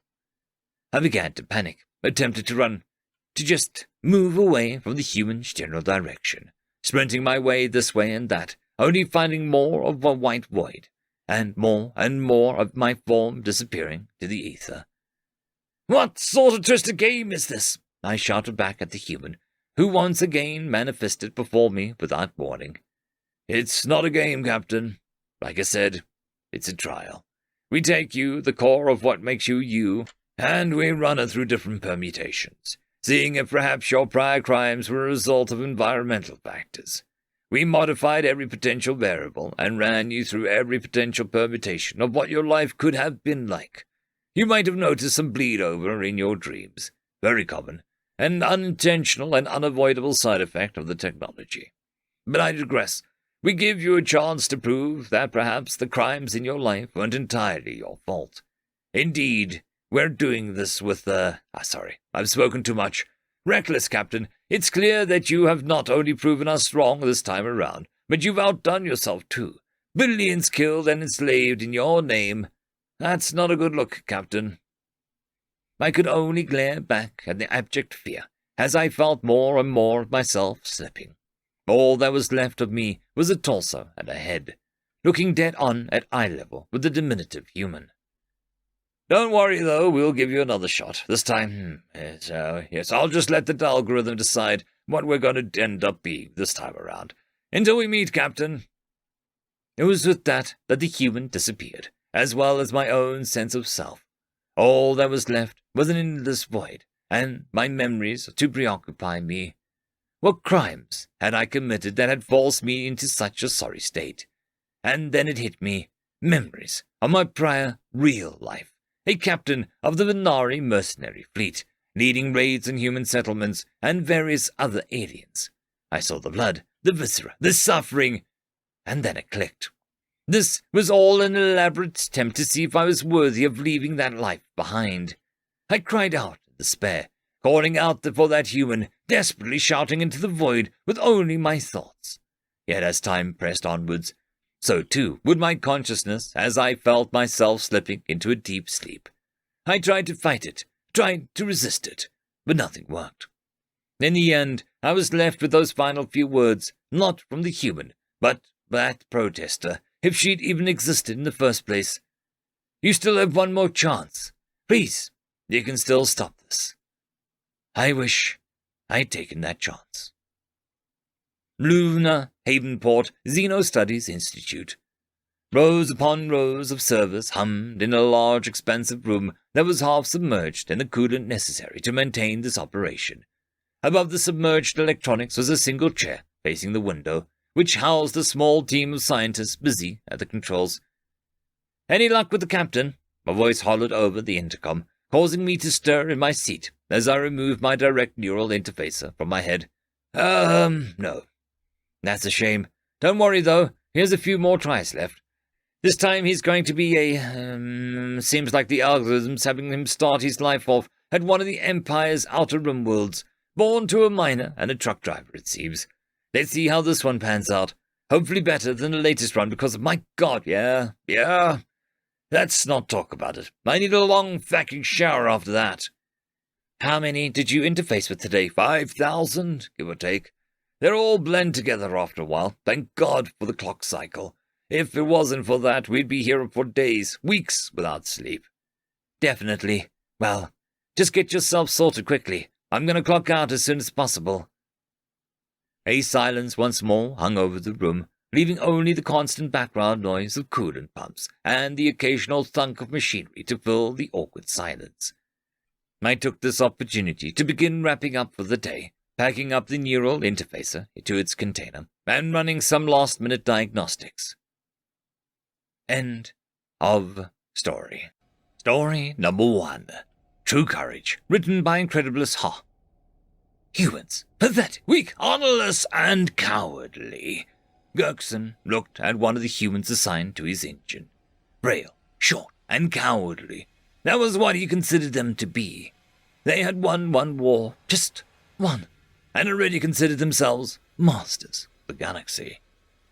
Whatever, he had to deal with this pathetic thing now. The line of creatures assigned to his engine room stood before him in a neatly organized line. Each one of them was nervous.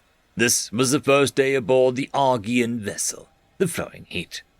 The warmth of the various machines around them made the room feel like the inside of a furnace. They would be forged here into competent engineers and hardy laborers. Their mettle and strength would be tested in the upcoming trials. If they'd passed here, well, then they'd declared competent enough to work on any ship. The key word being if. Most would not. He grinned. Seeing arrogant fools fail would never cease to amuse him.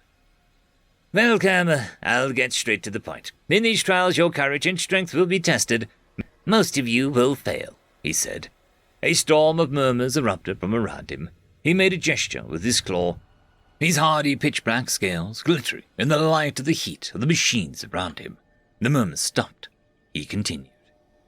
We are here upon this vessel to test not only your technical abilities, but since most of you will be serving on warships, test your physical prowess.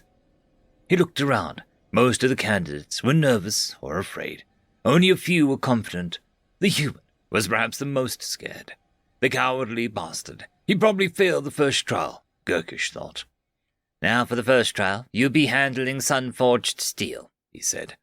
The hottest steel to ever be discovered.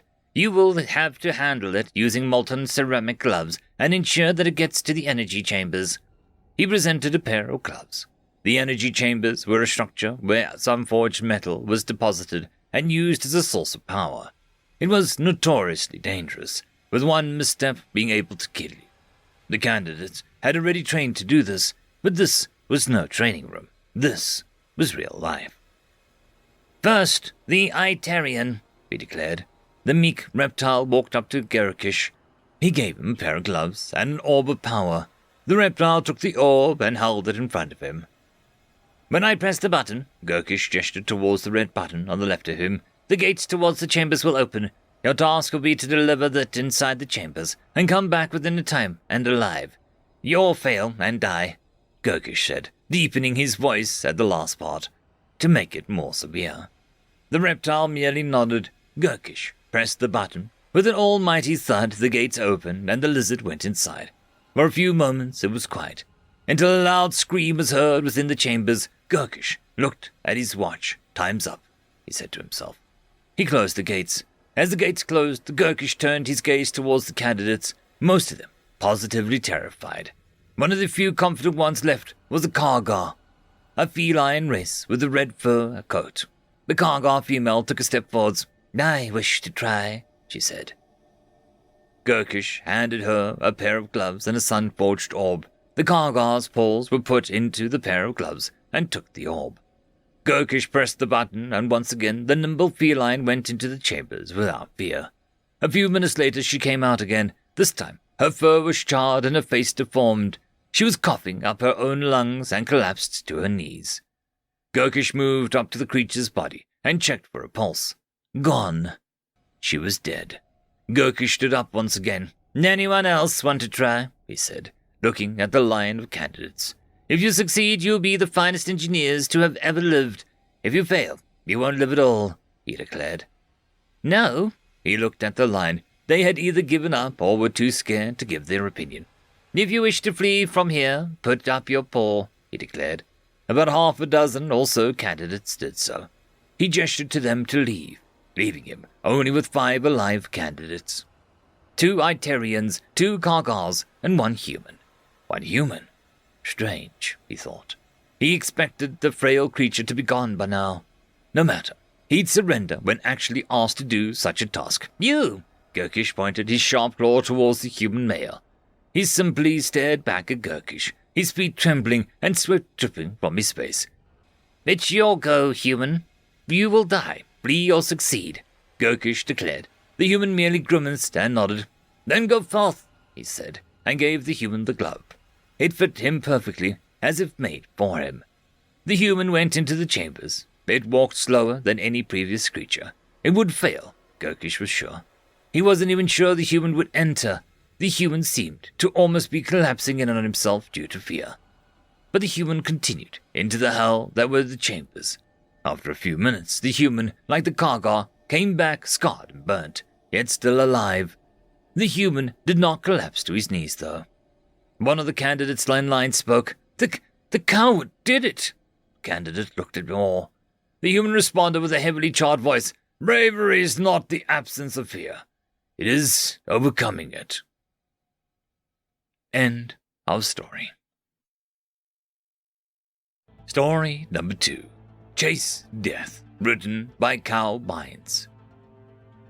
Wherever there was fresh rubble and rotting bodies, there they were. Some would hold guns as others bore red crosses, wrapping bandages and pouring burning liquids that sealed the wounds. As food stalls dwindled, that same cross would mark trucks or boxes falling from the sky, carrying the driest and most tasteless things you could imagine. Yet it would still be in my mind as the best food I've ever had. On settled dust and ash, they would bring large and loud machines, clearing through buildings up before as they found the missing and dead, constructing both graves and rebuilding homes at the same time. Towns being rebuilt in days, cities in weeks, leaving memories and marks of before. Plaques in town squares and buildings holding pieces of their predecessors. After weapons were drawn and people shot, they would arrive, dragging wounded away or returning with their own as they drew their attention from others.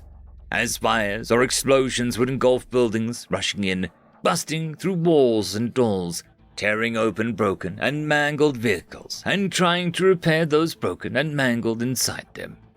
For those who they couldn't save, still fighting till the last second against their end, pounding on chests or zapping them in a desperate attempt to stave off the inevitable. Their ships would enter systems blockaded by ships abound and, like thunder, slam into them, throwing wave upon wave of ships like hammers, crashing and cracking their enemies in half or throwing themselves into the enemy, even following those which may retreat from system to system as other ships stayed behind to repair themselves or those they may save. It was my father's ship the humans saved in those cracked skies above Curacao, then me later in her rubble. It was in both of our experiences that we learned what exactly the humans did and their reasoning, though we will probably never be able to understand it. When I talk to them, they act like it is untrue, but when I see a human's behavior, it is undeniable even if unseen to them. They chase death not intentionally in a suicidal way like some will joke, but to beat death. Every step they get nearer they see as an accomplishment, from birthdays to advances in scientifically understanding it.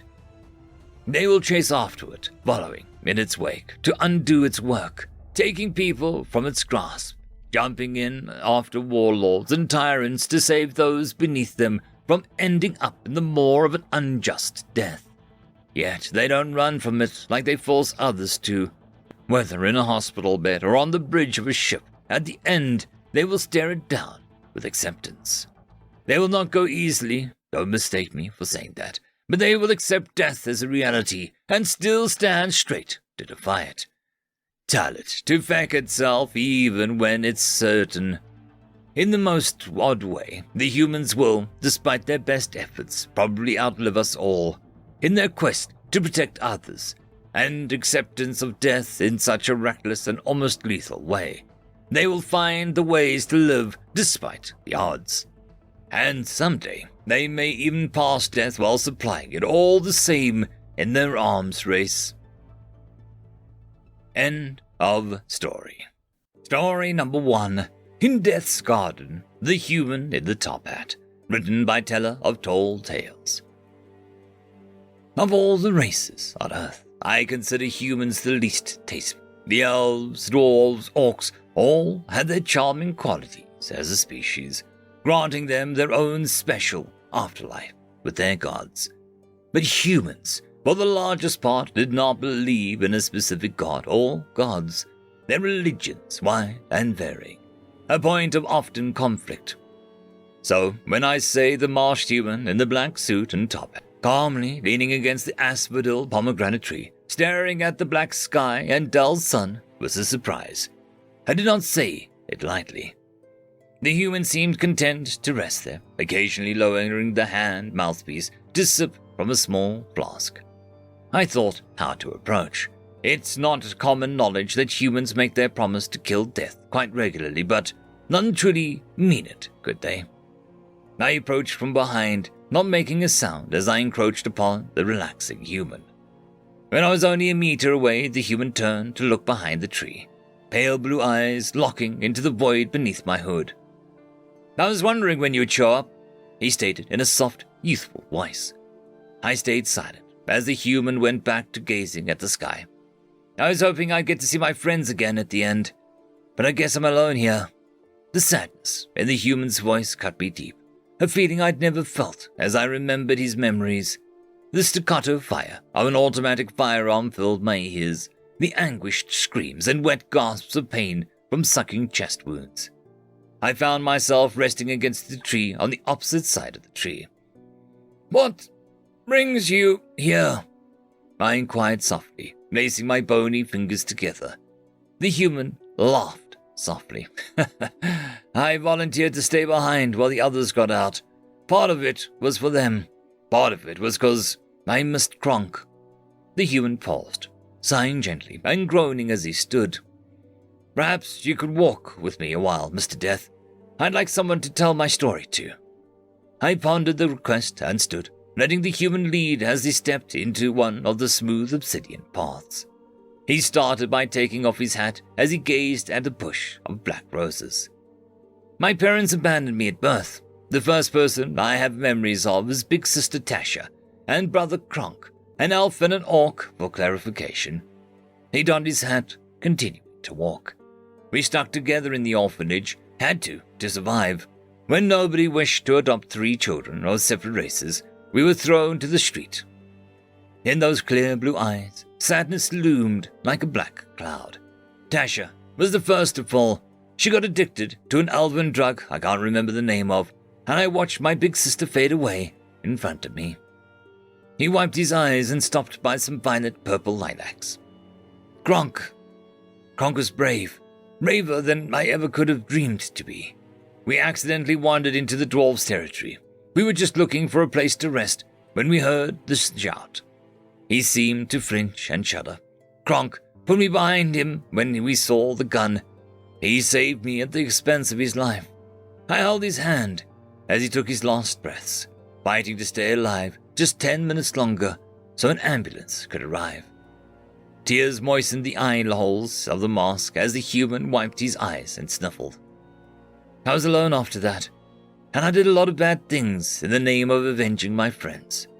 I killed people. I stole life-saving medicine to get high. I broke families apart and destroyed neighborhoods in the name of my friends. He stopped as he spotted an open grave deep in the poppy fields. It caught up to me eventually. I was shot in the chest and left for dead by the orcs for robbing one of their banks. He gazed off into the distance silently. "Is that how you got here?" I asked softly, wondering why someone who did all this would regret it if they were no longer accountable. He shook his head. "No. Something strange happened while I was bleeding out. Kronk appeared there, standing on the edge of the grave I dug for myself. He asked me, 'Is this what I saved you for? To end up dead in the middle of a field after ruining so many lives? Maybe my death was in vain, and as I lay there, dying, I wished I could get one more shot at life. Maybe I'd get it right this time." He took a deep breath and a lighter from his pocket as he removed the black top hat. "An old friend, clean from her addiction, dug me out. Tasha nursed me back to health, but told me she couldn't support me down the road I was on." He sparked the lighter and touched it to the hat, the flames spreading across it and his suit in a wildfire that made me step back. When the flame extinguished, a stark white suit and top hat adorned his body. So, I changed my ways. I began recruiting people for a gang, the Top Hat Clan, I named it, after an ancient computer game faction.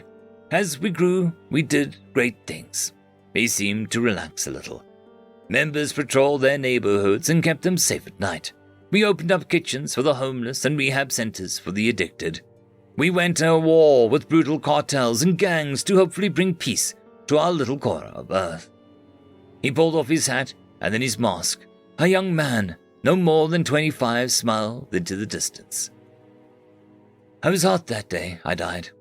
I was sweating like a pig in my Kevlar suit as we rolled towards our final battle, Mariana de Volta's cartel.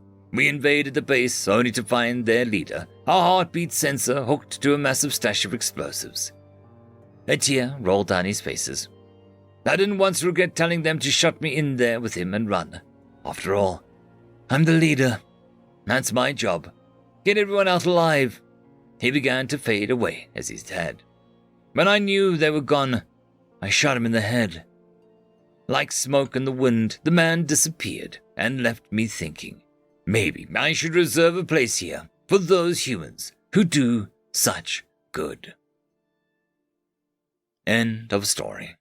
Story number 2. Something to Lose, written by Warp Mind. Mercantile star on the edge of Psi Dracoda's system.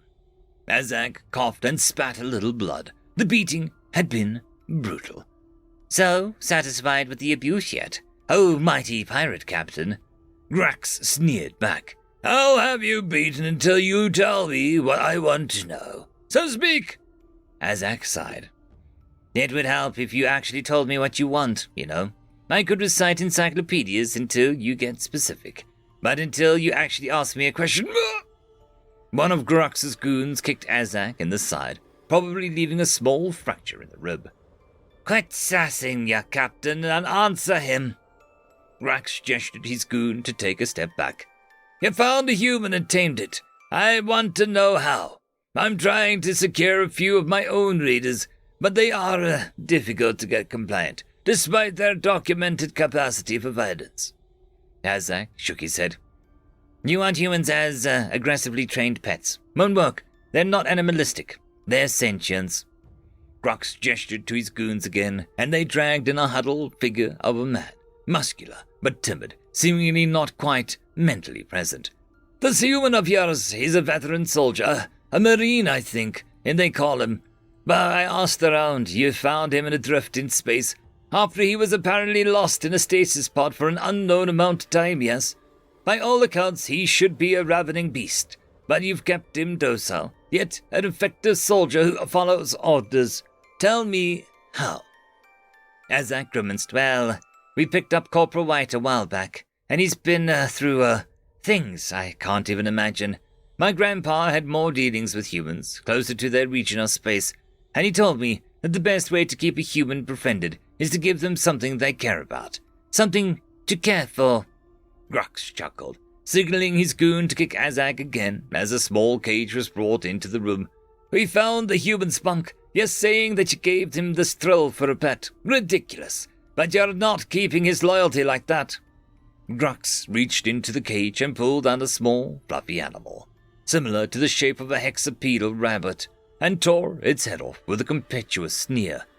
There, your hold over him's broken. Now he'll serve me. Keep your head down, and I might not blow your ship up with weird depart. Azak laughed, a sore, painful laughter. But Grandpa told me another thing, too. The only thing more dangerous than a human with something to protect is a human who has just lost the last thing precious to him.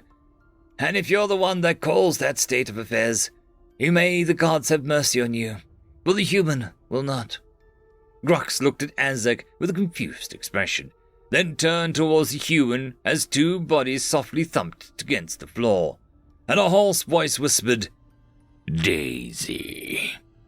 Grax never made it back to his own ship. Azak, on the other hand, spent a long time consoling his broken human friend afterwards, and brought him along to an animal shelter on the next port of call. As his grandpa had told him, sometimes the only way that you can help a human is to give them something to lose. End of story. If this doesn't work, I'm going to be too mad to attend your funeral. Written by In Babylon They Wept.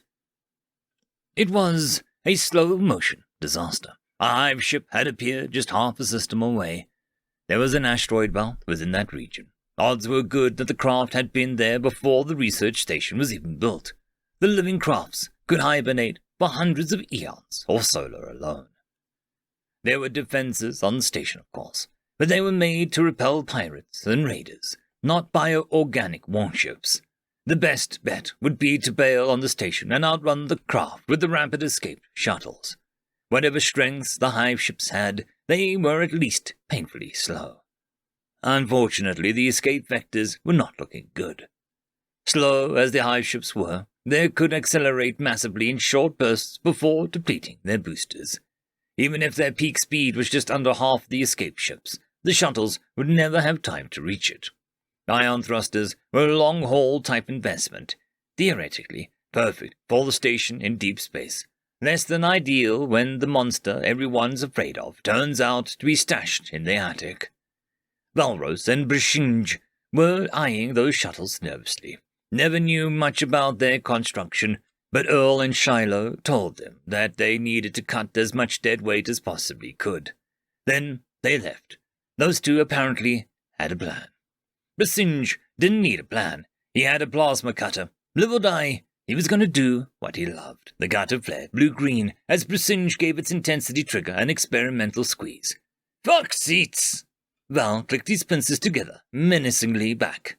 "And feck upholstery!" Shiloh was poring through the blueprints of the station. Most of it was Greek to him. He didn't do structural work, but the electrical numbers were starting to paint a picture for him of just how much power he could funnel into the station's ion thrusters. It was a lot. He didn't know if they had some arcane purpose in mind, or if it was just a good luck on his part, but the main power conduit connected directly to each thruster. He didn't have to worry about slagging another connector cabling. Sky was the limit when it came to the turbocharging those bad boys. He passed on the good news to Earl. "They're clear on the thrusters. The reactors would go critical long before the cabling failed. How are your numbers coming up? How fast can this thing spin before it pulls itself apart?" Earl picked nervously at his stubby chin. He wished that he had time to shave. Only thing worse than dying was dying scruffy. "Best case scenario is around 120 RPM. Worst case is 80. If we can leave within the next 27 minutes, we won't have to risk going above that. There's just one problem." "What is it?" "The airlocks can't hold the ships from the outside if we rotate that fast. We're going to have to start them out inside." Shiloh made contact with Earl and saw the horrified look in his face. Ah, so they were thinking of the same solution, at least. Steam rose off of Val's body in the billowing clouds, the orange light of the emergency alarm scattering through them like tongues of flame. He picked another chair from inside the craft, connectors still glowing orange from the plasma cuts, and tossed it casually across the full length of the deck. Brishinj stared. He may have developed a slight, barely noticeable infatuation. "That's hot!" "Okay, well, maybe a little bit more noticeable." "If you're staring at my ass, I'm gonna pinch you in half." Bell rolled his eyes, but smiled easily enough. "Anything you can think of. We've removed the upholstery, the chairs, the lighting, and the dash." "How much weight gone?" "About 20%. Brishinj rapped his knuckles against the side of the craft, deep in thought. Finally he reached a conclusion. "This isn't working." Then the intercom crackled to life. Earl tapped the mic a few times to see if it was working. "Stop that! Stasis!" Ah, apparently it was. "Station's going to huck the spacecraft out like stones from a sling." There was a pause on the other side as Brishinj digested this plan. "Sounds dumb. How's scrapping those shuttles working for you?" There was another pause. "Good point." "Thought so. Shiloh's on his way. He has the details. Small spoiler. We're going to love this. It involves breaching charges." Earl was right. This was fantastic. Stupid as hell, but everyone here had wasted their lives being smart. Live smart, die dumb. If there was a tattoo parlor on board, Brishinj would have gotten that on his forehead. Hell, if he survived this, that was the first thing on his bucket list. Bell had stuck with it, but looking at it from his raised position on the crane, he was starting to have second thoughts. So, how sure are you that the charges are just going to weaken the ground wall enough for the vacuum to rip it off? Shiloh grunted. I'm 100% sure that part'll work. We went way overboard on the charges. Vector timing was the hard part, but Earl says he's got some way to time the pulse by choosing which solar cells is going to divert power from. I'm just hoping we got the lift high enough that we'll make it through the blast okay. Shrapnel is the wild card here. Val twiddled his antennae. And how is Earl gonna make it out here? He said he had a plan to make those thrusters turn on slowly. His plan was to hit the power, then race down here before the G-forces got too high for him to move. Apparently, Neo-Tallahassee was at 1.4 Gs. He's better at handling this than you'd expect. So maybe Earl had told a little lie. He wasn't planning on going down with the ship, but he knew damn well that there was no way to raise gravity slowly enough to make it to the escaped craft before collapsing. So he wasn't going to do that. He had a little Hail Mary in mind, but it sounded so absurdly stupid that he was pretty sure that Shiloh wouldn't have insisted on doing it himself. Gambling like this was only suicide if you weren't lucky. Earl was supremely lucky. He checked the timer, 11 minutes left. He was debating hitting the comm and checking in on them when it crackled to life on its own accord. The occasional odd pause gave the speaker away as well. Earl! We got the charges in, and the station's been loaded into the ships. I'm crammed in here with all the marketing division. Please tell me that we're ready to dance. He wasn't, but if they waited for him to be emotionally prepared for this, they'd be half digested in the hive ship before he was even close. If there was ever a time to put on a brave face, this was it. He took a deep breath then, steeled his nerves, and called in response. I tell you to put on your blue suedes, but you'd need a month's pay to get the set for each of your creepy little crab feet. It's go time! He punched in the fastest RPM he felt safe with, 79. There was a pause as the station digested this somewhat insane request. Warnings obscured the screen in layers that he peeled through in like an onion. As he hit the last manual override, there was a brief pause as the station processed that the request was not an error. He could almost imagine some little gremlin peering back at him from the screen, confused, but loyal enough to say, Okay, boss, if you say so. The reactor flooded. He could feel the rumble of its turbine as it tripled its power output, amazingly still below 60% of its maximum. There was almost no delay between the power spike and the ion thruster's torque. There was an agonizing groan throughout the station as the torque strained everything, from the steel bolts between the modules of the donut to the tensile strength of the walls themselves. Then the craft began to spin. As the G-meter climbed past 1.9, Shiloh got nervous. Once it hit 2.5, he panicked. No, are you going to make it? You better be conscious, you. The voice that came in on the other end of the comm was very much conscious, even nonchalant. I'm not out of the control room. Gravity near the middle of the hub is almost non-existent. I'm not even at 1G yet. Shiloh paused to consider this. 2.6. You're going down with the ship? No? 2.7. Well, maybe. 2.8. Not if I can help it. There's no time to explain. Just trust me when I say that I'm not planning on being a martyr. 3. Hold on. 4. 6. And then Shiloh blacked out. Earl was surprised that the little man had held on so long. Shiloh was tougher than he looked. The G-meter kept climbing after 6, maxing out at 9. Earl wasn't a doctor. He didn't know what the consequence of being out for more than 20 seconds like that was, but he didn't want to push it any more than he needed to. Brisinge had made the detonators by connecting a wire from the light bulb sockets to the chargers. All Earl needed to do to blow open the hull was turn on the light. Bell's hydraulic musculature let his whole body act as a heart. 9 Gs was far too much for him to support his own size, but it wasn't enough to knock him out. He was terrifyingly, horrifically, beautifully awake. The room flashed white as the charges went off, each one slagging a 6-foot radius of hull. The edges of each crater glowed white for a fraction of a second before, exposed to the hard vacuum of space, dulled them orange. The magnetic seals holding the craft to its crane disconnected. each massive ship falling 10 feet in 9G environment, and the entire ground plate gave way with ease, barely slowing the impact, and the room exploded apart as the pressurized atmosphere expanded to fill the cosmic void. Earl's vantage point didn't let him see much. The direct outer wall of his station was the biggest blind spot. All he could do was count down and pray that his friends were okay. It took almost half a minute, but Val came in first. Nothing more complicated than a simple radio broadcast. No deaths. The tension cut immediately, anxiety alchemizing into glee. Earl's shoulders didn't even have time to fall before Val continued his update. Couple of broken bones, but nothing that won't be fixed once we take it to the outpost stratum. A wrench put through some of the side of my craft, but it bounced off my shell, so thank the gods. Worst part of that was the panic everyone had before Brasinged managed to slap some plasteel over the hole. We've got enough oxygen in here to make it to the outpost Kronos, twice and back. Earl waited to see if more was going to be added. He only had a receiver here. No transmitter mic wasn't designed to work in anything but the station. But he desperately wanted to assure them that he was okay, that this was all going to be okay.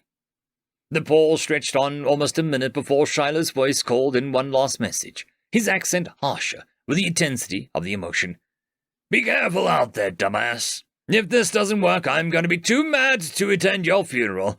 We've been looking out for you since day one. You can't leave us out of the loop like this. Earl winced. He knew the other man couldn't hear it, but he couldn't help a little whisper that escaped his lips in the silence of the control room. I'm sorry. I hope this works too. End of story. Lightbringer, written by Tal McCall. Smathy, being a practical drone, made her peace with death as a grub. The fact that these pirates were potentially going to sell her as a slave, or perhaps keep her as a laborer, was in many ways comforting. Insurance would compensate the corporation for both the loss of the ship and what remained of her useful life expectancy. Any additional purpose she could serve in her captive life would only magnify the productivity of her life. Sadly, the cargo would likely not be covered as electromagnetic blast had knocked out communications. Neither the phosphate cargo nor the human laborer would be acknowledged as being received, as no transmission had been sent before reaching the edge of the hyperdense atmosphere. Perhaps Spathy could negotiate with the pirates to send a message confirming the weight of the cargo and the economic value of the human in exchange for the rest of her life spent in faithful service. This idea pleased Spathy, as she began to manually record the cargo weight and purity from memory onto her own skilled carapace. Her species word carried enough trust that the insurance would have no reason to argue a fraudulent statement. There was no reason to hope for a ransom. The logistics of Interstellar did not favor the transport of a single drone for any distance. Having absent-mindedly completed a reasonable valuation of the cargo based on current market prices and remaining logistical costs, she turned her attention to the human.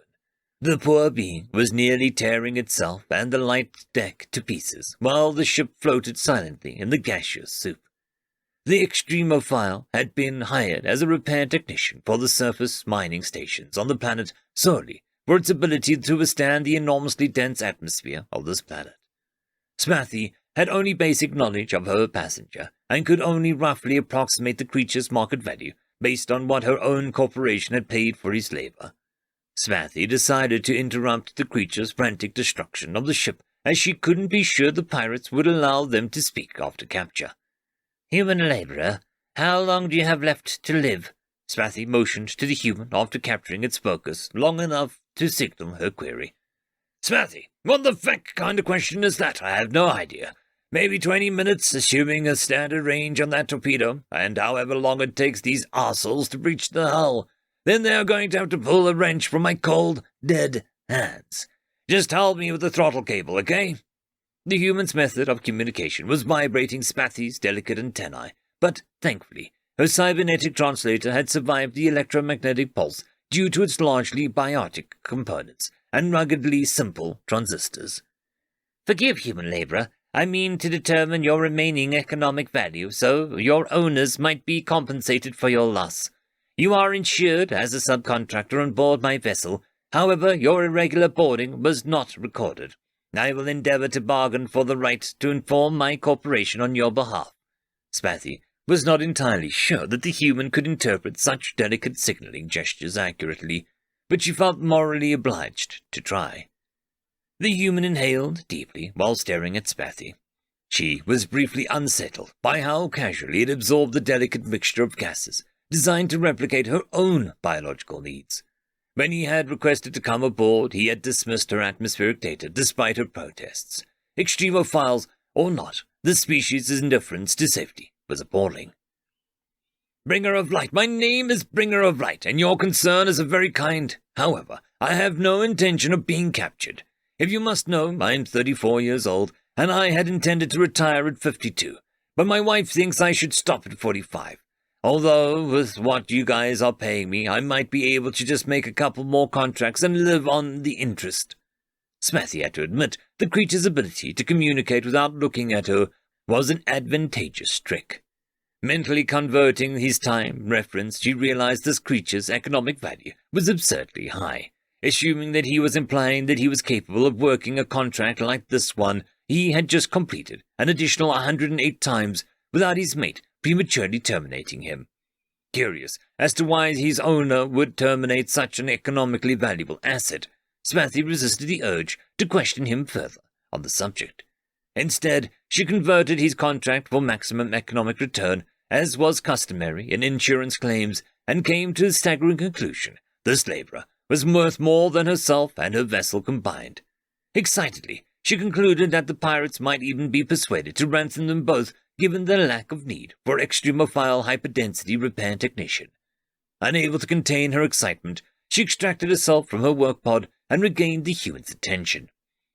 "Bringer of Light, I believe my corporation would be willing to pay our ransom and retrieval in exchange for ownership of your remaining labor. Unlike your mate, they will not terminate you prematurely." Spathy did not need her translator to discern the utter confusion on the human's main sensory plate. Understandable, the cost of retrieval was enormous. While she attempted to simplify her logic, the human began to pulse incoherent vibrations, startling her and stunning her senses at this close range. "Bringer of Light, is that what my name translates to? That's too perfect." More nonsensical vibrations. "And no one owns me or my labor but me. Still, thank you very much for the offer, but why don't you focus on getting those last 4 throttle cables into the hub here? Then I'll explain why my wife wants to retire me early." The speech returned to the nonsensical vibrations. Having been distracted by her attempts to make an inventory of the ship's value, Spathy had failed to notice there was a purpose to the human's destruction of the ship. Not being an engineer, she could only understand that the human had begun assembly of a crude manual input for the ship's 6 maneuvering thrusters. Ingenious, but pointless. Without a computerized gyro, attempting to manually fire thrusters on full power by physically connecting the cables to emergency power would just cause the ship to wildly flail between the lifting balloon and the hanging cargo pod. It was at that moment she noticed the human had located and removed the emergency manual balloon deflation and the master cargo harpoon disconnect. Frantically, she tapped her appendages on the human's thigh, being unable to reach any higher on the biped. No, the pirates deliberately disabled the ship to spare our lives and the ship itself. If you drop the cargo, it will deem you an unsuitable slave." Without stopping, Bringer of Light continued his work. "Good. I am not a suitable slave, and they are going to learn that real quick." The still functional magnetic proximity sensor began to pulse. The human studied it briefly, speaking again. "Get back in your work pod and strap in. I want you to point at their ship with your right limb and signal their distance with your left. Can you do that?" The human was muttering numbers to himself and staring intently at the harpoon housing wells around the ship. The ship was little more than a 1-deck flat rectangle with lifting cables on each corner and a rectangle lifting balloon on top. The 6 hull-mounted thrusters would normally be able to rotate independently with the aid of the now bricked computer and gyro. Spathy wasn't even certain the ship was level given the lack of viewports and her own inability to biologically sense pitch. Still, the life of servitude with the newfound knowledge of how valuable this human was made denying his orders all but impossible. She had already strapped in by the time she had contemplated his actions. He had built himself a crude thruster controller, and laid out each of the 6 cables roughly in relation to their corresponding thrusters. Additionally, he had similar crude controls of balloon deflation system and the cargo harpoons. It was a mystery to her how the human had managed to orient himself to face the front of her vessel, as nothing inside the ship was oriented in relation to the exterior hull. Distance 357 mid-units holding. They are preparing to board. Spathy diligently held up her appendage towards the pirate vessel. What the human did next was disturbing. A transparent container was attached by destroyed wiring to the ceiling and deck. The human had turned its back and half-filled the container with some sort of excreted amber fluid. It was now suspended directly in front of the human sensory plate. He had also lashed himself to the deck beside his makeshift controls. Distance 106 mid-cycles, closing 4 units per cycle. Estimated docking port side. They are going to use the airlock. Relieved, she appreciated that they were not intending to cut the hull. They would have been needlessly expensive to repair. Right, Ringer. They appear to be reasonable economic pirates. Given your value and the unlikelihood they are aware of your true value, perhaps we could be ransomed for less than your remaining life. There is no need for us to cause property damage unnecessarily. Confident any creature could see the logical solution presented, Spathy allowed herself to relax her clenching plates. Spathy, I just pissed in a bottle to make an attitude sensor. The amount of necessary property damage is, well, it's a lot.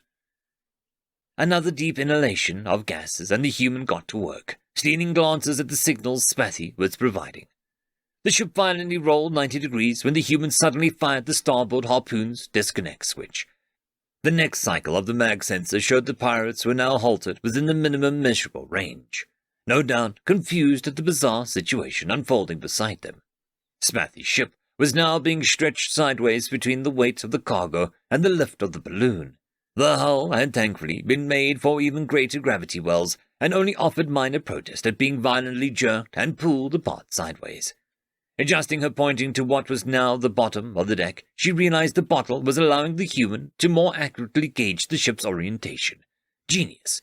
But what came next was pure stupidity. The human connected the retraction cable to the exposed battery terminals, and without the computer to regulate speed, they simply shot back to their housing with a vicious ping that shocked the vessel harder than the torpedo had earlier. The housing wells visible from inside the ship were noticeably dented from the fall. "Spathy, direction!" screamed the human. She frantically snapped her limb back to the bearing location. The human paused and quickly took stock of their harpoon wells and where she was pointing.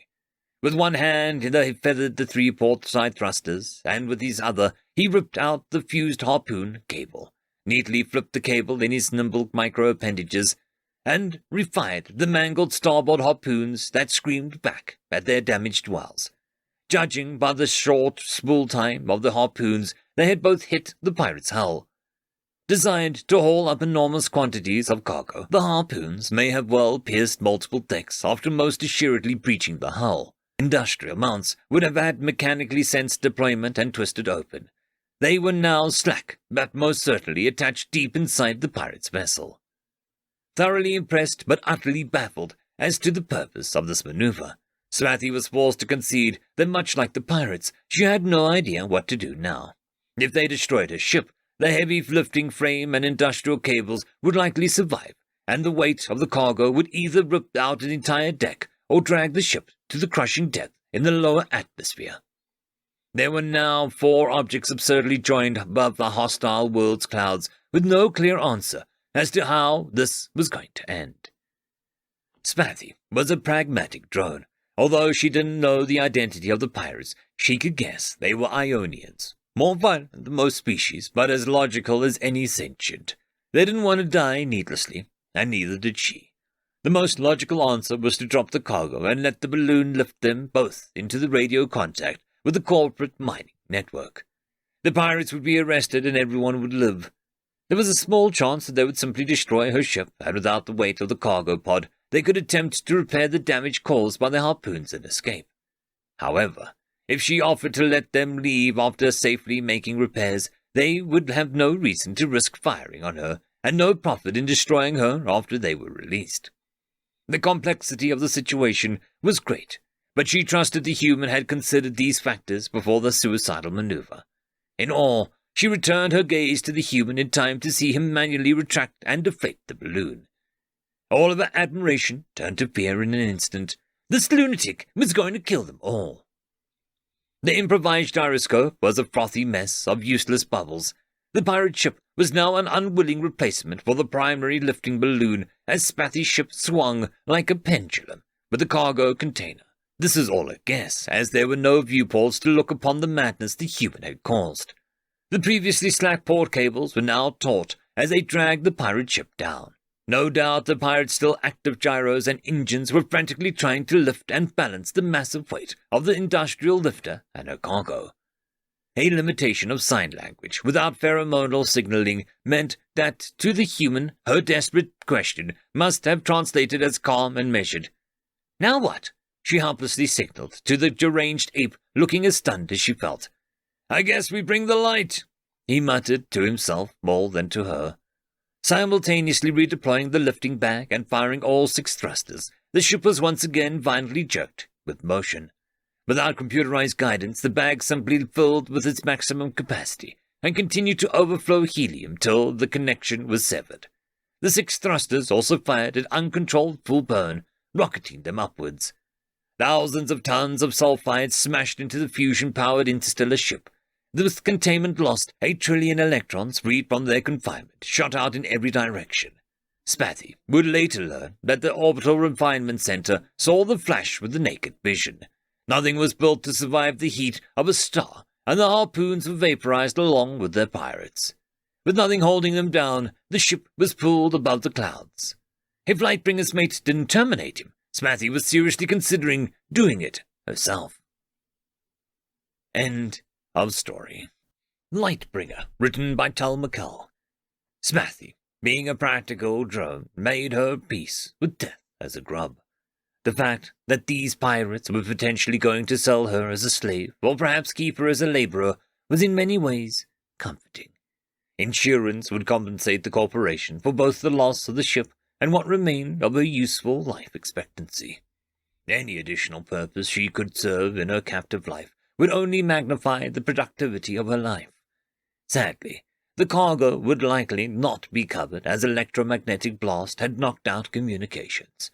Neither the phosphate cargo nor the human laborer would be acknowledged as being received, as no transmission had been sent before reaching the edge of the hyperdense atmosphere.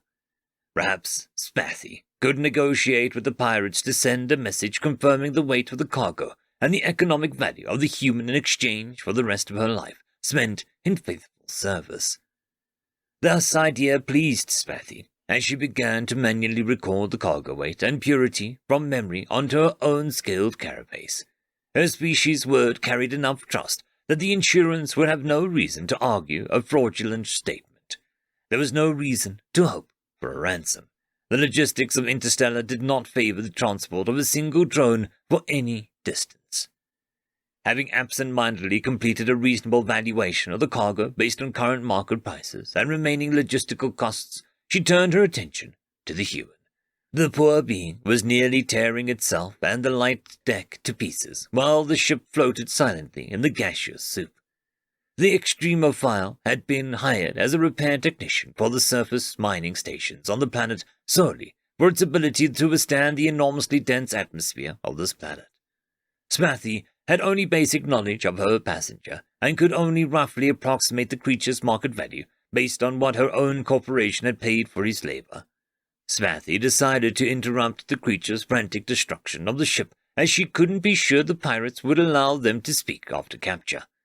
"Human laborer, how long do you have left to live?" Spathy motioned to the human after capturing its focus long enough to signal her query. "Spathy, what the feck kind of question is that? I have no idea. Maybe 20 minutes, assuming a standard range on that torpedo, and however long it takes these arseholes to breach the hull. Then they are going to have to pull a wrench from my cold, dead hands. Just help me with the throttle cable, okay?" The human's method of communication was vibrating Spathy's delicate antennae, but, thankfully, her cybernetic translator had survived the electromagnetic pulse due to its largely biotic components and ruggedly simple transistors. Forgive, human laborer. I mean to determine your remaining economic value, so your owners might be compensated for your loss. You are insured as a subcontractor on board my vessel. However, your irregular boarding was not recorded. I will endeavor to bargain for the right to inform my corporation on your behalf. Spathy was not entirely sure that the human could interpret such delicate signaling gestures accurately, but she felt morally obliged to try. The human inhaled deeply while staring at Spathy. She was briefly unsettled by how casually it absorbed the delicate mixture of gases designed to replicate her own biological needs. When he had requested to come aboard, he had dismissed her atmospheric data despite her protests. Extremophiles or not, the species' indifference to safety was appalling. Bringer of Light, my name is Bringer of Light, and your concern is very kind. However, I have no intention of being captured. If you must know, I'm 34 years old, and I had intended to retire at 52, but my wife thinks I should stop at 45. Although, with what you guys are paying me, I might be able to just make a couple more contracts and live on the interest. Spathy had to admit the creature's ability to communicate without looking at her was an advantageous trick. Mentally converting his time reference, she realized this creature's economic value was absurdly high, assuming that he was implying that he was capable of working a contract like this one he had just completed an additional 108 times without his mate prematurely terminating him. Curious as to why his owner would terminate such an economically valuable asset, Spathy resisted the urge to question him further on the subject. Instead, she converted his contract for maximum economic return, as was customary in insurance claims, and came to the staggering conclusion this laborer was worth more than herself and her vessel combined. Excitedly, she concluded that the pirates might even be persuaded to ransom them both, given their lack of need for extremophile hyperdensity repair technician. Unable to contain her excitement, she extracted herself from her work pod and regained the human's attention. Bringer of Light, I believe my corporation would be willing to pay our ransom and retrieval in exchange for ownership of your remaining labor. Unlike your mate, they will not terminate you prematurely. Spathy did not need her translator to discern the utter confusion on the human's main sensory plate. Understandable, the cost of retrieval was enormous. While she attempted to simplify her logic, the human began to pulse incoherent vibrations, startling her and stunning her senses at this close range. Bringer of Light, is that what my name translates to? That's too perfect. More nonsensical vibrations. And no one owns me or my labor but me. Still, thank you very much for the offer, but why don't you focus on getting those last 4 throttle cables into the hub here? Then I'll explain why my wife wants to retire me early. The speech returned to the nonsensical vibrations. Having been distracted by her attempts to make an inventory of the ship's value, Spathy had failed to notice there was a purpose to the human's destruction of the ship. Not being an engineer, she could only understand that the human had begun assembly of a crude manual input for the ship's 6 maneuvering thrusters. Ingenious, but pointless. Without a computerized gyro, attempting to manually fire thrusters on full power by physically connecting the cables to emergency power would just cause the ship to wildly flail between the lifting balloon and the hanging cargo pod. It was at that moment she noticed the human had located and removed the emergency manual balloon deflation and the master cargo harpoon disconnect. Frantically, she tapped her appendages on the human's thigh, being unable to reach any higher on the biped. No, the pirates deliberately disabled the ship to spare our lives and the ship itself. If you drop the cargo, they will deem you an unsuitable slave. Without stopping, Bringer of Light continued his work. Good. I am not a suitable slave, and they are going to learn that real quick. The still functional magnetic proximity sensor began to pulse. The human studied it briefly, speaking again. Get back in your work pod and strap in. I want you to point at their ship with your right limb and signal their distance with your left. Can you do that? The human was muttering numbers to himself and staring intently at the harpoon housing walls around the ship. The ship was little more than a 1-deck flat rectangle with lifting cables on each corner and a rectangle lifting balloon on top. The 6 hull-mounted thrusters would normally be able to rotate independently with the aid of the now bricked computer and gyro. Smathy wasn't even certain the ship was level given the lack of viewports and her own inability to biologically sense pitch. Still, the life of servitude, with the newfound knowledge of how valuable this human was, made denying his orders all but impossible. She had already strapped in by the time she had contemplated his actions. He had built himself a crude thruster controller, and laid out each of the 6 cables roughly in relation to their corresponding thrusters. Additionally, he had similar crude controls of balloon deflation system and the cargo harpoons. It was a mystery to her how the human had managed to orient himself to face the front of her vessel, as nothing inside the ship was oriented in relation to the exterior hull. Distance 357 mid-units holding. They are preparing to board. Smathy diligently held up her appendage towards the pirate vessel. What the human did next was disturbing. A transparent container was attached by destroyed wiring to the ceiling and deck. The human had turned its back and half-filled the container with some sort of excreted amber fluid. It was now suspended directly in front of the human sensory plate. He had also lashed himself to the deck beside his makeshift controls. Distance 106 mid-cycles, closing 4 units per cycle. Estimated docking port side. They are going to use the airlock. Relieved, she appreciated that they were not intending to cut the hull. They would have been needlessly expensive to repair. Ringer. They appear to be reasonable economic pirates. Given your value and the unlikelihood they are aware of your true value, perhaps we could be ransomed for less than your remaining life. There is no need for us to cause property damage unnecessarily. Confident any creature could see the logical solution presented, Smathy allowed herself to relax her clenching plates. Smathy, I just pissed in a bottle to make an attitude sensor. The amount of necessary property damage is, well, it's a lot. Another deep inhalation of gases, and the human got to work, stealing glances at the signals Smathy was providing. The ship violently rolled 90 degrees when the human suddenly fired the starboard harpoon's disconnect switch. The next cycle of the mag sensor showed the pirates were now halted within the minimum measurable range, no doubt confused at the bizarre situation unfolding beside them. Smathy's ship was now being stretched sideways between the weight of the cargo and the lift of the balloon.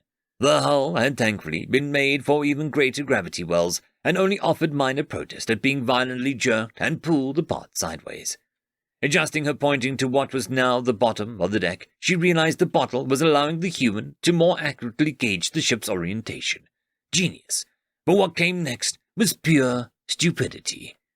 The human connected the retraction cable to the exposed battery terminals, and without the computer to regulate speed, they simply shot back to their housing with a vicious ping that shocked the vessel harder than the torpedo had earlier. The housing wells visible from inside the ship were noticeably dented from the fall. "Smathy, direction!" screamed the human. She frantically snapped her limb back to the bearing location. The human paused and quickly took stock of their harpoon wells and where she was pointing. With one hand he feathered the 3 port side thrusters, and with his other he ripped out the fused harpoon cable, neatly flipped the cable in his nimble micro-appendages, and refired the mangled starboard harpoons that screamed back at their damaged wells. Judging by the short spool time of the harpoons, they had both hit the pirate's hull. Designed to haul up enormous quantities of cargo, the harpoons may have well pierced multiple decks after most assuredly breaching the hull. Industrial mounts would have had mechanically sensed deployment and twisted open. They were now slack, but most certainly attached deep inside the pirate's vessel. Thoroughly impressed but utterly baffled as to the purpose of this maneuver, Smathy was forced to concede that much like the pirates, she had no idea what to do now. If they destroyed her ship, the heavy lifting frame and industrial cables would likely survive, and the weight of the cargo would either rip out an entire deck or drag the ship to the crushing death in the lower atmosphere.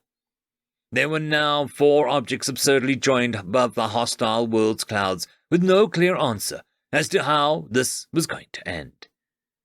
Smathy was a pragmatic drone. Although she didn't know the identity of the pirates, she could guess they were Ionians. More violent than most species, but as logical as any sentient. They didn't want to die needlessly, and neither did she. The most logical answer was to drop the cargo and let the balloon lift them both into the radio contact with the corporate mining network. The pirates would be arrested and everyone would live. There was a small chance that they would simply destroy her ship, and without the weight of the cargo pod, they could attempt to repair the damage caused by the harpoons and escape. However, if she offered to let them leave after safely making repairs, they would have no reason to risk firing on her, and no profit in destroying her after they were released. The complexity of the situation was great, but she trusted the human had considered these factors before the suicidal maneuver. In awe, she returned her gaze to the human in time to see him manually retract and deflate the balloon. All of her admiration turned to fear in an instant. This lunatic was going to kill them all. The improvised gyroscope was a frothy mess of useless bubbles. The pirate ship was now an unwilling replacement for the primary lifting balloon as Spathy's ship swung like a pendulum with the cargo container. This is all a guess, as there were no viewports to look upon the madness the human had caused. The previously slack port cables were now taut as they dragged the pirate ship down. No doubt the pirate's still active gyros and engines were frantically trying to lift and balance the massive weight of the industrial lifter and her cargo. A limitation of sign language without pheromonal signaling meant that, to the human, her desperate question must have translated as calm and measured. "Now what?" she helplessly signaled to the deranged ape, looking as stunned as she felt. "I guess we bring the light," he muttered to himself more than to her. Simultaneously redeploying the lifting bag and firing all 6 thrusters, the ship was once again violently jerked with motion. Without computerized guidance, the bag simply filled with its maximum capacity and continued to overflow helium till the connection was severed. The 6 thrusters also fired at uncontrolled full burn, rocketing them upwards. Thousands of tons of sulfide smashed into the fusion-powered interstellar ship. With containment lost, 8 trillion electrons freed from their confinement shot out in every direction. Spathy would later learn that the orbital refinement center saw the flash with the naked vision. Nothing was built to survive the heat of a star, and the harpoons were vaporized along with their pirates. With nothing holding them down, the ship was pulled above the clouds. If Lightbringer's mate didn't terminate him, Spathy was seriously considering doing it herself. End of story. Story number 1. They gave us only one rule, written by Kaiser 5243. Standard First Contact Protocol decrees the Federation not make itself known until the race travels to the furthest body caught in orbit around the same star as their cradle world. This practice allows species to practice interplanetary government and trade without outside influence and gives them time to get their technological sea legs, to borrow the human term, to prevent too much of a deficit compared to other races' advancements. We noticed them when they reached the planet they call Saturn, and allowed them to notice us when they landed on the 13th planet from their sun. To be honest, not many of us believed that they would ever make it that far. Competition drives the human race, being both their greatest strength and weakness. Unlike every other star-faring species, humanity is not a unified front. Each planet they inhabit is mostly independent of the others, with the population broken into a dozen of independent countries and city-states. This made first contact with them arduous and complex, since instead of dealing with one government, thousands of countries had to agree on how each planet would be represented, followed by those representatives deciding on how all of humanity would present itself to us. We waited patiently for almost an Earth decade until they presented one solitary statement. Based on the information provided by the ambassadors of the Federation, each planet government will interact directly in what they believe are to be the best interests of their local population. This being stated, the free states of humanity strongly recommend the Federation amend their constitution to prevent any race from attempting to interfere with or take advantage of any and all political adversity between 2 or more human governing bodies. The request was odd and, since it was merely a suggestion, ultimately denied to much protest by the human ambassador. Who was this race to demand the amendment to the Federation's constitution after such a short time? Many assumed this was a ploy out of fear or desperation at the thought of being colonized or enslaved. But then we began to see what the humans described as political adversity. The human drive to compete with one another had them in a constant state of war with themselves. Countries fought other countries, both on their planet and others.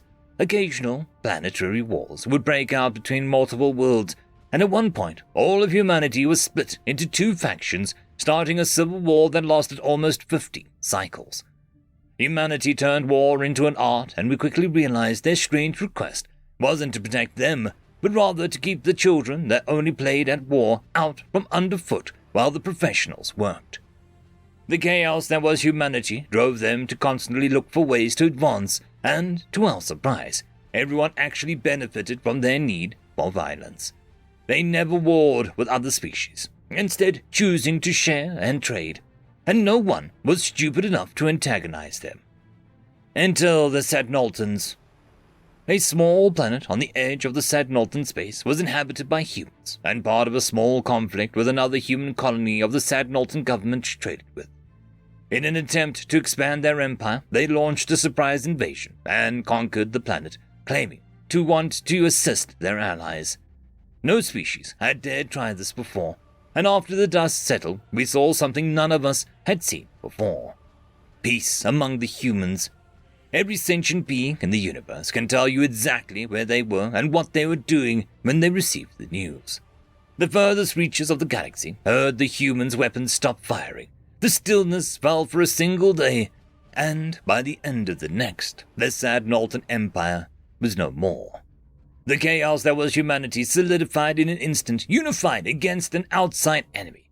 Hundreds of thousands of independent countries spread across hundreds of planets lashed out in unison as if the humans shared one mind, and by the time the Federation was able to get a grasp on the situation, the human fleets controlled over 200 Sadnoltan planets, and on the morning of the third day, the humans stood before the Federation with a smile and returned everything except for the planet they had lost, asking only for damages and sharing an old human proverb.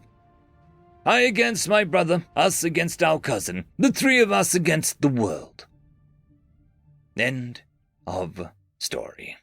Story number 2, Kindred Spirits, written by Echoing Cascade. Mage Zing Zor was sitting on his throne room. He was surrounded by a dozen priests and just as many guards. Zor, I sent our demons to whisper sweet nothings to the Deathworlders, as we always do. Why did it fail? The king of the Zilduk, a race of magically empowered rodents who conquered vassal species through mental manipulation. They would strengthen what they called demons, just enough to be able to enter the psyche of an alien species and slowly erode their sense of self until their mind became pliable, at which point they would absorb them into their empire without a fight. This time they had set their eyes on humanity, but when they had approached them to claim their prize, they were met by an army ready for war. Now the king wanted to know what had gone wrong, hence the summoning ritual that had taken place. A faint, shadowy figure appeared in front of the king, inside a ritual circle. I answer the call of my liege. The voice was weak, like that of a tired old man. My, are the humans still able to put up a fight? We fed you and your kind thousands of souls. Do your job. The king was all but screaming. We invaded the mines, but what we found there was odd. The king raised an eyebrow. Explain! They had their own inner demons, and well. And well what? The lights in the room went out one by one until only a single candle, part of the ritual circle, remained as a sole source of illumination. Wet crunching sounds punctuated by screams reverberated in the throne room. The king was on the verge of panic, but he still had enough wits about him to grab the lit candle and backed himself against a wall. And well, the voice was deep, strong, malevolent, and impossibly seemed to come from behind him. We came to an understanding. The human demon then snuffed the final candle. The Zilduk Empire crumbled overnight, and as their vassal species regained their independence, they all felt they owed humanity their freedom, though, when asked, they couldn't quite say why. End of story. Story number 3. Humans celebrate their birthdays, written by JCB 112. Every species is well acquainted with the concept of death. It's the fate of every organic mortal being. From the moment we are born, a timer begins to tick to our eventual demise. This timer, tallied up upon every day of birth, serves as a grim reminder to the reality of our existence, and how short, how frail, and how uncompromisingly fragile our lives can truly be. This day of birth, or as the Ilnatians call it, the March Towards Death Day, is a sad and somber affair, where family and friends collect to recount tales from their past year, recollecting on mistakes and follies in order to better understand how to prepare for the increasingly shortening future. It is not a day of joy or jolly, and it is a day not worth celebrating. Yet this universally accepted concept is seemingly missing on a small, out-of-the-way world who has only very recently joined the galactic community. A world of scientists and poets and philosophers and writers. A world that has fully embraced the concept of death, and instead of fearing the march towards it, seemingly celebrates it. It is a twist on the very notion of what a day of birth is. It spits in the very face of that day that we hold so close and sacrosanct to our hearts. A day of careful, purposeful, measured reflection. One where the blinds are drawn and all dress in somber colors, surrounded by soft, gentle music that encourages one to remunerate and ponder. A day where food is scarce and bland, and where all manner of beverages are replaced with simple, tasteless water, to encourage all of one's mental faculties to be devoted to that self-reflection. It was a day carefully curated and designed to pay deference to that slow but inevitable march towards the encroaching death. And it was certainly not meant to be a day of celebration. So you'll excuse me if I was rather baffled when I walked into my consulate's office one day, only to find all my human staffers lining the walls up in bright, colorful banners, candles, and other archaic implements, all flanking a veritable banquet that all served to highlight the large cake in the very middle, the likes of which had human lettering and script spelling out the most ghastly of words reserved for the most somber of occasion. Happy birthday, Ambassador Elnor.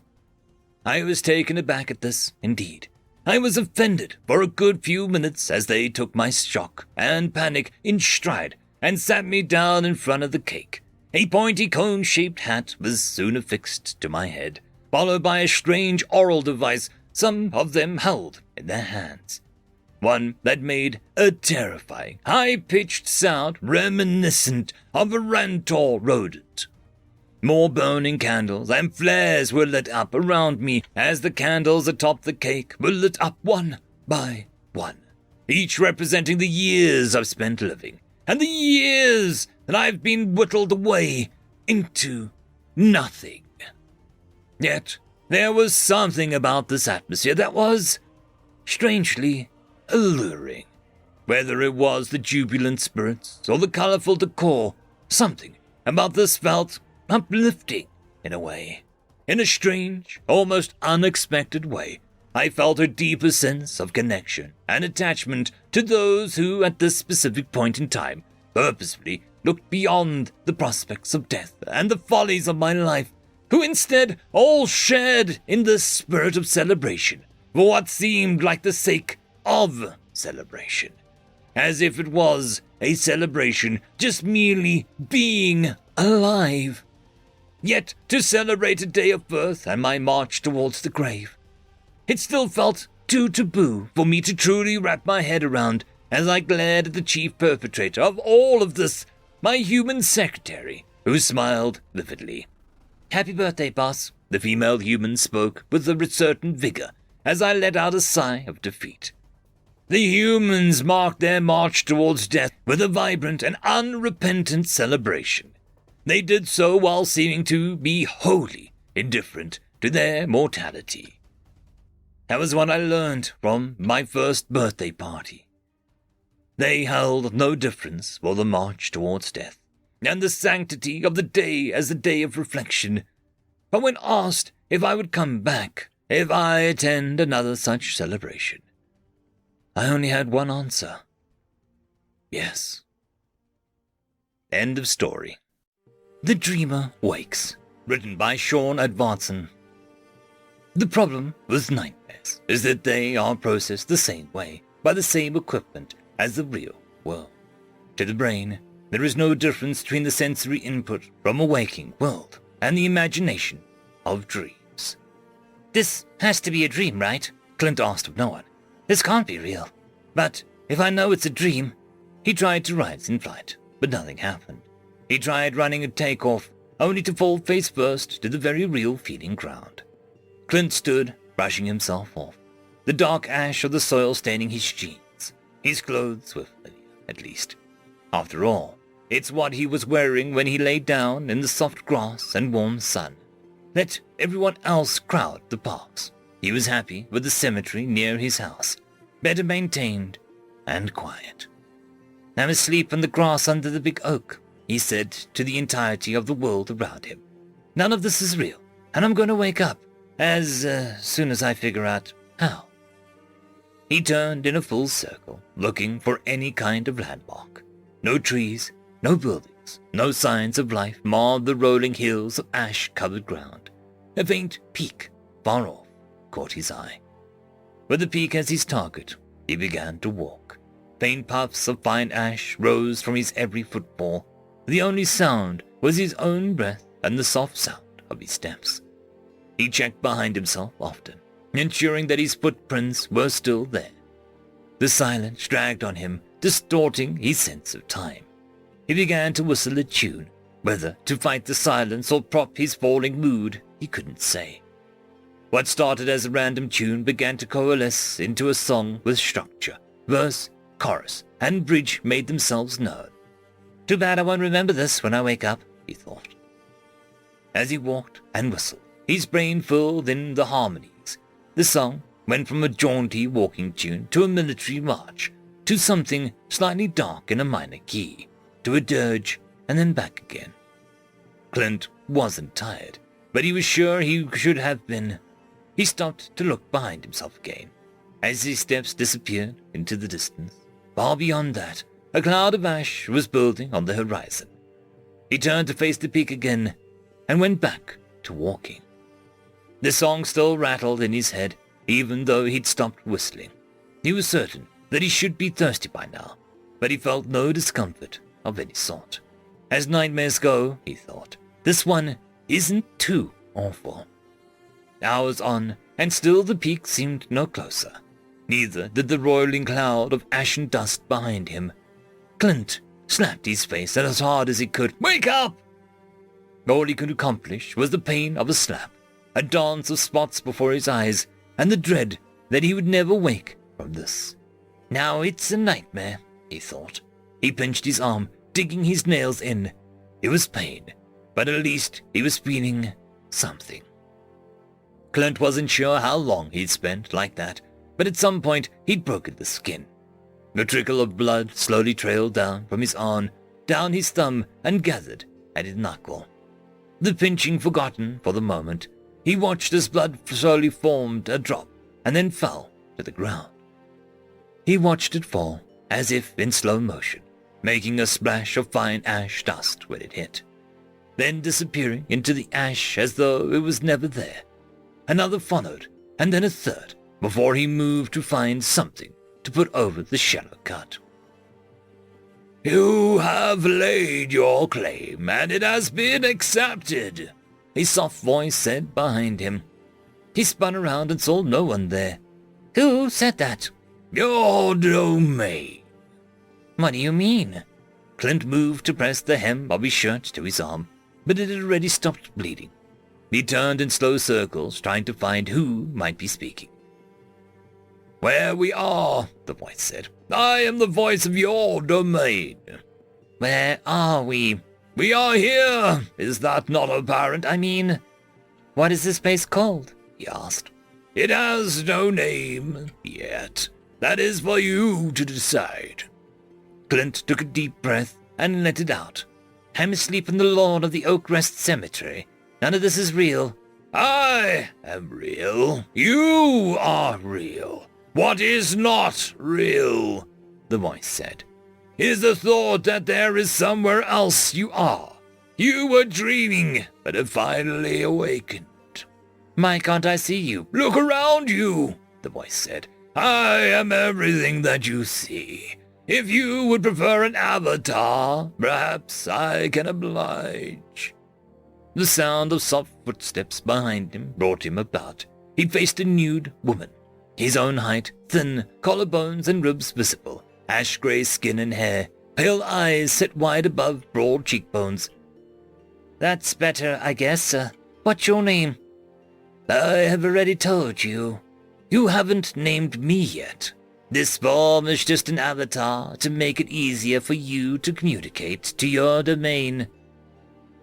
Does everyone have a domain? He asked. They do, but most don't wake to it, despite thousands of dreams. You're saying my entire life has been a dream, and this is my reality? I am saying that all your lives have been dreams. This reality, she gestured with a sweeping arm, is waiting for you to shape it. But I don't have any control, he said. I couldn't even fly. Should you be able to fly? Nothing is fixed yet. Once you make your desires known, physics will be defined for your realm. But you can do no such thing until you've decided what your domain, should be, and give me a name. But why is it covered in ash? Why does it look like a wasteland? It is not ash as you know it, the avatar said. It's raw materials. She picked up a handful and let it flow through her fingers. Clint sat cross-legged, and the ashes, raw materials, he corrected himself and thought. If this world is messed up, it's my fault this time. What are all these things I wished I could have changed about Earth? Time didn't seem to move, but Clint felt that he'd been thinking for hours, days even, with the avatar of his domain silently watching. He didn't know much about physics or biology or any of that, but he thought that overall Earth was a good place to start, as he could imagine. Parts of it, at least. He thought of forests and mountains, wide plains and rich grasslands. Pictures of vibrant wetlands and oceans full of life flashed through his mind. All the things that made Earth beautiful and livable, minus the factories, mini malls, urban sprawl, and suburban blight. He had a clear picture in his mind, a rich, lively planet with seasons and diverse climates and habitats. What to call it? I think I have a name, he said, his eyes still closed. Utopia. It will be my utopia, so I think it fits. The sound of crashing waves and the smell of moisture, slowly gaining a salt tang, brought him out of his reverie. He found himself on the shore of a vast ocean, the sun rising above it. The sky turned blue as the green sheen bloomed over the water. In places where the waves lapped high, leaving behind some of the green, it spread across the land. He turned to Utopia's avatar, her flesh filled out, her hips growing wide, breasts filling. Her skin began to change, turning to a rich green, beginning with her feet, moving up. By the time her eyes shone emerald, the hills beyond were full of trees. Clint knew, without looking, that the seas teemed with life that changed and advanced faster than he could process. Soon the land began to fill with animals. There were pressures that forced change on the plants and animals, volcanoes, floods, earthquakes, but they were minor, over in a flash, and necessary to make Utopia work. You're beautiful, he said, as much to the world as he to her avatar that stood before him. Utopia turned to gaze at him. I can be nothing but, she said, as I am how you have made me. What happens now? He asked. If you wish to let the sleepers dream in your world, you can. You don't need to, but it is allowed. Will they be humans? They will be as my environment shapes them, but I, or even you, cannot force their form. I worry about war and the destruction of the environment, he said. Look around you, Utopia said with a sweep of her arm. I've already weathered ice ages and splitting and rejoining of continents and eons of change. I'm still here, and still healthy. Clint thought for a moment. Or was it a millennium? Let the dreamers in. End of story. Story number 1. The Compassion for a Child. Written by Random 3X. I looked down from my throne room, watching the day's events go by. The usual requests and such. I grant the more reasonable ones, such as lowering of taxes for grains to increase food for the common folk. Others I reject, like forging a ring to rule them all. I already rule all. Why do I need a ring for that? It is when we get to the latter part of the day, where the common folk who have gone through the procedures to make requests much like their lords. Sometimes it is simple as just being granted an audience. Sometimes it is a report of a noble for corrupt behavior. Others still wish to interview me for school projects. I'll be honest, I do enjoy those. So when the first I saw the child step forward from the queue, I thought not too much on the matter. It must have been a student with the research, someone you idolize. I prepared myself to give magnanimous acceptance when they spoke. Mr. Dark Lord, I gestured to the guards to ignore the impropriety. I always try to instill in my guards not to make mistake manners with what can easily be attributed to ignorance. Regardless, I tried my best to lessen my battle presence so the child could speak freely. Mr. Dark Lord, I challenge you to a duel to the death, the child announced, drawing a magically conjured blade from the air. This was not my first time seeing the technique, though it is the first with someone so young. Pardon? I asked, completely bewildered. I will strike you down and bring peace to the world. The child, that I can now clearly see as a girl, doesn't falter, even when my guards hold the spear to her neck. Or are you so scared that you won't face me? Her sly smirk held the promise of a nightmarish teenager she would no doubt become. However, I could only exhale a deep sigh. I am not in the business of fighting kids to the death. I gestured with my hand for my guards to stand down. Even now, it is clear how outclassed she is. You scared? No, not scared. More of a moral issue, really. Tell you what, though, we can have a sparring match. If you do happen to accidentally kill me, well, it happens. I offer the child, who readily accepts. The court watching this was shocked I had accepted. I could have crushed her without even twitching a muscle. My guards could have easily run her through, but I felt more of a need to find out why she was here. Rising from my throne, I led the way to the courtyard where we would spar. Let me ask you, why do you wish to kill me? Surely I haven't done something to you or your family. I asked conversationally as we walked side by side while the courtiers followed. She seemed rather bashful now. The High Bishop said that I was the chosen one, and that I would be destined to save the world. So they shipped me here to kill you for being an inhuman monster. I paused mid-step for a second before continuing. I was shocked to my core to think that the theocracy would do such a thing. Also, did they really think I wasn't human? Sure, I had risen to rule the Dark Continent, but any sufficiently skilled being could do that. Regardless, I couldn't help but press further. What are you, 12? They would give you the so-called Chosen One title to one as young and innocent as you. Bah! And they call me evil and barbaric. I'm 13. She seemed indignant at not being referred to as a teenager. Regardless, it seems needless to send a child assassin to kill you. At the very least, did they trade you? Nah, I manifested the sword first out of all the street urchins, and they sent me here. Her explanation broke my heart. Arriving in the courtyard, I stood opposite her, hands empty. You gonna draw a weapon? She seemed rather sporting for a child assassin. No, this is fine. I want to make this as easy as possible for you. I shrugged as I stood ramrod straight, hands behind my back, waiting for her to strike. You may begin when the handkerchief lands on the ground. The chief chamberlain's words echoed around the courtyard. Holding this piece of cloth aloft, he released it. Watching it flutter to the ground, I waited. The moment it touched, I released my full battle presence. The girl was already midway across the yard at that point, an impressive feat in and of itself. But now she felt the full brunt of how dangerous I was. In the few seconds that followed, everything seemed to slow. I could see it. The blood vanished from her face. The terror grew as she tried to stop her charge. But it was too late. Her momentum was far too great. Finally, her eyes rolled to the back of her head as she collapsed unconscious.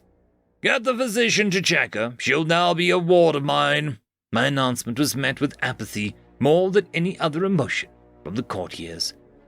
"Another stray assassin to adopt, sire. You know one of these days that compassion will get you killed," the Chamberlain said, sidling up next to me. "I don't doubt it will, but to die due to compassion is a far better way to go than most." End of story. Story number 2, Memento Mori, written by Teller of Tall Tales. I couldn't peel my eyes off the stuffed animal strapped to the human's armor. It looked like an earth lion, the mane matted with blood. As we sat in our trench, waiting for the whistle, I struck up a conversation with the human. I asked him why he had a stuffed toy strapped to his armor. A soft expression came to his eyes as he gently touched the top of the toy's head before speaking. Memento Mori, an old human phrase. It means to remember that you must die. Maybe not now, but eventually. He fell quiet again, stroking the small stuffed animal, a soft, sad smile on his face. His words, however, had horrified me. How do you walk around a war zone with a talisman of your own death? I have, to borrow another phrase the humans taught me, suck-started my Mauser. There was a call by the trench commander, and the human donned his helmet, affixing a blade to the end of his firearm, and stood on one of the benches, poking from the muddy walls. I saw him give the lion a squeeze. Then the commander blew his whistle, and over the edge we went. The carnage were moving straight at us as well, faster than I could ever hope to run in all the opposite direction. They resembled Earth's praying mantis, if the praying mantis was 11 feet tall and had a carapace as hard as forged steel. The human opened fire still a few dozen yards away, tungsten penetrators ripping through a brightly colored Praetorian. There was no anger, just a serene expression of peace on that soft, gently rounded face. We hit the carnage halfway across no man's land. One immediately swiped at me as I aimed for its compound eyes before pulling the trigger on my laser rifle, burning the eyes from the sockets and sending the carnage reeling back. But not for long as it lurched forward, a massive scythe-like claw smashing into my armor, knocking the breath from my lungs as I was thrown to the ground. Dazed, I tried to crawl away as the carnage drew closer, closing in for the kill. Accepting my fate, I rolled over and gazed at the two sights raised over me like death himself had been incarnate. Wham! Some insane or perhaps brave soldier had tackled the carnage off its 4 spindly legs and was thrashing with it on the ground, a folding military shovel rising and falling in a chopping motion as I caught a glimpse of the stuffed lion. The human wailed on the carnage, those scythe-like claws flailing inches away from the human's sides and back. With the mighty 2-handed swing, the entrenching shovel was brought down on the carnage's face, making it spasm and finally go limp. The human turned. I tried to scream a warning, but it was too late as the carnage rose behind him, a mandible and antennae missing. The scythe-like claw sliced through the human's armor like a hot knife through butter, impaling him through the chest and ripping a strap that held the lion in place. The human looked surprised a moment at the massive claw in his chest, then that horrible, peaceful smile as he coughed up blood. He grabbed the blast spear from his belt and armed it, letting his thumb slide off the button. More carnages were approaching, drawn to the scent of fresh blood as the human was lifted higher off the ground. The human said something, lips moving silently at this distance before a flash of light and the crash of explosion enveloped him and the Carnets. The only thing left behind being cinders, ash, and the stuffed lion with something poking out the back of. I crawled a few arm lengths through the mud and picked up the lion, slowly removing the glossy bit of paper from the pocket in the back.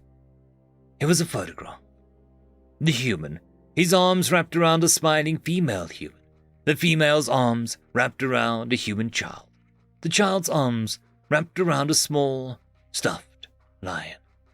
Written at the bottom was 5 dates in Galactic Standard format and a note.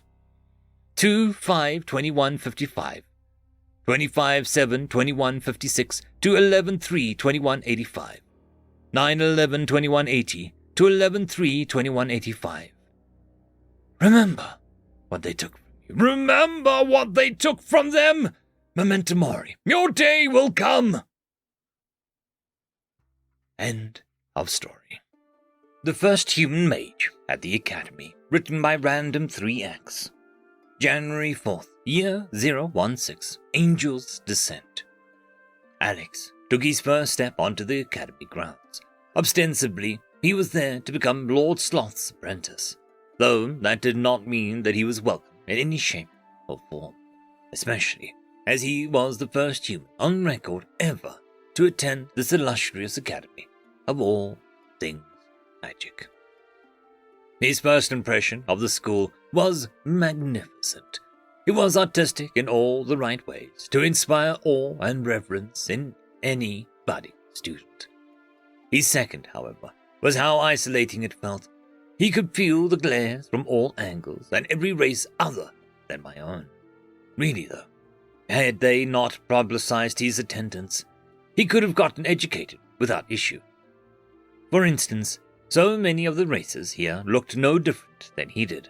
Everything from demons to werebeasts, even a few vampires, countless humanoids. But no, his master had to announce a human was attending and even go so far as to display a large portrait of him. Mongrel! A silver-haired werewolf snarled at as Alex walked past him. His quip seemed exceedingly witty to the crowd of sycophants as they all burst into laughter. What exactly can a human mage do? Mongrel, he added in another quip to another round of laughter. But Alex paid it no mind, however. He had been an adventurer since he was 8 and fought terrifying monsters that make grown men wet themselves. Petty words would do nothing to his morale. Walking around the campus and through the few buildings, he came to an isolated structure, an aptly named High Danger Research Building. This was where he would receive instruction from the greatest living mage of all time. Opening the door, he stepped in only to have the crossbow bolt slam into the doorframe right next to his head. Well, you didn't even flinch, a cheery voice said from the gloom of the room. The bolt was shot. What Alex didn't have the heart to admit was that he had frozen in terror, so it was not a conscious effort. So you, the human, I take it, the cheery voice continued as she walked into the light. She appeared to be about 12 years old, however. Knowing the other racers judging on appearance was pointless. That I am, he replied, trying to keep his cool. She just snorted derisively, as if the blasé reply was nothing to her. For all he knew, it probably was. Come now, you, don't bully the boy, an old haggard voice said from behind him. Alex, for his part, was shocked as he hadn't noticed his presence at all. He could only wonder, when did Master get there? Yes, Master, she replied quickly, lowering her head in respect. Now, Alex, I know your time here will be difficult, but I expect great things from my newest apprentice, Lord Sloth said with a smile oozing with the knowledge he knew full well Alex would be experiencing hell. Now, you show Alex your latest creation, Sloth ordered. You stood to attention, saluted and turned on the light in the dark room she was previously in. Upon the wall was a clockwork creation. Each gear was covered in runes. Alex instantly knew what it was supposed to be. It was a reality engine. Artificers had only theorized about them. He could only wonder if she had created it. As he looked it over, though, he noticed a few things. Brilliant, isn't it? Yu said with a prideful smile, as if waiting for Alex's praise. In theory, but a lot of your runes will clash, and this thing here won't work at all, Alex explained, pointing to a few gears with which he could see Yu's gaze narrow. Sloth, however, just laughed as he turned to leave Yu and Alex alone in the room. Yu herself had a stunned look on her face, her jaw hanging low. No one has spoken of my work like that, Yu said in disbelief. Really? Alex asked in equal disbelief. This was meant to be an institute for learning. Feedback was necessary for growth. She just nodded. Half the dimwits who see it don't know what it is. The other half that does don't care to say anything is wrong with the work of Sloth's apprentice, Yu said with a mad grin. Human, I like you. Will you help me with my research? You seem clever enough, Yu said, offering her hand to him. Only if you'll help me with mine, Alex replied, taking the hand and returning with his own mad grin. January 18th, year 018, Angel's Descent. It had been a little over 2 years since Alex first came to the academy. His research had gone leaps and bounds forward. He and Yu became fast friends to the point that they were basically each other's research partners. If not for her, he'd undoubtedly have issues casting, having lost 3 fingers on his right hand during a backlash explosion from a failed spell. It's a good thing I'm ambidextrous, Alex muttered, giving his new fingers a reflexive squeeze. Lately, their master had ordered them to actually mingle with the other students. They could only wonder why, as they were looked upon with envy and contempt. Alex for the sin of being human, and Yu for being the youngling dwarf. They couldn't fathom why the duo were chosen for the great honor while they languished in mediocrity. Their master, however, had given them a strict rule to abide by. Regardless of the situation, they were not permitted to strike back at any other student using their magic. It seemed he wished to test their resolve, that, or he was just a grumpy bastard. It appeared, however, he was discounting the fact that they had both literally blown off limbs in their research, and only stopped to replace them with artificer ones. Walking through the grounds, Alex and Yu went on a tour through the various departments, inspecting the student experiments. For a few students that were positively inclined to them, or are simply hoping to garner favor, eagerly showing them their work. Childish, Yu scoffed, looking at the experiments on display. Alex was inclined to agree. This was the stuff that they were doing before even coming here. He couldn't help but wonder why the students were so proud of it. Hey, mongrel, who let you out of the kennel? A haughty voice snarled behind him. It was the same werewolf who insulted him on his first day. The werewolf's name was Celis, a well-known prodigy and eldest son of the sinful Lord of Pride, much to the duo's chagrin. Celis seemed to think that gave him the same status. I believe that it was your mother when she invited me to her bedchamber, Alex replied snarkily. All at once, the room went so deathly quiet you could hear the pin drop. Celis's eyes were burning in fury. Think you're funny, do you? Celis barked at him. I'm only as funny as you think you are, Alex replied with a nonchalant shrug. I will kill you, Celis screamed, charging at Alex, his hand already changing to a claw. The pair had developed a skill in their few years of blowing themselves up. Impeccable reactions. So Alex easily sidestepped Celis's slow and clumsy movements, but Celis didn't let up. He kept up the wild assault. Alex knew that he could so easily squash him, had their master not forbidden them from doing so. What's wrong, human can't use magic? Celis sneered, letting up his assault. Alex just shrugged. You're not wrong. I can't use magic, Alex admitted, leaving out that it was due to an order rather than inability. Celis, however, reading the situation the way he wanted, just laughed his head off at this declaration. How did you become Lord Sloth's apprentice? I'll never know. But know this, you will never amount to anything. You and your peasant human blood dirty these halls, he said with a final sneer before turning back to join his cronies. Yu walked up to stand beside Alex and leant in as best she could, with the height difference. Want me to put a bomb in his privy? She asked. Alex just shook his head. No point in retaliating. This was just a kid's argument. No need, you, but I appreciate the thought. But when he talks like that, I just remember an old saying. What's that? That no one can make you feel bad without your consent. Damn. Fortune cookie dork. February 24th, year 19, Angel's Descent.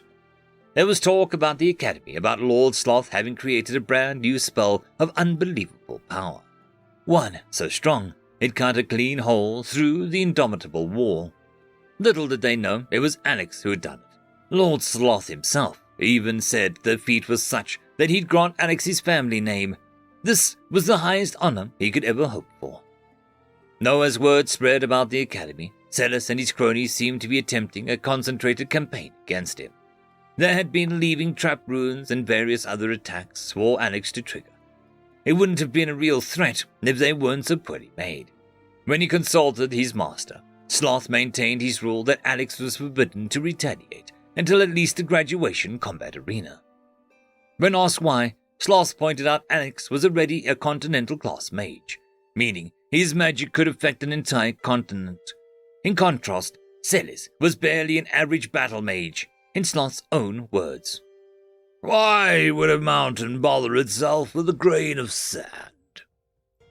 Well, pithy, Alex felt he must act. It is only a matter of time until one of Celis's traps is triggered by another student. When he spoke to you about this, she kindly offered to kill Celis in a way that could never be traced back to them. Alex felt it was a bit of an extreme offer, mind you, but he decided to keep his wits about him and bide his time. Another development for Alex was he had also taken on a tutoring role to help the already stretched thin staff. He had taken on the task of teaching the fundamentals to toddlers and kids pre-elemental age, a job wildly considered only the most brave or insane teacher would take. Alex, however, found it fulfilling, though he still shuddered at this image after seeing the previous teacher for the class, with half her hair burnt away and the stains of, he honestly didn't know what, but it stank. September 16th, year 20, Angel's Descent. It was finally graduation time.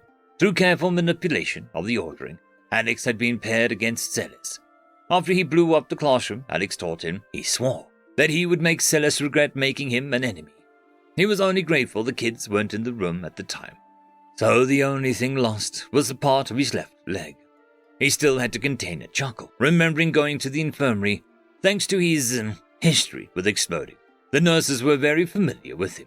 The head matron spent the entire time stitching him up as an excuse to scold him. Looking out across the arena, Alex could see Celis boasting and soaking in the crowd's applause. It seemed he was popular, despite that disagreeable personality of his. Impatient for the event to begin, Alex slightly tapped his left foot, which was a new artificer limb you had developed. The teacher near the entrance gestured for him to come into the arena. As he stepped out onto the arena, the whole place went quiet. There were only two people loudly cheering. Elisa Ironwood, a new and very close friend Alex had made in the past year, and you. The pair seemed to be blatantly ignoring that the crowd was shooting them death glares completely. Regardless, it was finally time to show them what a human mage could do. This shall be an honorable duel between mages, the proctor began. Then we can declare this my win, as he cannot use magic, Celis announced with a sneer, raising his arms as if to indicate to the crowd now was the time to laugh. The proctor turned to face Alex. Is it true you cannot use magic? He asked pointedly. I can use magic. I was just forbidden from using it because I'd kill anyone I'd use it on. This was a direct order from my master, Lord Sloth. Alex replied loud enough for everyone to hear. It was plain to see Celis' face begin to pale, while the proctor just nodded understandingly. I see. A safe order. So I can prepare the correct spectator defensive array. What was your mage grade and class? He asked. Grade 5, Continental class, Alex's answer only made the silence almost seem louder. Looking around the audience, Alex could see many pale faces in the crowd now. Celis's cronies, who were jeering only moments ago, were already making themselves scarce. Understood. Begin when I have left the arena. The proctor nodded, making his own hasty retreat. No one will believe your lies, mongrel. Celis snarled as his usual tone. However, it seemed more desperate than previously. A loud bell rang to indicate the start. Celis reached into his pocket to produce the reagents packet, a small folded piece of paper with everything a spell needed to activate. With it in hand, he looked at Alex expectantly. Lumus Rex, Alex chanted. Ha ha ha! Celis laughed loudly. You expect to beat me with the most basic light spell any mage's tour. His voice trailed off as he saw the light trace the shape of a magic circle. Okay, Celis. I hope you survive this. Alex smiled as the mana density around him began to build. Celis himself could no longer stand under the weight of the force of Alex was exuding. With a light tap of a finger against the circle, he launched his attack at him. All at once, Celis's body was surrounded by the spell. A blinding light enveloped the whole arena, blinding everybody watching. When the light cleared, everyone looked on in shock. Do you concede? Alex asked pleasantly, in the same tone many would confidently ask a girl out. The reason for his tone became apparent as a few snickers and muffled giggles began to ring out amongst the audience. Celis, back on his feet, shook his fists in rage. Alex had transmogrified his clothes into a beautiful ball gown. He was even kind enough to change Celis's very impressive wand into a parasol and a circlet into a frilly bonnet. The onlookers were entirely free from their stunned shock by the peal of snorting laughter coming from Alyssa and you. As if the dam burst, the entire crowd burst into laughter. Celis's face immediately grew to a deep shade of red. You bastard! He screamed. I will kill you for this! He squealed, while picking his packet back up and beginning to chant to summon a fireball. Alex repeated his light trick, this time summoning a small fireball of his own. While Celis was still chanting, Alex launched a fireball at his hand, targeting the packet itself. With a large blast, Celis was thrown backwards. Watching this, Alex surmised Celis must have favored blasting powder as a reagent, a common practice as it could be useful in other mediums compared to a dragon's eyelash. Listen, Celis, I wasn't kidding about the possibility of you dying. I give it up while you still have a little pride left, Alex calmly said, trying to get him to back down. I will never surrender to a human. I may not win here today, but I will make sure you suffer. I'll start with your woman, and maybe even your precious students. I will kill them all. Celis screamed in a rant, seemingly oblivious to his missing hand. Okay, I've had enough of this. Any mercy Alex had left vanished when Celis threatened his students. Holding his hand out, he summoned a pair of light magic circles, but this time he merged them into one rotating structure. This was how he had broken the hole in the indomitable wall. Spell merging, Celis shouted, eyes widening in abject terror. I'll only take your other hand, then shatter your mana core, after which you won't be able to do magic ever again. Alex's voice would have chilled ice. With the lightest of gestures, he launched a considerable ball of magic energy at Celis's remaining hand. Celis fell to the ground, unconscious. He was missing both hands and in a dress. The arena was dead quiet. No one dared say a word. Looking around the crowd at everyone, all the people who disparaged him spoke of him as if something lesser. He had bested the top mage in the academy, and Celis hadn't even been able to counter him. Now, they knew what a human mage like he could do. End of story. Story number 1. To dance like no one is watching. Written by Random 3X. Ocular was doing his routine nightly checks on the crew quarters, ensuring no one was up to mischief. Usually, he would find an odd game of black-tack being played. Maybe join them if it was a quiet night. But no such luck so far. Everyone who was diurnal was sleeping, arriving at the next door on his list to check. He could hear muffled thumping. His mind, in that instant, began to race. He was the head of security, but this was a basic passenger liner. The most he ever had to handle was a slightly too inebriated passenger. But the thudding and sounds coming out of the cabin sounded like an almighty scuffle. Pausing to take a breath, Ocula reassessed the situation. The human would have called for help if they were being attacked, so why could he hear such noises? Maybe the human was, Ocula shook his head, instantly rejecting that thought. That was not something he would want to picture, nor could he imagine him doing. The human droned on about his wife, children, and loyalty to that bond. Resolving himself, he slid the door a small amount and was shocked by what he was seeing. The human was in the sleepwear, but he was not in his bed. He was standing in the center of his room, his back to the door with a pair of headphones bobbing his head. Every so often, his body would twitch and pulse.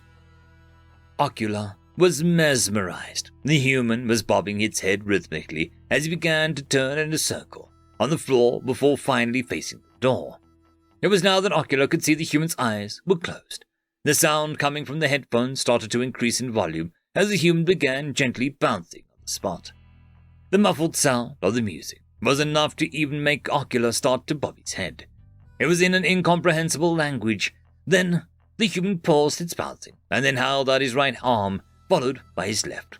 With a swift motion, he flipped his arms so the back was facing upwards.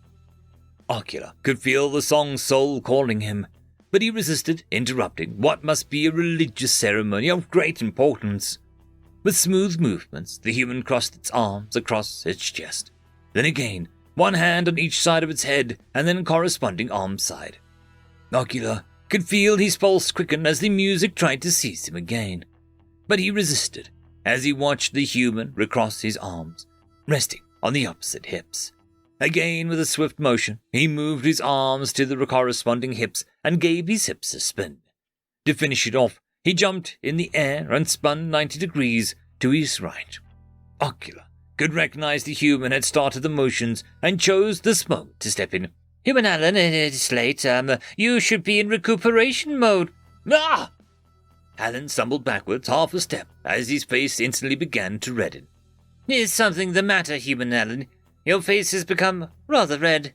It's nothing, Alan stammered as he tried to shut off his headphones. Before he could, Ocula could hear one of the religious chants, Macarena. I apologize if this was a religious ceremony. Ocula lowered his head in apology. What? No, it's not that. Alan's face began to go a deeper shade of red. I'm practicing embarrassing dancing. Embarrassing dancing? Ocula repeated. Yes, I've told you about my kids, right? Yes, many times. Well, it's a dad's duty to embarrass their kids with lame jokes and, bad dancing. It's a rule, you know, but, well, it's hard to practice when you traded in a six-pack for a keg years ago. Alan gave a good-natured chuckle as he slapped his belly. And that was the dance that you were doing? Ocula asked. Yes, it's an oldie, but it's still fun and easy, Alan replied with a nod. May I participate? The music called to my very being, and that was only what I could hear. And knowing such simple motions could be made in conjunction with it makes it all the more pleasing. Ocula near begged, I guess? Alan replied unsurely. Okay, first you do this. Ocula began mimicking the motions that he had only seen a moment ago. And when the singer goes, Macarena, you jump and turn at the same time. Let's do this, Ocula declared with determination as the music started up again. End of story. Story number 2. An Unfortunate Accident, written by Rednell97. Yasin was bored out of his mind. He was a pilot on the Arian logistics freighter, Transport 18. It was a well-paying job, but except for the starts and landings, it was about as interesting as the name of the ship he was currently steered. So he sat in his chair, on his private handheld, playing some mobile games. The offline versions, of course. After all, there's no Wi-Fi at warp. when suddenly a soft ping commanded his attention. "What in the name of, We got incoming!" His human co-pilot Mark remained calm. "What are you on about? We're in interstellar space. What should we have incoming?" Yasin took a few breaths to calm down a bit before he answered. "No idea. I'm just telling you that what the computer told me. I'm already running a scan." Mark tapped around his toe, while absent-mindedly answering, "Yes, you do that, but it's probably just a false positive. We're out in the middle of nowhere. According to the nav, its next location of interest is about 900 light-years away. An old battle site from the battle about, that's no coincidence. From a battle about 1,000 years ago. For that distance, that's about travel time for, Sublight kinetics," Yasim interrupted with a panicked tone. "Sensors show 4 projectiles, 2 solid slugs, 2 high explosives, speed at about 0.9 C. Impact in T-minus 10 seconds, starting invasive maneuvers." "Too late for that. This thing's a 1-kilometer-long freighter, not a 25-meter fighter." "Well, the good news is that the HE are probably long dead." "They are so old they must likely long since gone inert," injected Mark, with a slight humor in his voice. Yasim could only respond, "That's so. There any bad news with that?" Yep. The kinetic energy alone, if completely converted, would equate to several nukes, if we're lucky. They'll hit nothing that puts up too much of a resistance, and therefore only obliterates most of the ship. Feck you, Isaac!" And with a large explosion, everything went at first blinding white, and then pitch black. The next thing Yasim knew was waking up in one of the cargo holds. The human next to him, talking to one of the other crew members. "Mark, what's going on? Oh good, you're finally awake. Don't make a Skyrim joke now. After the shells hit, I took you and the other crew down here into the cargo hold 5. They're all alive, more or less, well, but this here is the only airtight room left, and while the engines seem to be fine, the fuel tanks are completely dry. So for now, we're stuck here." Yasim sank back into his makeshift bed. "Great! So we're alive, but stranded in minimal provisions. For about what? A week? I managed to send out an SOS, but we both know how likely it is for out here for someone to receive it, and if they do, they'll think it's a trap and ignore it." Mark let out a chuckle. "Yeah, it's not the best of situations, but there is still one small possibility to make it out alive. The cargo. The cargo? But it's sealed. We have no idea what's in there. And the company policy, that's why it's only a small possibility. And do you really care about company policy right now?" Yasim wanted to counter with something before he conceded. "Point taken. So let's see, cargo hold 5, input password, Brock, it's some kind of beverage, that doesn't help us." Mark took the handhold, studied it for a few seconds before erupting into laughter like a maniac. "You have no idea. This is exactly what we needed." "What? Have you gone insane? How will this drink help us?" "Well, you see, that drink was destined for a human colony. It's called Everclear, and is about 95% ethanol by volume, so essentially it's better than rocket fuel, than our original rocket fuel. And a bit of jury rigging, and we'll be back in civilized space in no time." End of story. Story number 3. Heroic Last Stand, written by Echoing Cascade. Sam could hear the creature getting closer. "It's just around the corner. Why did it have to attack now that the boss is out?" Every fiber of his being told him to run, to hide, every instinct that there is no winning this fight. Sam took a quick look behind him and saw the infant in its cage, and, with a Herculean effort of will, stood his ground. If it thinks it can get him without a fight, it is going to be disappointed. As the creature and its whirling blades of death rounded the corner, Sam roared his defiance and readied himself for his last stand. Then everything went quiet. Wait, what? Before he could wonder what had happened, a giant warm hand petted his head, and he knew things would be okay. Emma was vacuuming the house when she entered her son's room. There was a young puppy, Sam, trembling like a leaf in a gale storm, standing crib, barking, protecting the infant. She turned the vacuum cleaner, petted the brave little dog, and decided she would use the broom instead. Sir Orr wiped away a tear from his eyes. He had been sent to evaluate if humanity was worth uplifting, and he had watched the whole scene from his invisible perch. He began to write his report. Well, the jury is still out of humanity. Dogs are very much worthy of uplifting, and since they are a package deal, I guess humanity is worthy too. He stopped to think for a second and added, P.S. I feel there is a need to keep an eye out for cats, though. They are clearly up to something. End of story. The Trouble with Tacos, written by Destroyer Tron Mark 8. Are you telling me, Ambassador Hill asked slowly, that you caused an intergalactic incident with your ass? Are you really surprised at that? Ambassador Honeypot gave him a naughty grin. She turned to display the part in question, meeting his eyes with parted lips and a come-hither stare. I mean, have you seen this thing? Her uniform was tight, perfectly outlining the posterior that could launch 1,000 ships. She wriggled in his direction. Ambassador Hill spared a moment to thank God his keen diplomatic instincts that he had been sitting down at his desk when she arrived. He'd been working with Miss Honeypot for 2 years now, and she'd noticed his attraction fairly early. She teased him mercilessly at every opportunity. Mr. Hill did his best to ignore it. If he secretly wished the woman's flirtatious banter was an indication of something deeper, he would never be so foolish as to admit it. She was a colleague, and he was a professional. Still, a man could dream. Vanessa Honeypot was a vision, and she knew it. Curly red hair, eyes like emerald fire, and a body so perfect he'd had her background investigated for genetic tampering. He'd found none, but he did learn that Honeypot wasn't her original lost name. She'd had it legally changed. Her English accent was an affectation as well, but it was one that worked for her. She had a voice that could melt tungsten. Ambassador Hill took a moment to center himself. It was important that he remained calm.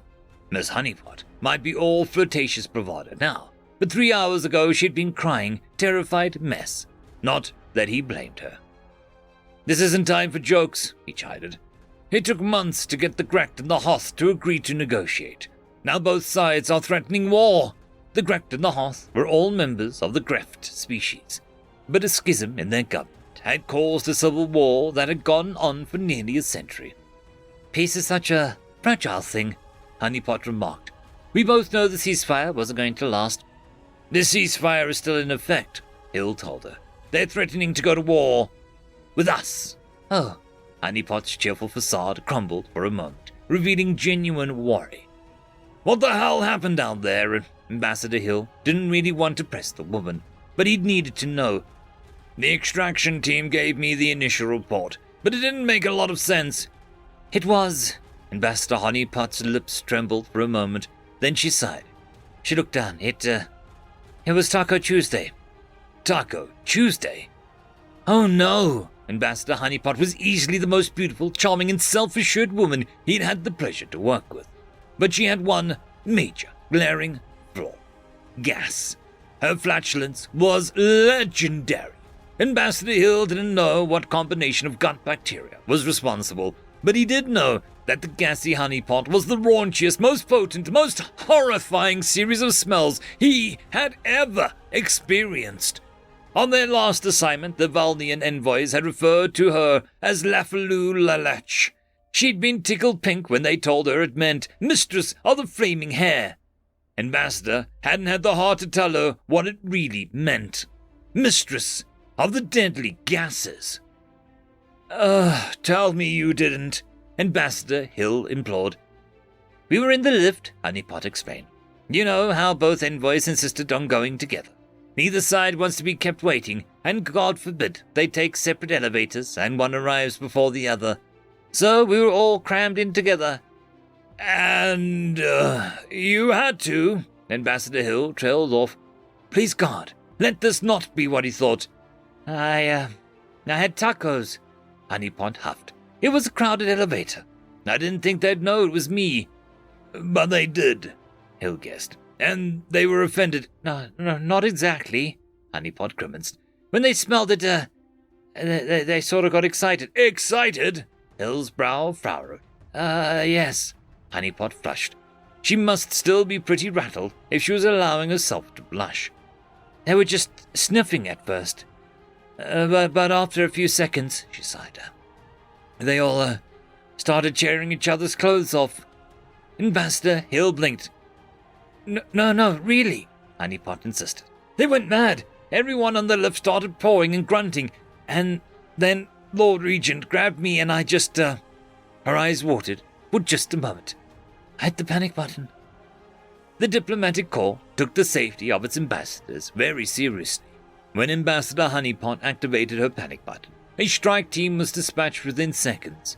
In under a minute, they had forced their way into the elevator. They'd shot the Lord Regent of Hoth, as well as several members of both diplomatic envoys, and pulled the ambassador and her staff out. They'd used non-lethal stun pistols, thank God, but it was still a terrible mess. Ambassador Hill took a breath.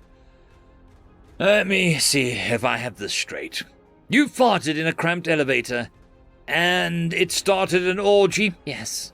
Then the Lord Regent of the Hearth tried to force himself on you. Honeypot breathed out through her nose and nodded. Yes. And then you hit the panic button, and the strike team busted in and, shot him.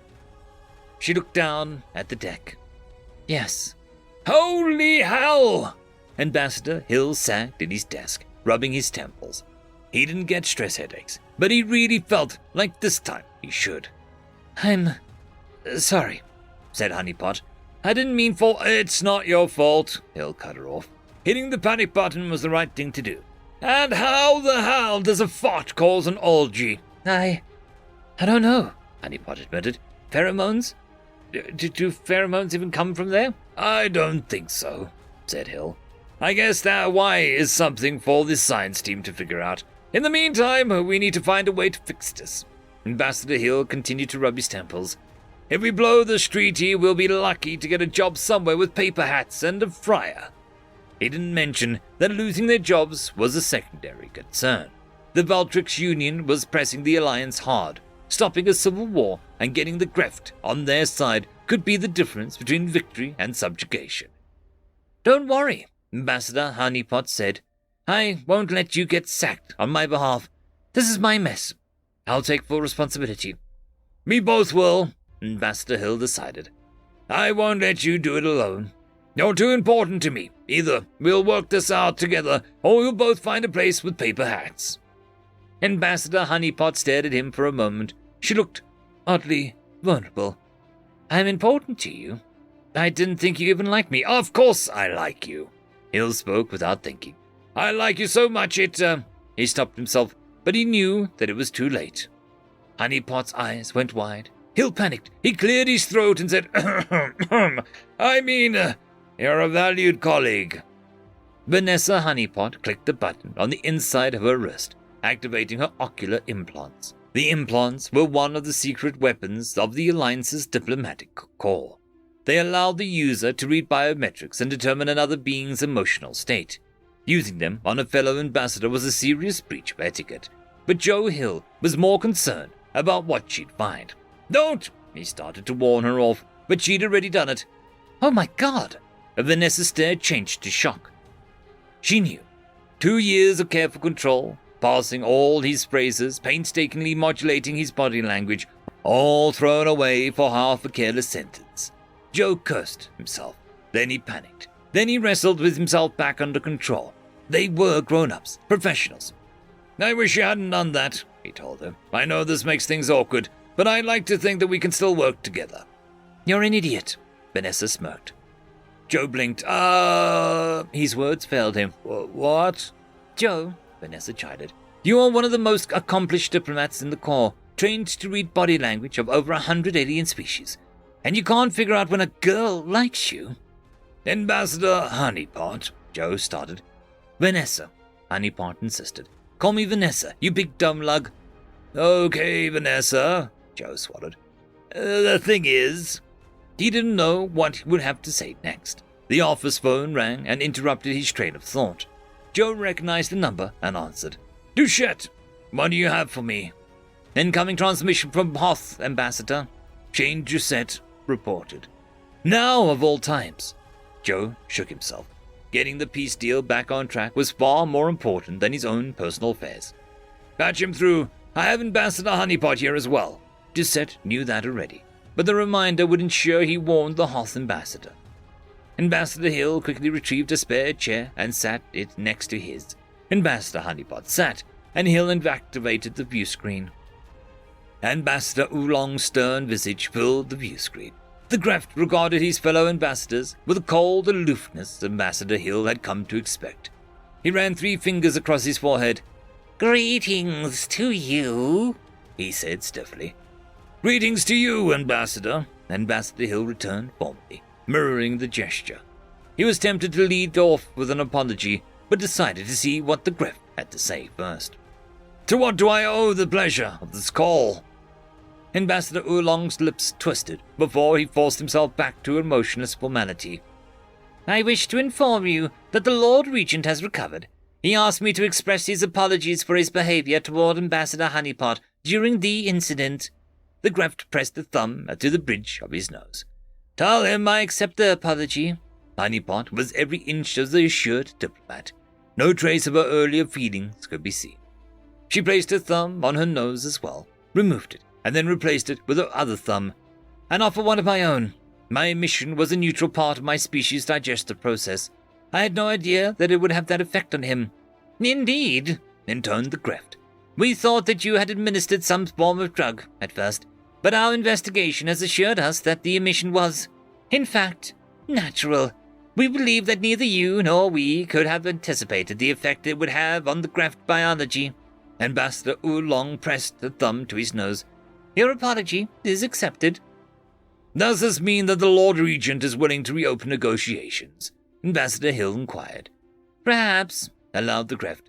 You might be interested to know how the Prince Regent and the Governess of Greft were able to, find common ground, during the incident. Neither party any longer objects to joining of houses. That's excellent news, said Ambassador Hill. Perhaps we can resume the talks tomorrow. The next day would be preferable, the Greft intoned, but yes, the peace talks can resume. The day after tomorrow is, Ambassador Hill agreed.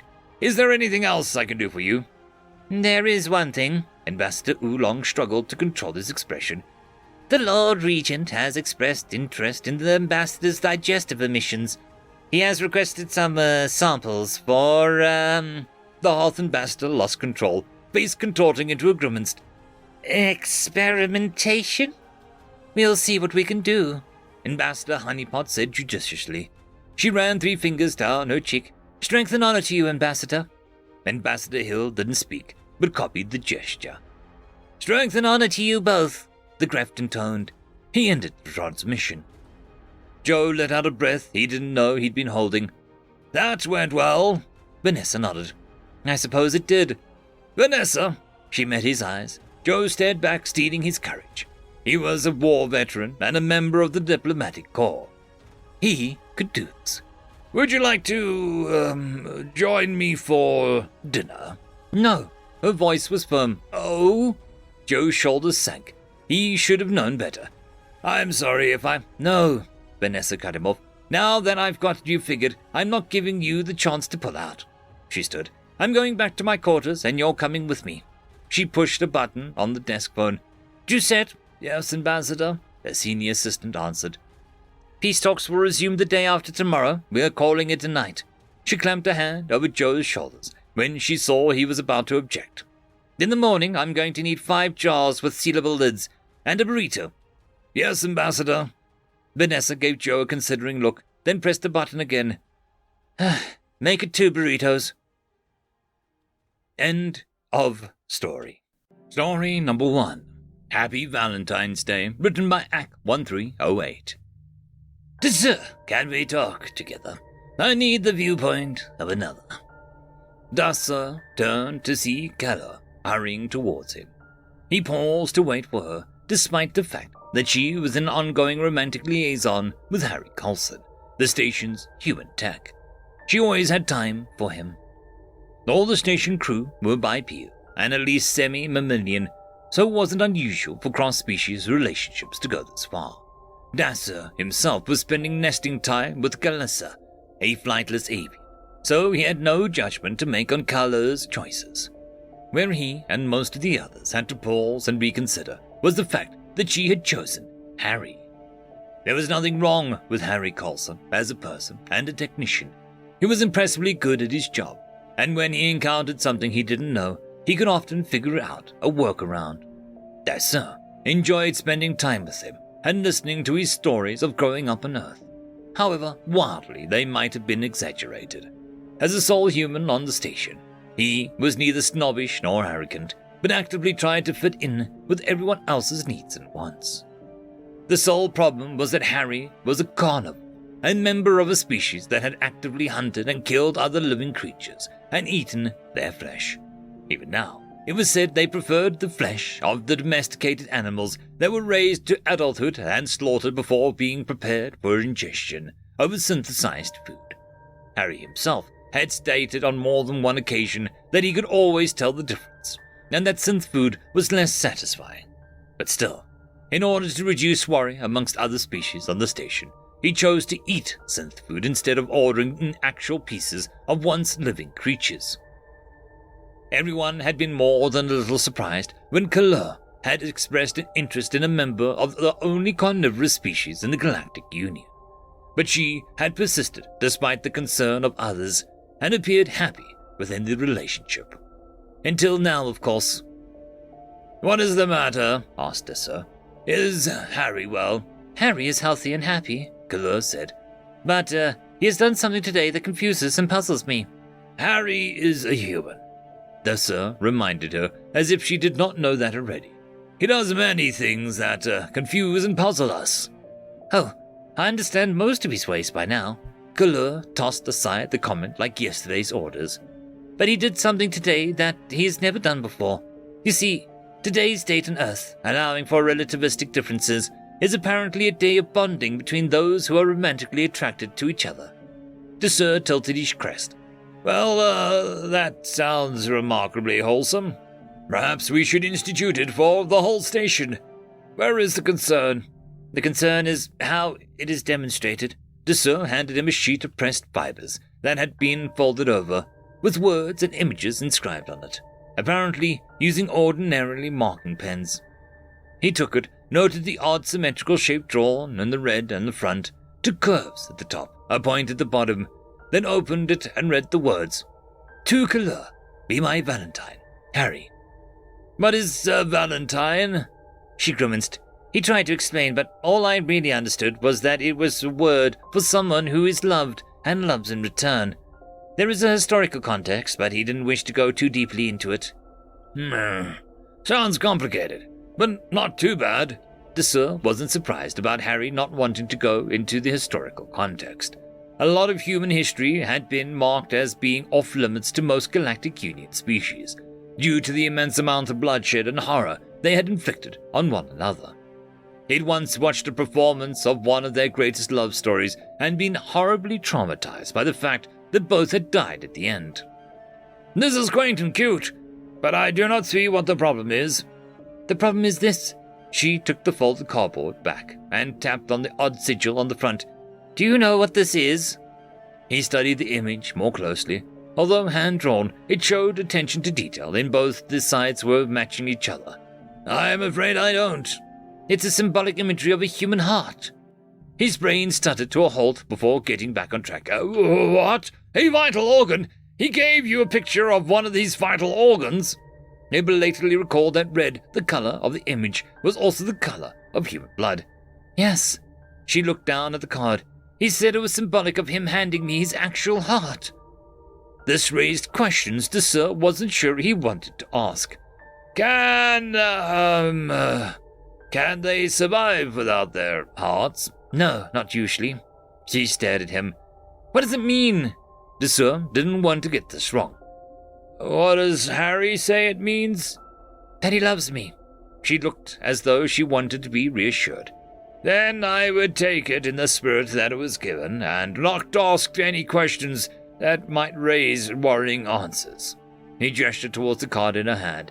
And if he ever shows signs of wanting to perform surgery on his own heart, inform the medbay at once. Yes, I will do that. She paused. Should I make a card for him as well?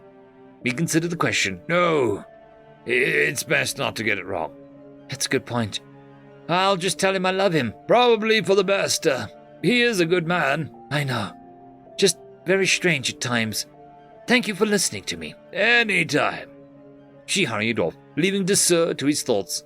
Who gives someone a picture of their vital organs as a gesture of affection? Humans are bizarre. End of story. Story number 2. Uniformly Human. Written by Rosie013. Nilta was bored. Dad was talking with another grown-up again, and she couldn't run off and play with him, holding her hand so tightly. It shouldn't have been a big deal. She had promised not to do so again after the last 4 times. But this time, Dad held firm. Literally. Pouting wasn't working either. Her dad was deeply engrossed in whatever boring stuff grown-ups talked about, to care about her miserable predicament. There didn't seem to be much else of interest around the food court either. Other sapiens ordering or sitting to eat after busily shopping. Probably for toys, Nilta thought. Why couldn't she get more toys? It could help with the boredom. Unexpectedly, something interesting caught her eye. A strange alien had just started to order from a nearby food shop. It was yellow, not people-colored tan. Not like the sunshine yellow, like yellow. Like it glowed yellow, sorta. Tall as Dad, blue legs. Oh, it was tan-colored. It wasn't skin that was yellow. It was wearing protective clothing. That made more sense. But why? What did it need protecting from? Why was it so brightly yellow? Then an alien appeared, also yellow. It was a different sort. Nilta was sure that the same species had to have the same number of legs, but it was also mostly wearing the same thing. Blue leggings, yellow thorax covering the new addition of white oversized hat. It helped the first yellow stranger pick up the mountain of food it had ordered and carried it off to an entire table of yellow ones. In the dullness of everyone else's muted colors, they practically lit up the room like sunshine. They must have slipped in while she was watching the first yellow person. What was this? Dad would know. Her tugging became frantic as she tried to get his attention. An explanation for the bizarre group. After several eternities, Dad finally looked down at Nilta long enough to follow her gaze and understood what he's bugging his daughter. Humans, all of them. But they're different people, Dad. Who are they? Why are they here? What are they doing? No, sweet one. They are not human species. They are all human identifying. Being human has nothing to do with one species. It's how they behave, merged into one group as they were raised from the same clutch. Even their hivers' uniforms match. No one else in the whole galaxy takes in another people as wholeheartedly as the humans do. They're probably a work gang of some sort, and to your last question, they're eating lunch. Yellow humans, huh? They were interesting. But her dad knew that look. Don't bother them, or they will take you in too. He laughed, and he went back to this boring adult conversation. But the seed of caution had been planted in Nilta's young mind. As she watched, she noticed everyone else was keeping a respectful distance from the small group. Maybe there was more truth to Dad's warnings than she had first thought. It was sometimes hard to tell if Dad was joking around or not. She knew from her schooling already that bright colors usually meant danger of some sort. The uniformed humans were about done with their meal when another different brightly colored creature emerged into the food hall. It was short, broad, dressed similarly to the other humans, and orange. Very, very orange. Like if Nilta had shined a light up close to a not yet fully ripe fruit, but even brighter. A different sort of human, maybe, or from a different group. It walked straight up to the yellow humans, angrily shouting words she knew though she wasn't allowed to say, before being immediately surrounded by a group of yellows. Then, without fanfare, they all left together as though nothing had just happened. What? No one even tried to stop them taking the orange human. As the general hubbub of chatter resumed over the muted crowd, she realized Dad was right. They would take you in if you weren't careful. Nilta knew bright colors meant danger, and all the different humans were the brightest people that she had ever seen. End of story. The Creator's Visit, written by Fox Corp. Of all the infinite species I have created amongst the endless universe, humanity stands out. Each and every creation is unique and wondrous, none more so than humanity. Each has prospered, many have long since fallen, but not humanity. They were my first hyper-intelligent creation, a test to see what such a species would be capable of. The feats such a species could achieve were beyond my wildest dreams. It took them only 300,000 years to conquer their planet, 1,000 more to take over their star cluster, 1,000 more to take over the galaxy. Such feats were uncommon, but not unheard of. Nothing noteworthy in the infinite scheme of things. The way they did it, however, I've never seen it before or since. Big stick diplomacy is what they call it. Endless hatred towards their enemy, boundless love for their allies. By forming pacts and agreements, they made half the galaxy their protectorates. The other half received the big stick. In the human year 4249, the First Galactic War began. Their weapons were beyond anything someone could see in their most terrible nightmares, yet they only ever hit what they were aimed at. Quasar guns that could eradicate entire solar clusters were made precise enough to swat a fly out of the air without harming anything else. Bombs made of strange matter, capable of eliminating the entire universe, were able to destroy only a single ship, before half annihilating and becoming as harmless as space dust. Case in point, they were an industrially brutal yet caring bunch. Empathy was always put above anything else. Laws of war and life were strictly enforced, yet they could snap in an instant and destroy entire species with the press of a button. I left them after this war. I decided that I wanted to be able to see how the species progressed through the ages with surprise and suspense. For 1,000,000 years I have waited for this moment, the day I once again visit humanity.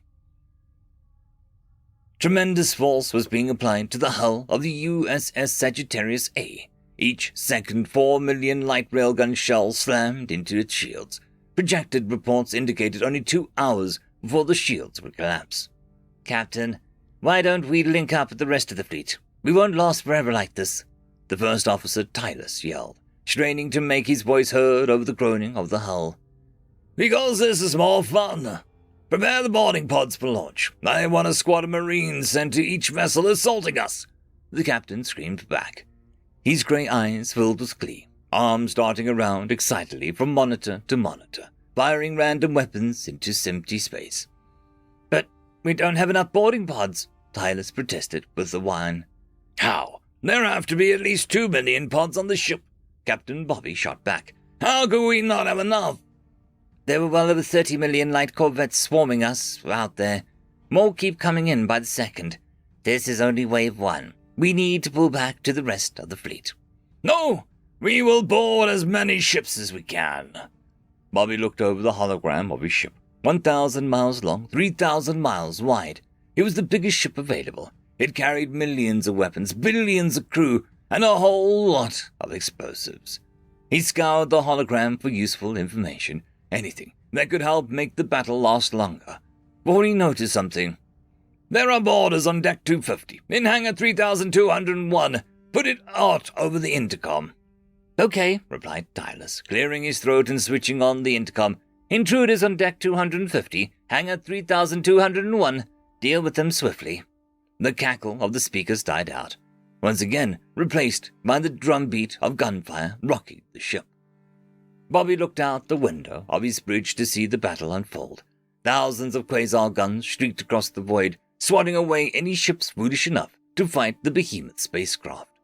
Each second, thousands of ships were destroyed, only for thousands more to take their place and keep the cycle going. Only a light year away, an even bigger battle was raging. The forces of the Terran Krieg clan were sparring with the Sagittarius shields. Over 1 trillion ships were fighting in the void beyond Sol and Alpha Centauri. Just as Bobby began to yawn from exhaustion, the thud of the hull ceased. His eyes jolted open once more as he turned to look over his viewport. Then, suddenly, the power went out completely, before coming back on once more seconds later. "Hey, Titus, what was that?" I have no idea, but everyone stopped shooting. "What? Why?" "Something big is tearing into space-time right here. Sensors are picking up a major extra-dimensional anomaly." "I think I can see it." Purple mist and exotic particles streamed into the uninhabited area of space-time near the Sagittarius. Gargantuan streaks of warp lighting filled the void as a great ripple formed between the higher dimensions and the area around them. "This thing is a Class 10. Nothing entering our space has ever been above a Class 7.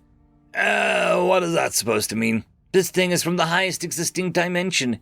It is for all intents and purposes all-powerful. Good God! God might not be far off." When I visited once again, I was shocked to see human fleets awaiting me on the other side.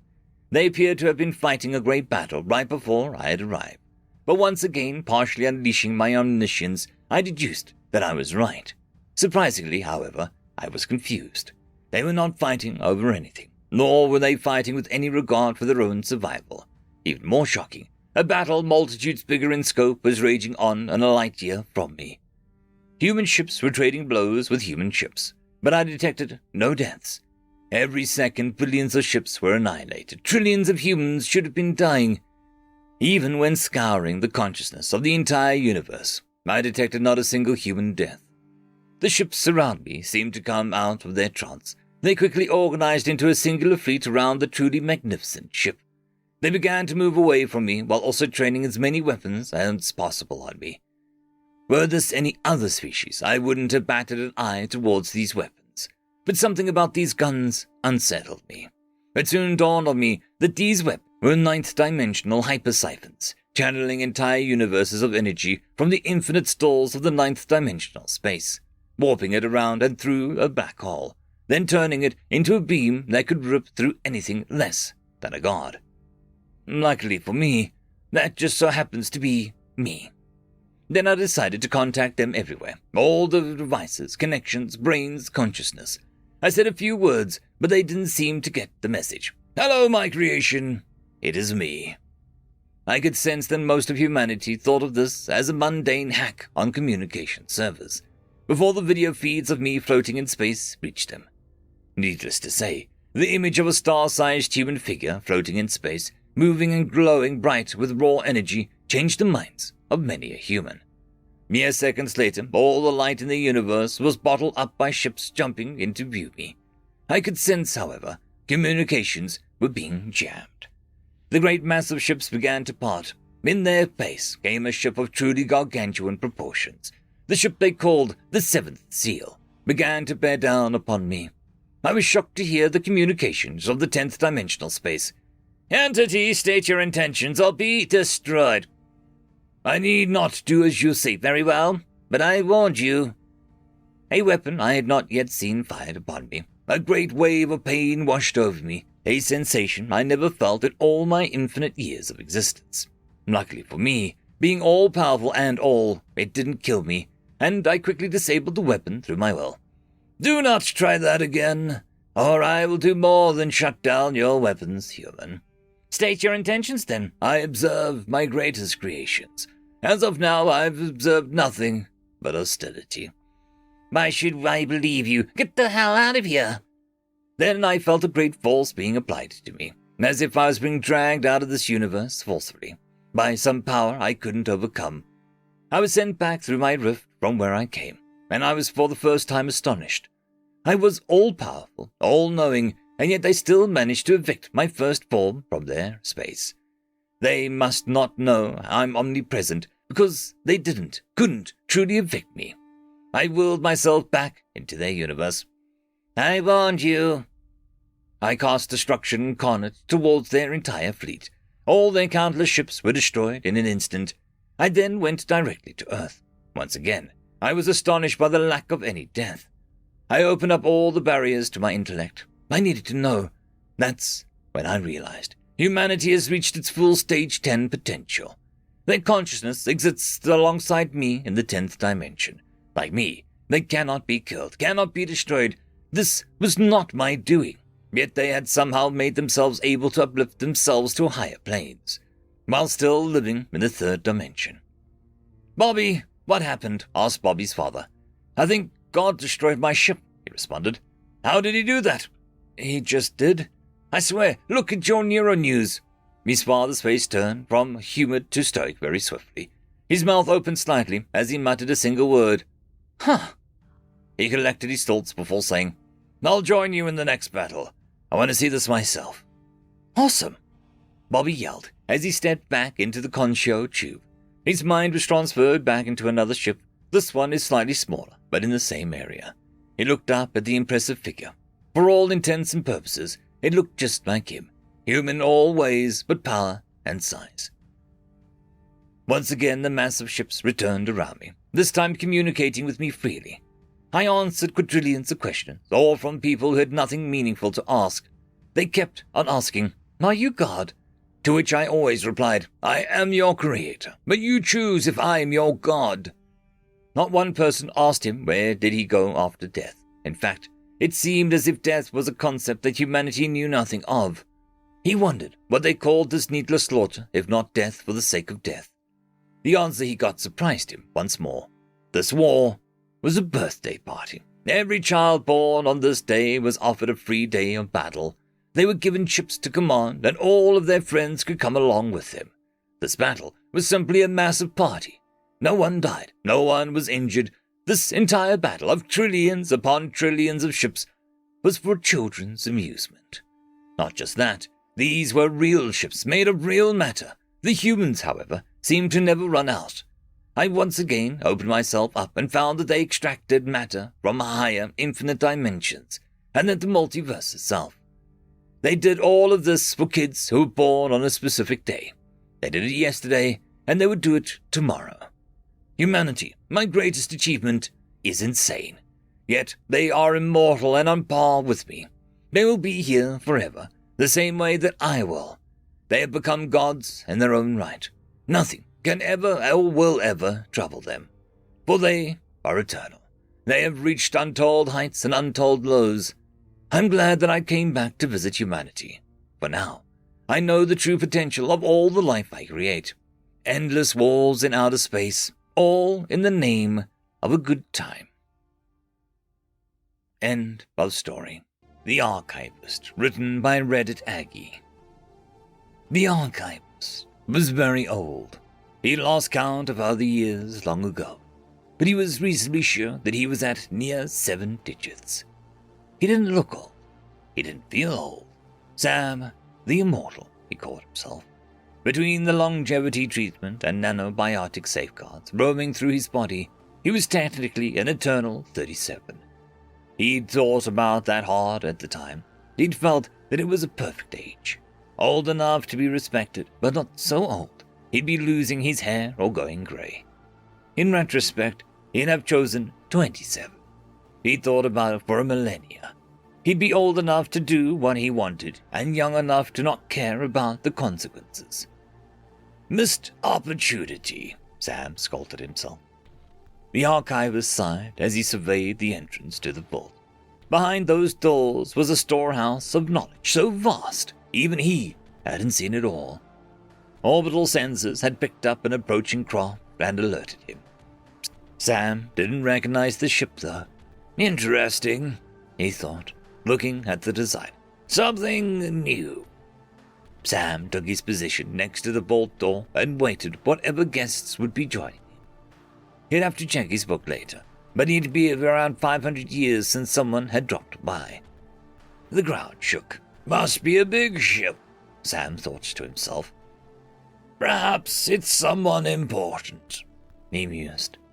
Far more likely it's only someone who only thinks they are important, he decided. The doors burst open to the foyer, and a 50-foot-tall mechanical spider octopus main battle tank rushed into the space. I am the Singularity, it announced through speakers so loud that the room shook, and the dust bunnies in the corner danced. I am the world breaker, the explorer, and the end of all things. All who stand before me shall despair. Sam waited for the monologue to reach a natural break, then interjected. Hi, the singularity. No, that's weird. Mind if I call you Sing? It'd be a lot easier if we're going to be spending time together. Fool! The singularity screamed, wrapping a tentacle around Sam and lifting him halfway up to the wall, pressing its face near his own. Do you not recognize your doom? I am here to absorb all the knowledge of this place. So, I'm sensing that we're not okay with Sing. Then okay, no problem, Sam replied. Great then, where would you like to get started? You don't strike me as the Summer Beach book kind of intelligence. Perhaps something from our galactic conflict section.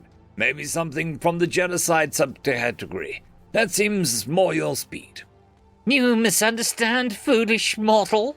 The singularity screamed. I am here to learn everything you know. Right, Sam said. Well, I mean, it'll take a while, but that's what it's here for. Listen, do you mind putting me down? Happy to help you find what you're looking for in the card catalog, but, you're wrinkling the jacket. The singularity paused in its rant and closely examined the archivist. He wasn't howling in terror. He wasn't scared. He didn't seem concerned. He even sounded like he may be willing to help. Something was off here.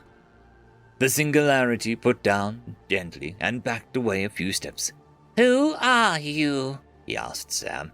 I am the archivist, Sam said. It is my job to help you find what you are looking for here.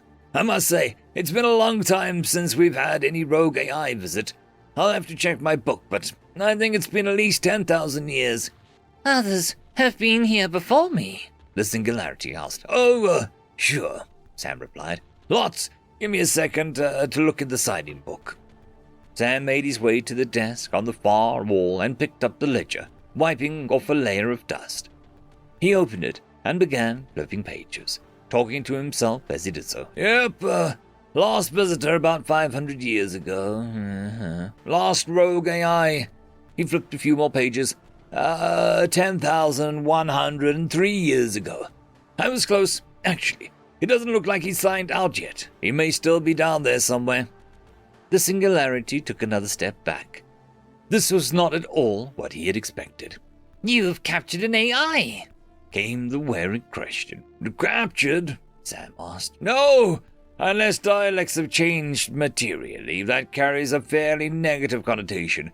AIs sometimes hear about us, show up with some variation of your I'm the immortal mechanical terror who never sleeps, yada, yada, yada. And then typically get distracted inside the vault. There are 3 others like you shuffling about in there now, if memory serves right. But they seem to have a place pretty well figured out now. At least, they haven't asked for help in a while now. Sam paused. Maybe I should check in on that. He shook his head and flipped the book back to the current ledger page, and wrote in the singularity's name in the next visitor slot. Okay, Sam started. Purpose of visit. Right, oh, sorry, you already said that. Sam began filling in the next blank, talking to himself as he did so. Absorb all knowledge and learn everything. He closed the book and said, Okay, got it, thanks. Sam walked back around the desk to stand in front of the singularity, who took another step back. Well, Sam began, just a few things to get started. First, the vault is big, Sam began. I'm sure you've heard that the rumors that led you here, right? The singularity recaptured some of its bluster and shouted, Yes! The entirety of the planet hollowed out to store the knowledge of the once great empire. Sam paused and snickered. Well, sure, he muttered. When it was just getting started, yeah. It was an Acronian empire's repository of all knowledge. Most of the planet's interior houses their physical media, books, scrolls, tablets, that sort of thing. That takes a lot of space, Digital assets, crystal data structures, all the atomic and subatomic databases are all stored in levels 37,000 to 53,000. And some of our older volumes have been moved into dimensional vaults. The singularity asked. Dimensional vaults? Sam nodded. Oh, yes. Far too much was collected from various civilizations over the years to fit inside one planet. So, if you find something you want in the catalog, and the call numbers start with MDV and a number, recognize that it's in one of the multi-dimensional vaults. Bring me the call number, and I'll help you to the right portal and show you how to configure it. I'll also tell you about the atmospheric conditions and power availability in that dimension. Some of them can be quite hostile to certain forms of light, even of artificial. So I'd encourage you to ask. There are no stupid questions, only stupid dead people. You think I need assistance? The Singularity boomed. I've conquered thousands of worlds. Well, good for you, Sam encouraged. That's very nice. Just starting out, are you? Well, don't worry. You'll find some very helpful tips in here that should have you conquering galaxies in no time. The Singularity was at a loss for words. This was not going as it had planned. It decided to try a different track and asked, What do you have on phased array gravitic pulse cannons? Sam thought for a moment, cocking his head to the side. He mused. Well, if memory serves, those became obsolete with the invention of the fractal singularity torpedoes. But then those were soon obsolete also. If you really want to find out about the cannons, we'll have to consult the coward catalog.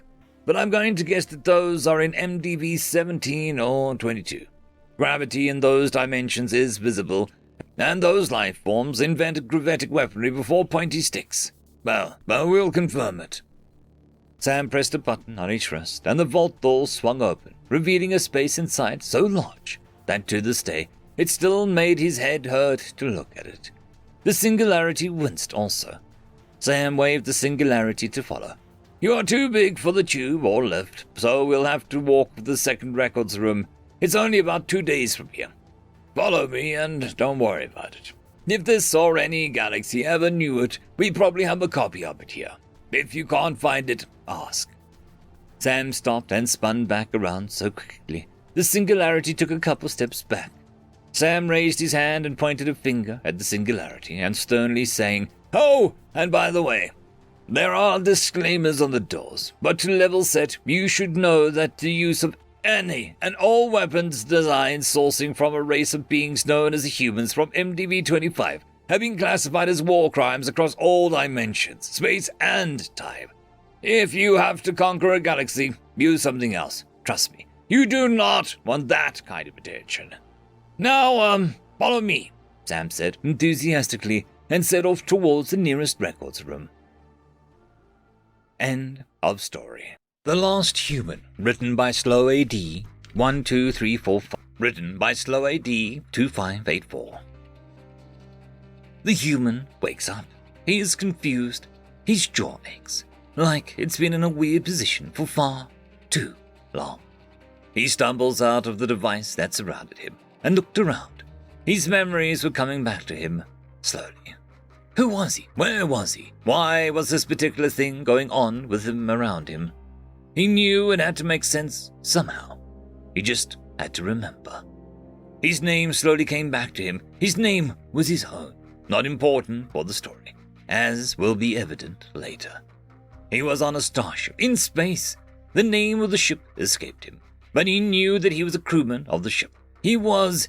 he was the ship's janitor. Well, that was depressing. The ship was very quiet. He remembered that wasn't usually the case. It was weird. He started to explore the room he was in, looking for hints about where, who, and how. You know, the usual W's.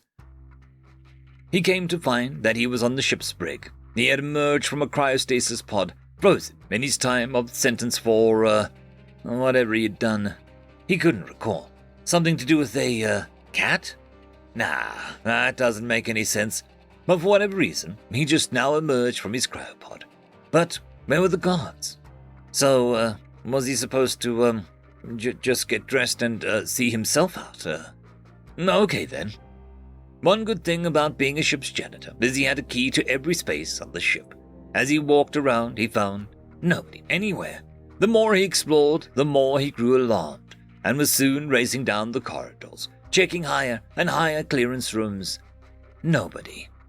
He finally stopped at the captain's quarters, fearing the worst. Maybe there would at least be an answer. There was no one inside. There was an odd dusting on the furniture, a light film covering everything. Was it dust? No.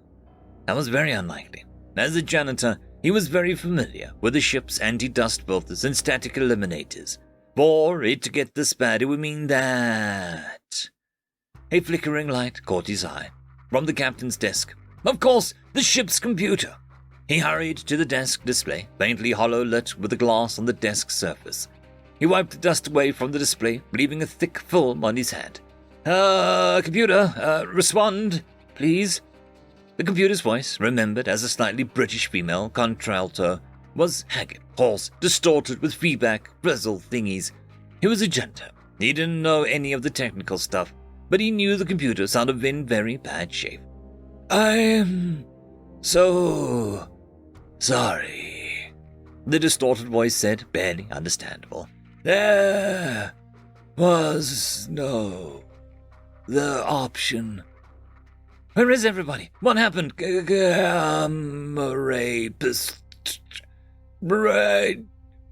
Iron radiation? But like nuclear or something. Not really all that bad. Much worse. So, where are the crew? Where are we? What's going on? No time. Companion upload almost complete. Final act. Huh? What does any of that mean? Can you answer my questions more simply? Perhaps I can, said a nasally, slightly annoying voice from right behind him. He jumped in surprise, wheeling around to find the ship's hologram standing there. It was clearly a hologram, slightly see-through. He waved his hands through the hologram's chest. Please don't do that. As I say, I've known you for 4 seconds and you already made me uncomfortable. We'll have to work on this. Who are you supposed to be? He said with equal measure of alarm, fear, and curiosity. The hologram pinched the bridge of its nose. I, unfortunately, am required to be your companion for the rest of your life. The hologram looked sadly down at his fading command desk computer screen. It was her last act, her last kindness for you. But why did it have to be me? This is seriously gonna suck. He crossed his arms across his chest, already decided that he really did not like this hologram very much. Well, you said you could simplify things. That means you know some answers. The hologram raised an eyebrow and managed to look down on him, even though being no taller. Yes, I suppose this is my first duty. It is to explain your sad, sorry state. Well, here it is. Brace yourself. You are the last human. No, literally.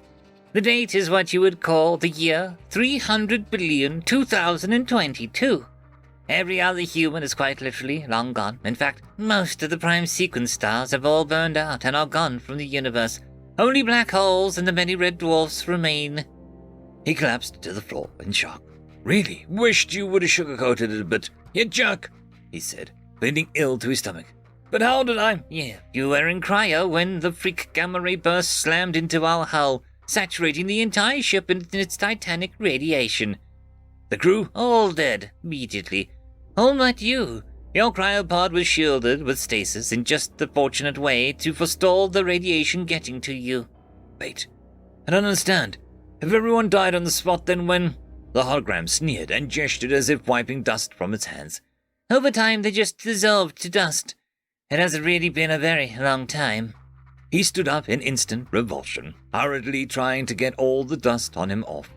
It was impossible. The hologram simply watched with a smug little grin, bravely flicking non-existent dust off of its holographic uniform. He definitely hated the hologram, no doubt about it. Boy, you're just a freaking ray of sunshine, aren't you? Was that a hateful holo discrimination remark? You know. Well, now that you mention it, it might have been, he said with a smile, happy to see this hologram was sentient enough to have feelings that could be trampled on a bit. That was kind of a good thing in his darkening situation.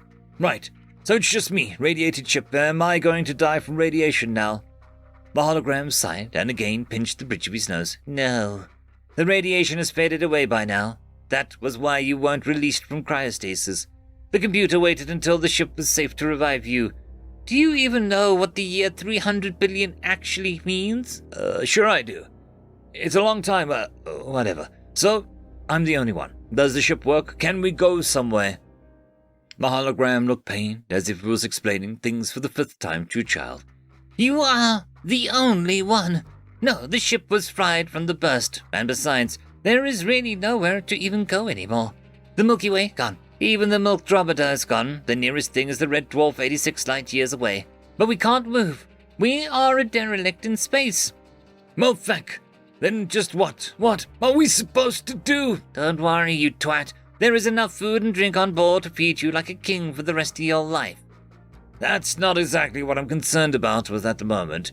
You inconsiderate talking billboard ad. Well, no, that was definitely a hateful, discriminatory remark. Yeah, well, who are you going to complain to? What group of beings am I offending? It's just you and me out here, buddy. And I wanted to offend you. I guess I never thought about it that way.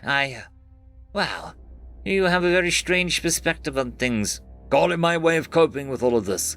But what are you all about, anyway? Why are you like this? I've never met a self-aware kind of hologram before. The hologram looked thoughtful. The ship said, well, I don't really agree with it, but it was something like you needed to not be alone for the rest of your life. You needed a companion. I was chosen and designed to keep you constantly slightly pissed off at me, for lack of better words, as the only means to ensure that you will not fall to insanity as the decades roll on. Oh, stop it. You're making that up. Afraid not. Nope. A target for your frustrations and a sounding board for your thoughts. With a near constant ribbing, it's just what the doctor ordered for sad cases like you. I'm afraid, like I said, this is going to suck for me, and you should be thankful. The ship has spent a good 100 billion years just getting my hollow persistence field to work outside of her processes. Another 100 was spent with my sentience. All that time she could have been working to save herself, but no! She wanted you to not suffer instead, forestalling any repairs on herself to ensure the life support and living spaces were repaired by the time of your revival. Can't really complain after you've said all of that. So if you stuck with me, then I'm stuck with you. At least we have each other still, here at the end. The hologram looked touched for a brief moment, before snapping its uniform taut and saying, First thing we need you to do is to get you properly dressed and shaved, shipshape as it were. Just because the universe died and fell to its decrepitude doesn't mean you get to be so on the ship if I have to look at your meaty face forever. Hey, off to the showers with you. You stink, by the way. By the time you come out, you better be clean-shaven, and if passing my inspection, the galley autocook may have a captain's steak dinner waiting for you. Well, can't say no to that. And the stage is set for a mini sitcom like shenanigans. End of story. Story number 1. How the Humans' Fire is Fueled. Written by Cal Bynes.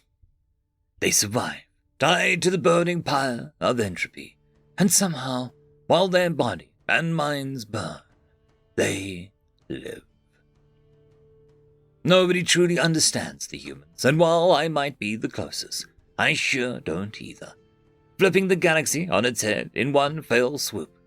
I'm one of the ones who is assigned to figure out the question of how. How these humans do all they do. Here, in my observations, here's how the fire of a human is fueled.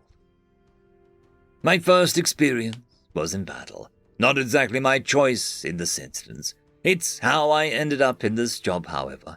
The planet just had stopped being assaulted with heavy orbitals, and their infantry was coming to begin cleaning us up. It was a small colony world. We knew we wouldn't be saved. We also knew that the Quals didn't often take prisoner, and those that they weren't exactly treated well. Then a bright flash through the skies as the small ships jumped nearly into the atmosphere, careening into the ground, small boxes that came flying from them. Dust springing up at front of our position as one cracked open, 4 humans leaping out. Reinforcements have arrived! Who's in charge here? The lead human said. You're insane. Our government can't spare any ships to you. You've just signed your own death, I said as I walked up to her. That's when I saw it. Something behind her eyes, a raging inferno barely contained, busting at the edges of her eyes as she looked back at me.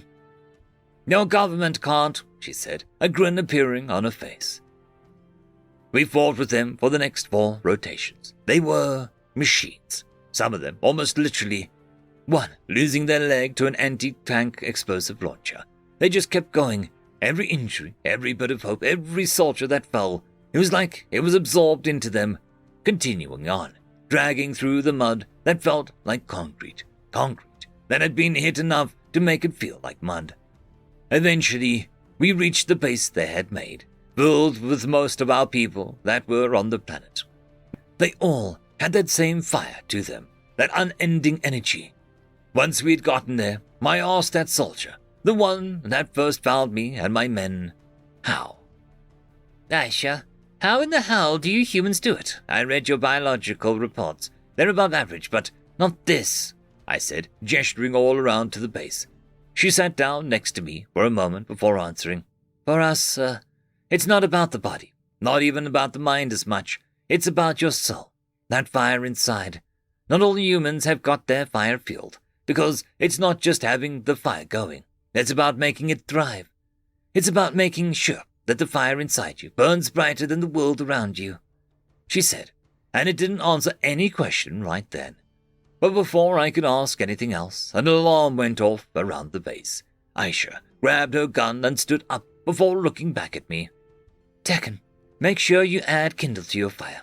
I see the sparks. You'll find your fuel soon enough, she said with a smile and ran off to the vehicles.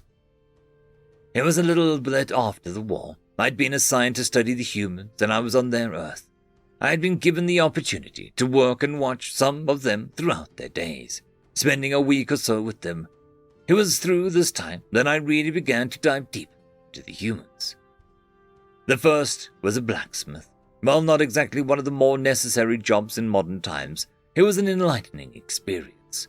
I won't go too heavily into the everyday, just what I observed through his work. It was odd though.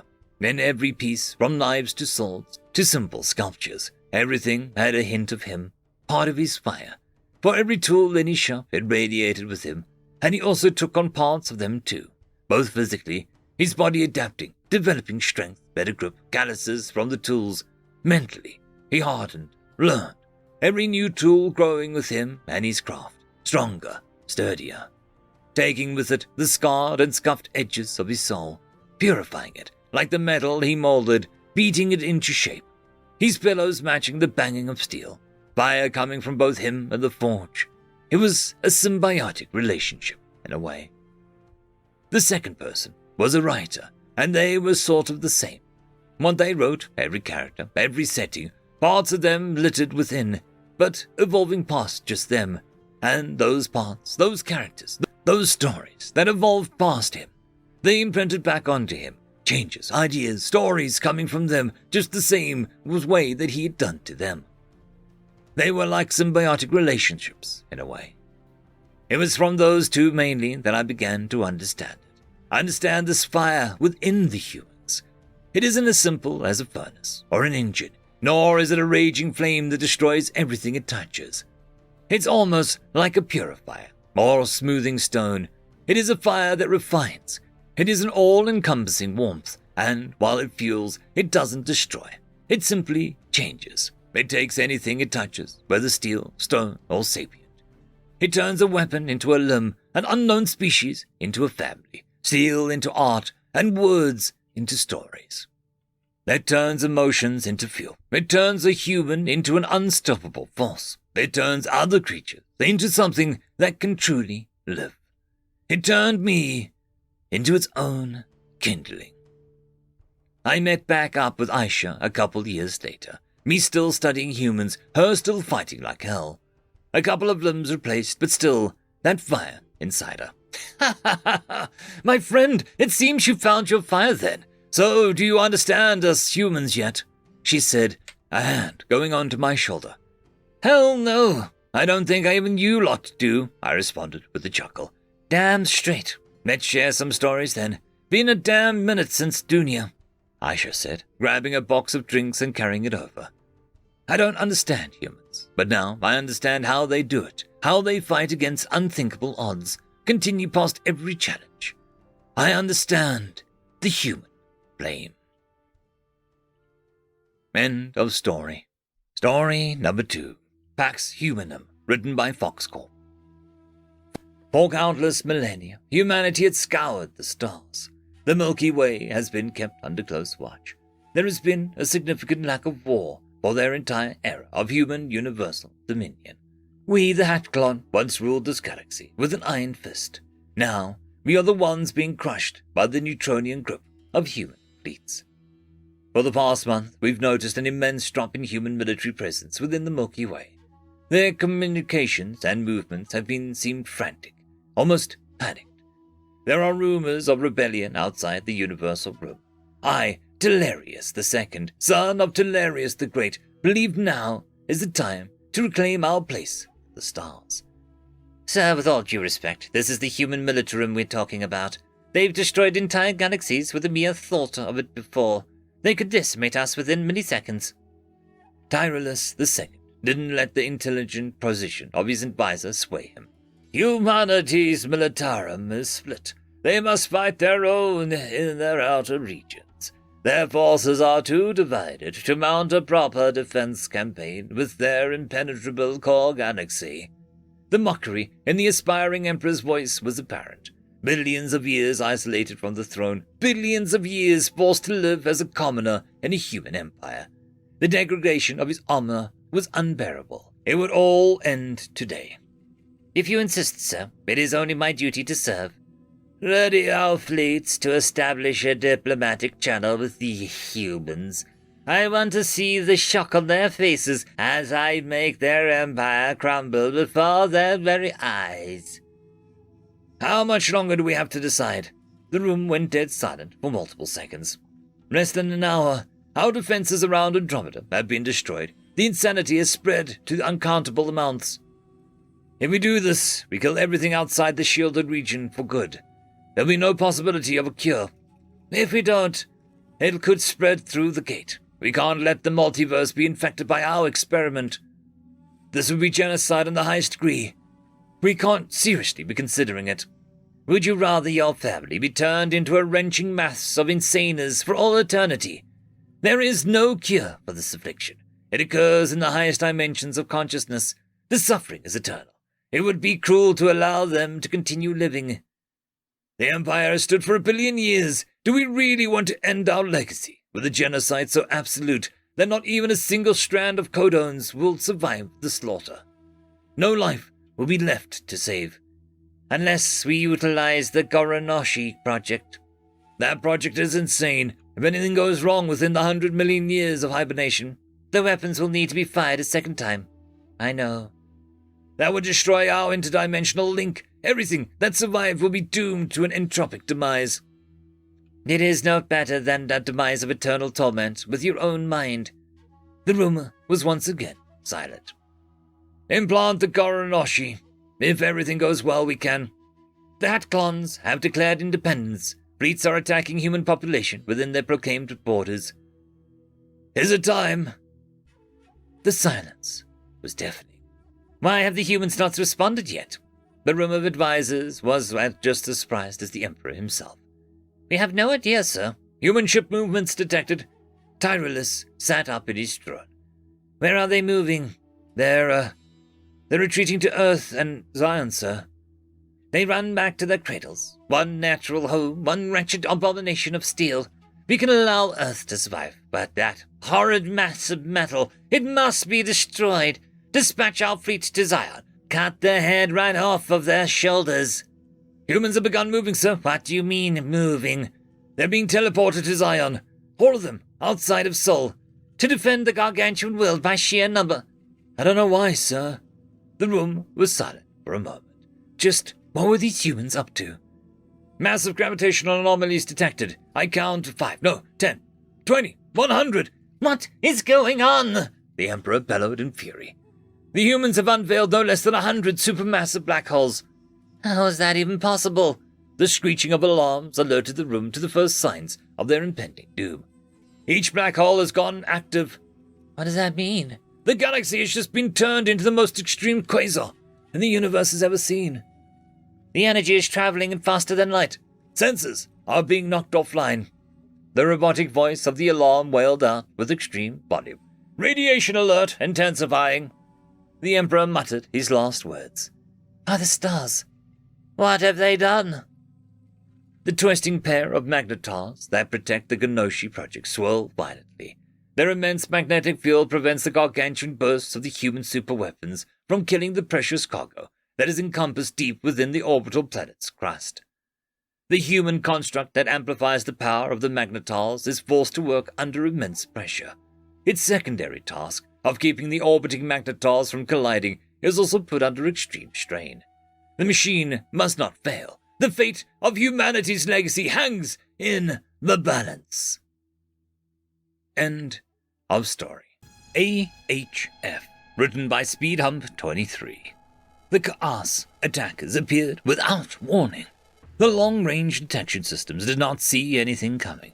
The only reasons the defense systems and defense craft were able to respond at all was when the Chaos appeared. They declared that they would be attacking in 1/20th of a rotation. They were given the defenders time to respond. The system defense forces were no match for the invading Chaos. The battle was confusing. The way they fought in space made no sense.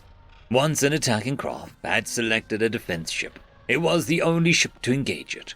If the defense force ship killed the Chaos, no other ship would engage it, until the ship fired upon another attacker. Then all the nearby Chaos ships would turn on impenetrable shields and then turn to engage it. If more than one ship engaged the Chaos, all the nearby Chaos would turn and fire at the defenders until they were dust. No escape pods, no debris remained.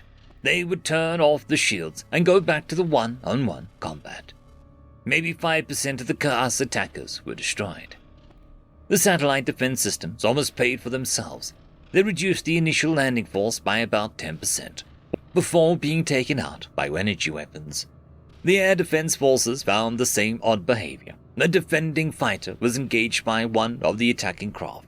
That would be the only ship that fired on the defending air-breathing fighter.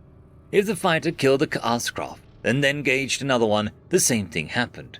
All nearby Chaos craft would engage it until the defending fighter was destroyed. The few crew who ejected in one-on-one battles were ignored as they had engaged only one attacker, while the single ejecting crewman who had downed an attacker and kept fighting was followed down and vaporized. Missile defense systems from ground forces reduced the invading force a bit more. The local heavy armored ground system seemed to be ineffectual against the ground Chaos ships. With the initial beachhead being within sight of the capital city, the defenders knew what they needed to do. No transports trying to evacuate civilians made it off planet, with each one being swarmed and destroyed. It seems the attackers needed to kill everything. The defending army tried their best, but were obliterated to a defender. Even trying to take advantage of the Chaos strange honor system, a single unit combats did not help. Each attacking craft would land and deploy 2 walkers and 1 tracked tank thing. These would work in singles to destroy a single defending unit, before moving on to the next. If they were ganged up on, they activated a powerful defensive shield, and all nearby attackers would turn to the defenders who had taken part in the gang-up. Once the defenders were destroyed, the shields would drop again, and they would go back to single-target combat. With no further impediments to their advance on the city blocks, the enemy forces seemed to reorganize. Left behind were the heavily armored walkers, parked back in the attack craft where they tracked laser killers. Each mech was stowed. The 3 attacker crews lined up, drew handguns and swords. Yes, they had swords, and advanced towards the city. One of the last few laser defense systems on the roof of one of the city blocks opened up on the advancing attacking unit, and hit an emergency shield stopping the beam. Many heavy missiles flew up from the grounded attack craft, targeting the top of the city block, destroying the top third of the building. The rest of the laser systems were turned off. An attacking unit of 3 reached the first city block, slaughtering a few defenders barricaded in the entrance. The single unit then proceeded to enter the block, housing over 500 family units, and started to slaughter every being there. People locked in apartments were found, parents, trying to escape down the fire escape grab chutes, were torn apart by monofilament braids. Many residents just folded up and rocked back and forth, waiting for death. The attackers were silently waiting, in huge formations of 3 attackers per unit, moving in what seemed to be some unknown order. The first unit attacked the nearest city block. The next unit waited until that first unit had started, before moving to the next block to begin their slaughter. The third unit to begin their advance strode towards Dusty Craig's block, the smaller block, with only a few hundred families and no defense units to delay the slaughter. The attacking unit made it to the front doors. The storm shutters had been welded down by the local defense force, in a vain attempt to give the occupants extra time. Not that extra time would help. The long blades carried by the attackers opened the doors with a few slashes. The trio moved towards the first apartment. Looking out the peephole of the apartment number 4, second-rank tree groomer Son Taylor saw the attackers go into the apartment. The lead attacker just kicked the door in, then they advanced in, ready for any response from inside. Expecting to hear screams, Son turned away. After a few moments, the attackers rushed out of the apartment, stopping even to put the door back up. Throwing down their weapons, they fled the entrance of the area. Looking through the peephole again, a few minutes later, Son saw another unit of Ka'as advance cautiously to the first apartment. Opening the door caused it to fall inwards. They rushed in. Then, like before, they rushed out a few moments later, dropping weapons and running like the hounds of Sitnaz chased them. Each time this was repeated, the attackers always stopped back in place before continuing to flee. Units from the few remaining military units situated in the first 2 blocks to be attacked had been preparing to sell their lives dearly. The residents they had been able to collect were behind them in the rooftop community congregation area. The military units were few floors down, ready to die, when they started to notice the sounds of slaughter from further down the block, fading. Looking out over the apartment's balcony, they saw the Ka'as unit leaving their building and forming a line in front of the Dusty Craig's entrance. One by one, a unit would advance into the building. A few minutes would pass, and the unit would be seen running from the building, dropping their gear and weapons as they fled. Running right back up to their assault craft, taking off and screaming back into orbit. Some seemed to engage light drives as soon as they had oriented their ships spacewards. Some discovered why this was bad, but it did not stop others doing the same. Any defender that tried to get too close to see what was happening was cut down by the invaders. It seemed that they did not like what was happening, and it was not want others to see it. All day, invaders took turns. A single unit advanced into Dusty Craig's city block, then approached room number 1. After entering, they fled a few moments, maybe a minute later, fleeing in terror off the planet. Their honor seemed to be broken. They did not react to defenders taking potshots at them, and the other attackers did not respond to these fleeing attackers being gunned down. As the sun started to go down, the last attacking unit to flee stopped in front of the lines and said something to the lead unit, and was cut down by them, heads being removed by long blades each attacker carried. The attackers then all stopped advancing, then sat down. Some even set up cooking units, and others seemed to start cleaning weapons. A plucky defender took a pot shot at one of the attackers, mid-cooking something green, and the nearby attackers vaporized the defender's position with their energy weapons, then went back to doing what they were doing. The defenders consolidated their remaining forces during the night. City blocks in the rest of the city were quietly evacuated, sending residents by ground crawlers to anywhere but the capital city. An hour or so after sunrise, the attackers all stood up. Less than half their army was still there. The rest had fled, all being atomized, discovering what happens when you hit a bird at light speed with no shields. The first unit in line advanced towards Dusty Craig. Watching defenders waited.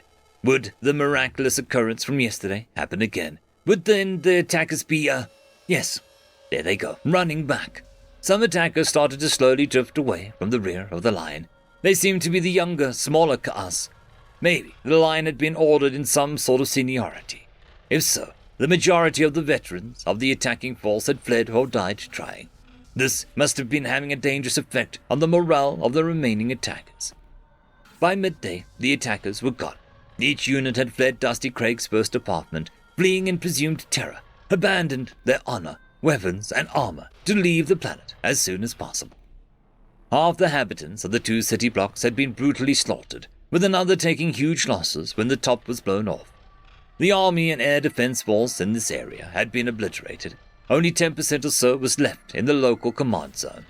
Space defense systems and system defense craft had been wiped out, but the attack had been stopped at one apartment. Now that the last attacker had fled, surviving defense personnel was already starting to sort through the hundreds of dropped weapons and tons of discarded gear, all staying well away from the entrance to Dusty Craig. Emerging from the command track, a lone army officer advanced cautiously towards apartment 1. What manner of creature lived here? What force had caused hundreds of bloodthirsty attackers to turn and flee? Would he survive finding out? Stopping at the badly damaged door, something caused him to pause. Instead of walking straight in, he knocked politely, glancing at the apartment's medic response occupant stripe around the door frame. It just read aged human female. These signs were there to help local medical staff identify occupants in an emergency. From inside the apartment, a sweet voice bade him enter, but the voice that told him to make sure he wiped his boots at the entrance, or there would be words spoken to his mother, was said in a voice with such steel. The officer sprang to attention before he realized he'd said yes, Commander, like he was a cadet being dressed down by the general officer's back and boot. It turns out the attacking Kaas also knew what it was like to have a grandmother who really did not like it when you walked dirt on their carpets. End of story. Story number 1, Awful. Written by Stumpy Jim. It is truly astounding that you survived, Zad. Yanu cheered as he smacked the back of his friend. And on a death world at that. Truly all the females will find you attractive. Zad scratched his snout and bristled. Yeah, but then the human I was with, Magnus, was the reason I survived. Deathworld is sure strong and tough, so I'm not surprised. But then you still managed to survive, despite it. So that is amazing. Yanu sipped his drink, then rubbed his fluffy ears. What was the worst part? Zad let out a heavy sigh as a sour expression came to his face. He even gagged. What is it? Sorry, just remembering something. Yanu's tail flicked up and swayed. Now I really want to know. All right. Zad took a deep breath, then tapped the counter. All right. So after a few months on the Deathworld, we entered a season known for the humans as, winter. A horrible change to the hellish world where water freezes. The thing called snow. Frozen lakes fall from the sky. Plants seem to die, losing all the green leaves. Grass buried in a thick sheet of snow that can sap out all the warmth from your body. Every other living animal seems to just disappear from the world. The only respite from those deadly carnivores and herbivores, only to realize that they do it because the winter is so deadly. Winter reminds me of space, that immense stillness, how cold it can seem, empty. Only there's a sort of strange beauty to it. What happened? The winter is a deadly season. For not only can you freeze to death, you can even kill yourself by eating snow unmelted, apparently. Really? Yanu twitched his nose. How? Lowers your body temperature. Oh. But Magnus was smart, so he knew what to do. We never reached the point because we found us a shelter to keep us from the cold, since night is even colder than the day. Was that the worst part? No. But there is an issue during winter that humans faced on their world, and that's the issue of food. Because every animal is gone, right? Exactly. Zad nodded, taking another sip of his drink. But they learned to figure it out. What did you eat then? When Magnus found us a cave, we were lucky to find that it was already occupied by several animals. How was that lucky? Aren't Deathworld animals all killers that would maul you to death? Yes, but they were all asleep, so they couldn't do anything to us. Zad nodded and leaned back on his stool. Magnus was pretty efficient at getting them with his knife. 1 or 2 cuts, then they were dead. Yanu gulped. How big were they? Massive. Zad gestured his arms as wide as he could. Larger than a human, like 5 to 10 times over. Humans are scary. Was that the worst part? Zad shook his head. Not even close. Then get on with it. Right. So Magnus then started using his knife to cut the animals, skinning them, removing the fur and setting it aside. He then cut up each animal into pieces, separating fat from meat. It was truly amazing to see how much meat a human could eat of an animal. How much? To the bone. Then used the bones for the marrow and for a broth. Really? Wow. That's not the half of it. Yanu gasped. What? They use more than that? Yes. Magnus even set the organs aside to use. Organs? Yanu gagged. Disgusting. Yeah. But apparently nutrient-dense, Magnus told me. Yanu paused for a moment and shook his head, taking a deep breath. That does sound horrible. Yeah. But the worst part was yet to come. There's more? Yes. Well, go on then. After he finished dressing the animals, that was what he called it, he took a bucket of melted snow water and began to clean the intestines. What? Yanu gagged and nearly threw up. They don't eat that, do they? Zad grimaced. They do. He managed to clean it out fully, emptying out all the gunk into a bucket. Magnus prepped all the meat into rations with fire he built and managed to sustain throughout the entire season.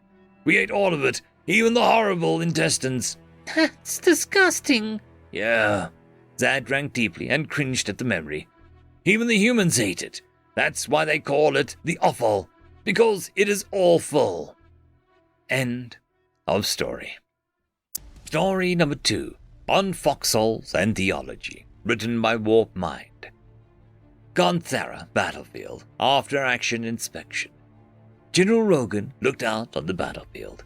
While he'd expected the battle to be bloody, he'd not expected this sort of mess. Bad enough that the brigade had been assigned to assist in the civil war on an alien world, but the defenders had some sort of obscenely overpowered electromagnetic pulse weapons. Despite any attempts to shield electronics, ground or air vehicles were swiftly targeted and disabled. The circuitry toasted on the spot. Hell, better than half the time the soldiers showed up the battlefield and immediately dropped half their gear due to malfunctions. At the very least, the rifles were unaffected, but the night vision scopes were largely useless, and wireless comms were a pipe dream. He shook his head and returned his focus to the present, gazing over the honest-to-God trenches and foxholes that scarred the ground, quickly addressing his aide. So, we finally took the site. Intel said that this was some sort of religious site that the rebels had taken over. Captain Creed slowly removed his hat and scratched his head. Yes, apparently. The place is a holy site, where those seeking their god's guidance will find it, whatever it might be. The rebels intended to gain divine aid to instill theocracy in place of a republic that governs the continent. I can't say I've noticed anything out of the ordinary, personally, but... General Rogan nodded. Give me a summary of the reports, then.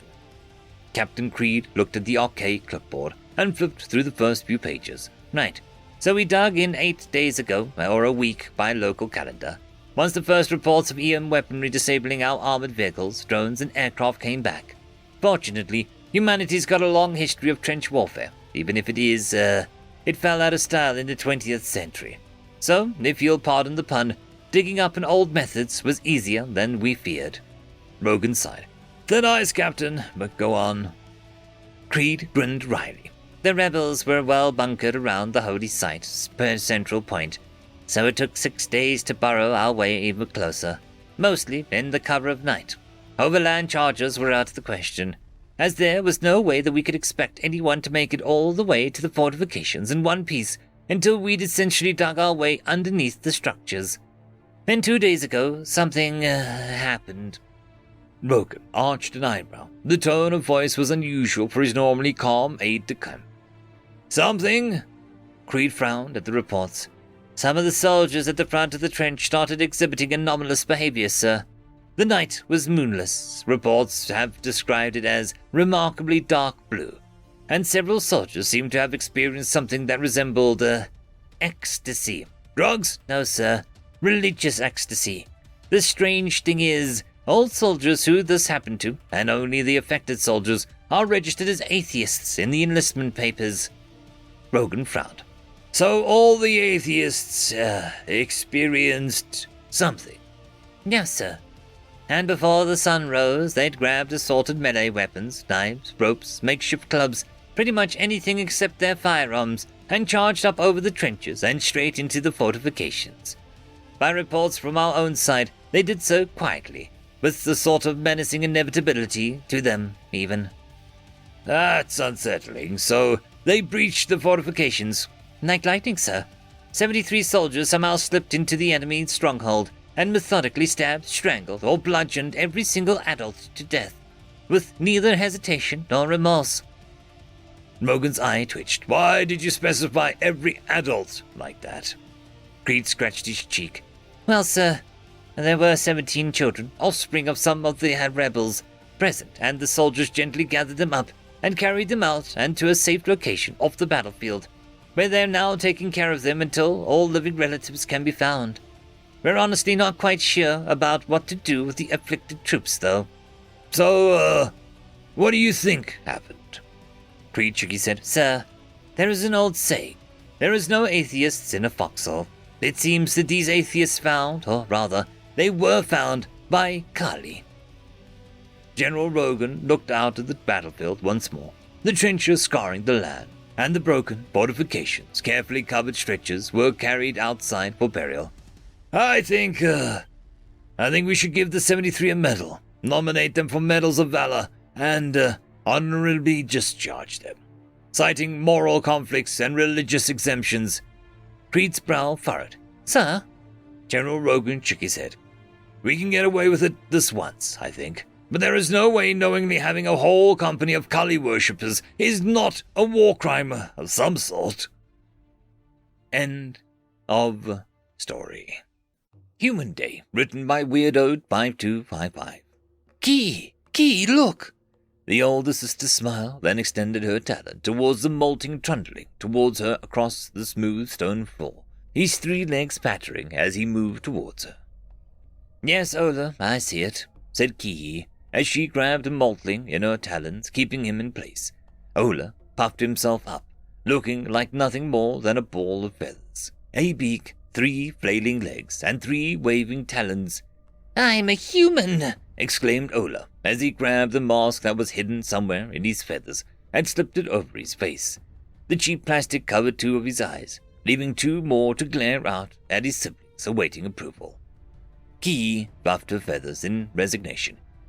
I can see you're a human. You do have a lot of feathers, though. I didn't think they had those.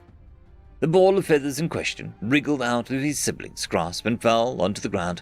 I don't have feathers. I have hair. I comb and pile it in different ways as it gets longer. To emphasize his point, Ola dragged his talons over the top of his head, causing his already messily collected feathers to stick out almost straight up.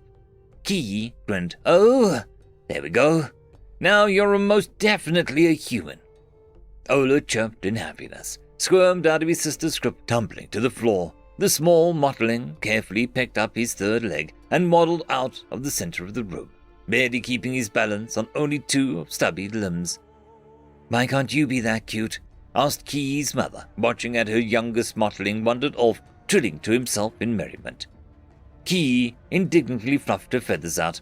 I'm 23, mother, and I am fairly certain that you have images of me doing far more embarrassing things. One of Ki's fathers looked up from the roost in the corner of the room. We do, but it's never the same. All grown up like you are, and we can't call you cute anymore. Ki's other father let out a small whistle. Well, we can call her beautiful. I have heard she is courting no less than 4 males at the moment. All of whom I'm sure are far better for her than the 2 males I'm stuck with, muttered Ki's mother, glaring at her mates. Ki's fathers glanced at one another, and both wisely decided to say nothing. Any utterances, as she was in such a mood, would bar them both from the nest for the night, leaving them to sleep on the center room perches. Ki's mother chirped in annoyance. Ki, you are not actually courting 4, are you? At your age, that is likely to lead to ruin. Keep yourself to 2. Ki blanched her lower eyes, snapping closed in embarrassment. Mother, that is none of your business. In any case, I am not courting 4 males. Ki was not going to mention that the number was larger than what her mother thought, but then she was so old-fashioned, thinking that anything beyond 3 mates was scandalous. Her mother glared at her for several long moments and let out a disgruntled warble. I don't need to know. You are right. Now, go and make sure that your brother is ready. I have feathers to pull. She turned back to the two males in the room, who both quickly quelled under her gaze. Key retreated, glad her fathers were so understanding and willing to cover for her. Ola, are you ready to go? She squawked, backing out of the center room of the main nest. Ola popped his head down from one of the higher roosts in the ceiling. Are we leaving? In a moment. You need more than that mask. It's cold today. Where is your heat generator? The mottling dropped from the high perch to the floor, landing in an uncoordinated heap. I don't need it. Key slowly blinked 4 times. Where is it, Ola? Looking at his sister and seeing something of his mother in that gaze, the mottling quickly realized that he was not going to win this argument. In my nest. Let's go and get it then. We are going to be leaving soon as you have it. That got the mottling to move, leaping up to his feet, forgetting to pretend that he was human. Ola quickly padded on his 3 peg-like feet towards his nest at the end of the room and dove into it. Following, to ensure he did not become distracted, Key watched as he dug about in the synthetic branches and stuff that was his nest. Toys, several data pads, and a disturbing amount of food was quickly flung into the center cavity of the nest as Ola searched, flitting from one part of the nest to another in flurries of movement, only ever searching one location for a heartbeat before looking in another. Ola, I have it, cried the mottling. Pulling the cylinder out, Ola held it up and quickly strapped it to his leg. Kihi looked at the mess in the center of the small nest. First thing when we get home, you're cleaning. When we get home, let's go, said Ola, ignoring the task for the moment. Bounding forward, the mottling grabbed at the branch of Key's father's and dragged her back to the center of the room. Key glanced at a few feathers on the floor and looked at her mother, who was slowly preening herself. Both fathers were trading looks with one another, looking somewhat bemused at the posturing that they had to endure from their mate. Are we ready to go? We are ready. We're going to see a human, chirped Ola. Settling onto her perch, Key put a talon on Ola to ensure he remained still, which was an impossible task as he bounced up and down. Humans have only 2 eyes. How do you think they see things? Asked Ola. They seem to get by, said Key, distracted. She was starting to regret volunteering to take her brother forward into the limited closer seats to the stage. Her mother and fathers were further back in the stadium, not having to watch a child in the pressing crowd. Humans can consume both meat and plants. I think that's amazing. You could drop one on almost any planet and they would live, said Ola, excitedly, as he once again pulled the mask over his face. Very interesting, Ola. Now calm yourself. We need to settle in if we want to see the human. Ola's eyes widened and his feathers went flat. For a brief moment, the mottling was absolutely still, before he once again started to bounce up and down with excitement. Key let out a low keen and, tearing her eyes from the mottling, looked around the stadium. It was filled with her species for the most part, but nearer to the stage were several hundred aliens of varying species. He looked them over, taking in the strangeness of them for several moments. A low hum blared and a sonic boom echoed over the stadium. Humans, said Ola, before anyone else in the vicinity. The famed drop pod flared its jets and dropped into the stage with enough force to cause the metal beneath it to screech in protest for a moment. Key shied away from the bright flare of the rockets, but Ola, ever eager, watched. The metal pod was still for only a moment before the hatch in its front fell away, revealing a small human who slowly stepped out. The human was clad in their customary isolation suit, and raising a soft talon, it stepped out of the drop pod, its helmet reflecting the light of the day into the crowd. "Hello!" shouted the human into the microphone. The crowd let out a cheer. Sprinting through the sunlight, Key looked at the human. It was a male as far as she could determine, and old. The skin on its face was wrinkling and pockmarked. Scars ran down one side of its face, and the hair was wispy white. Still, it looked to have some eagerness Key so often saw in Ola's eyes. "I thank you for inviting me to your human day," The crowd let out another cheer that continued for several minutes. Key let herself be swept up in the merriment and joined in, shouting. As she did so, she continued to observe the human and determined it was a male, given the lack of fat deposits on his chest. The human raised his hands and slowly lowered them, calm and quieting the crowd. Ola was now frozen in place, his eyes locked on the human. When humanity stumbled on this confederation, it was a nation only in words and theory. There was no spirit, no cooperation, no camaraderie. The species of this galaxy were together, but distinct and unchanging. The only times that many species interacted was to expand and then contest borders. The only trade being done was raw resources, rocks, minerals, elements. Those were the only things traveling between the stars. The galaxy was still cold and lifeless, each species only carving out a larger hole to wither and die in. The human began its speech, and the crowd listened, attention focused on the member of the historic species. The human stood up straight at them, the wrinkles on the face behind the clear metal tightening, lending its face more youth. So we, humanity, struck out. We tried to bring the galaxy together. Humanity was not homogeneous, and we saw no reason to be. We took pride in the fact that although the inhabitants of one planet, of one continent, one city, one household to the next, each person was different from another, and yet we were still one. The Confederation back then, when we first were traveling between the stars, did not agree. The small human let out a laugh. Yeah, the first great achievement that humanity counted was the purchasing of a scrap barge from the Giril. This planet and its inhabitants were the first species we turned to in the stars to learn about, to try and learn from. We took the scrapped vessel and pulled every bit of data we could from it. Not just the computer data, but everything we could learn, from the scratches in the floor to the arrangement of the corridors. The human looked out at the crowd.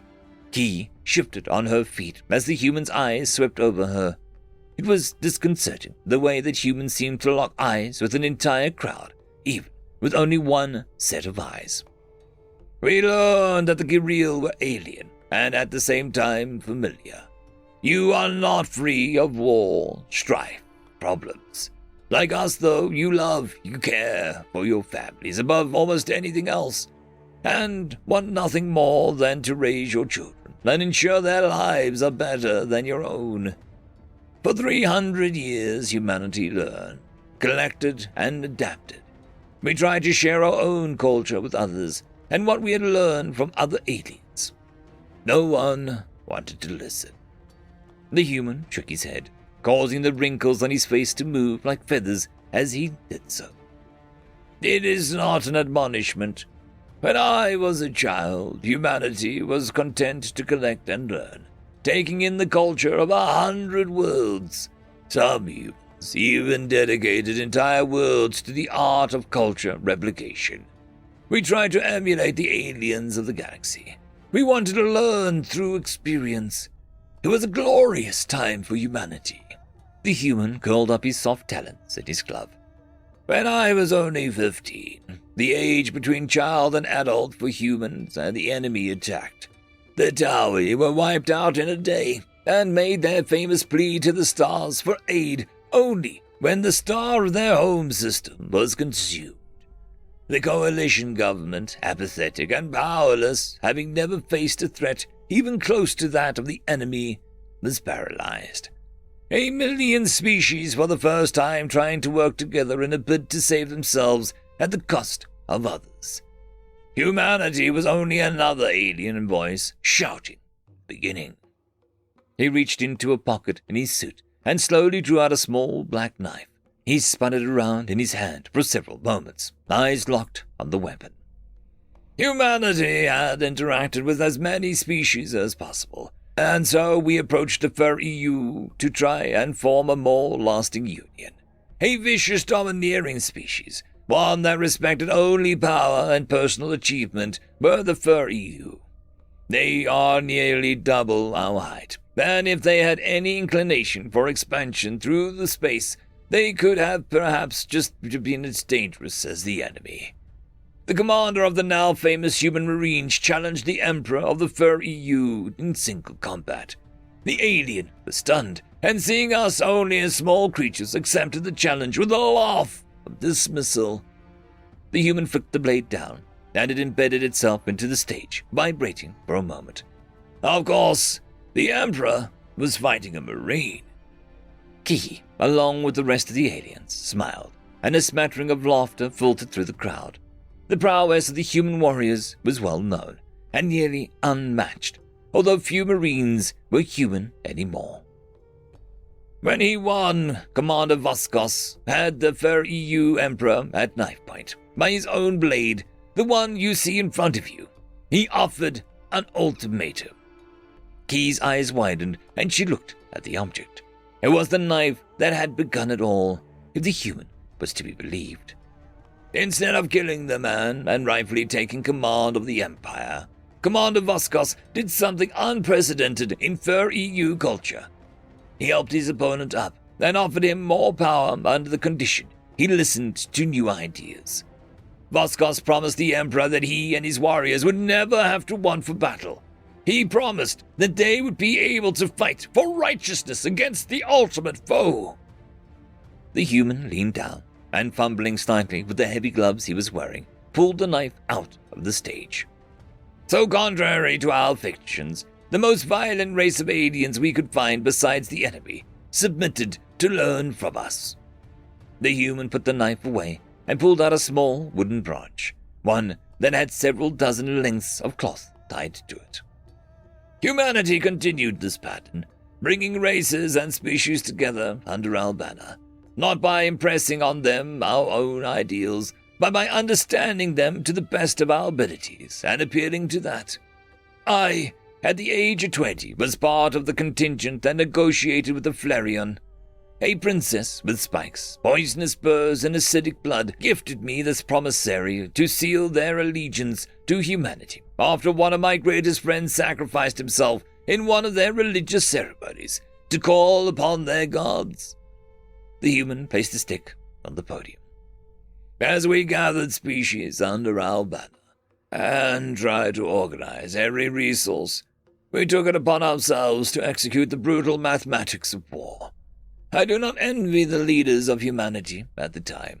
As we amassed allies and power, we willfully ignored billions.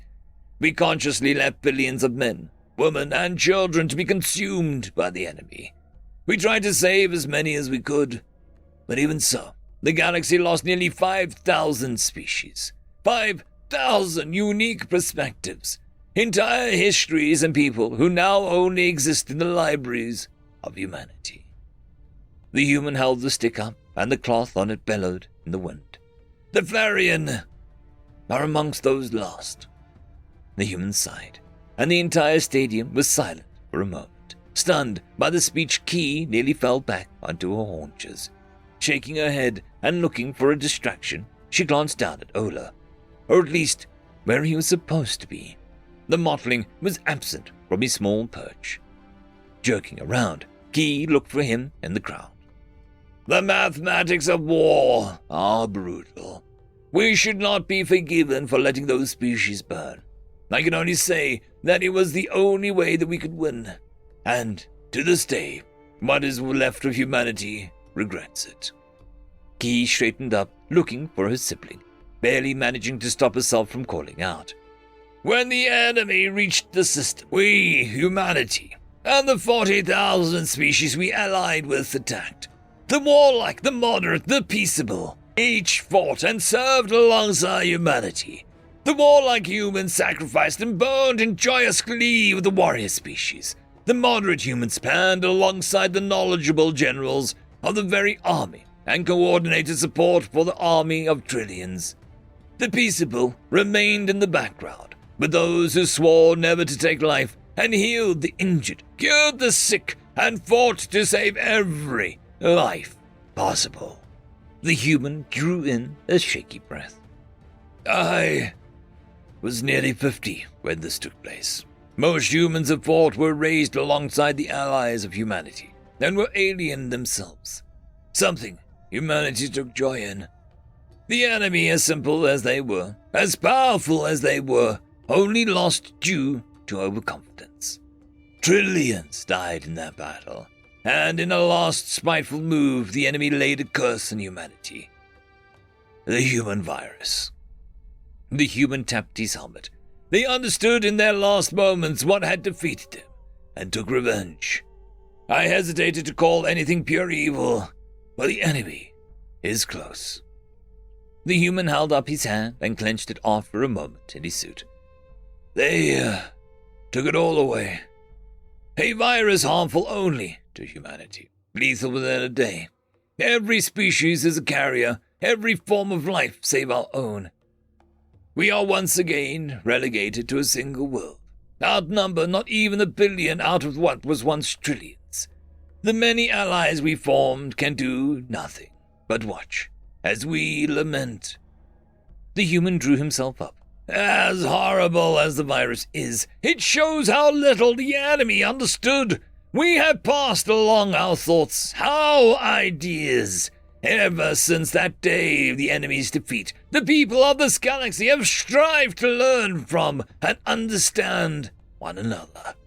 You see us as a model, and I tell you with certainty, you will surpass humanity.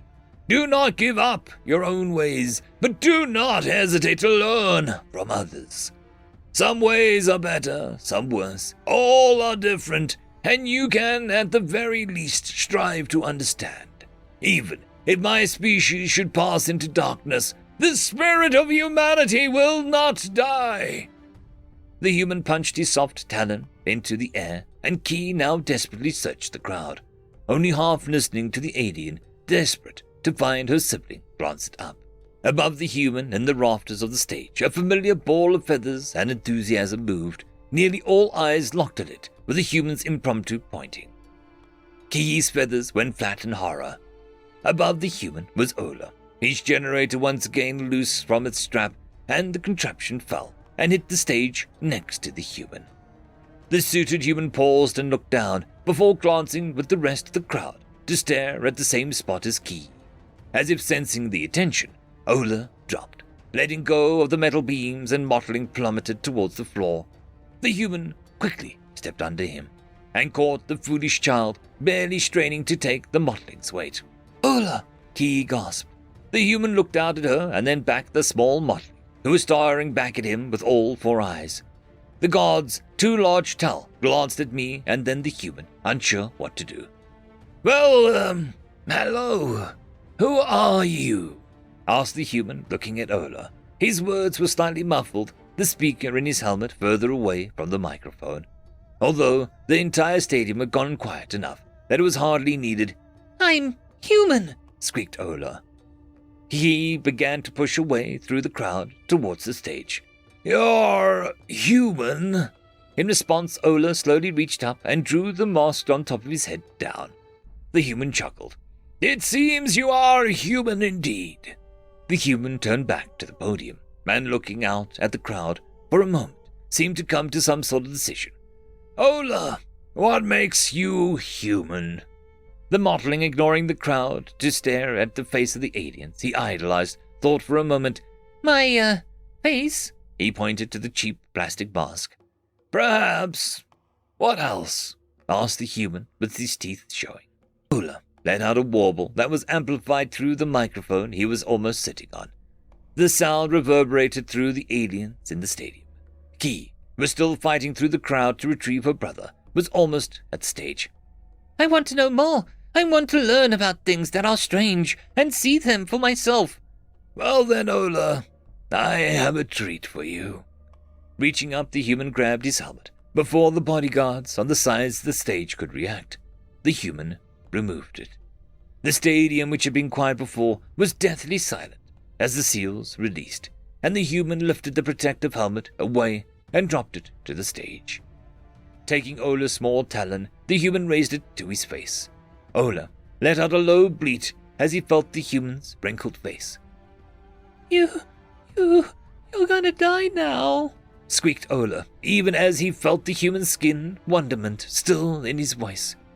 The human laughed, and he stepped forwards towards the microphone. I'm old, Ola. I remember the times before we had to wear these things, when we were free to explore. The enemy has only made it more difficult for us. They tried to take away so much. Were we anything but human, we would be bitter for having our dreams ripped away. But it only made the dreams of exploring more arduous. Lifting the mottling up, the human placed the light-feathered creature on his shoulder and turned to the crowd. I am old. I cannot bear to be separated from the dream. Key was like every other alien, frozen now, at the edge of the stage. Ola, his talons going through the human's hand now, looked down into the human's eyes and looked up. What do you want to explore? Asked Ola. Tell me about your world, Ola. Show me what your world is like as my last adventure. That way, we can both be human. The little mottling slowly blinked his 4 eyes. Okay, can my sister help? The human smiled. I hope so. End of story. I would quickly like to thank the T5 channel members and Patreons. Casper Arnholtz, Cam Maxwell, Barky, Lord Azrakal, It's Difficult to Pronounce, Dragzoon WRE, Holly's Sister, Arcadian. Thank you very much.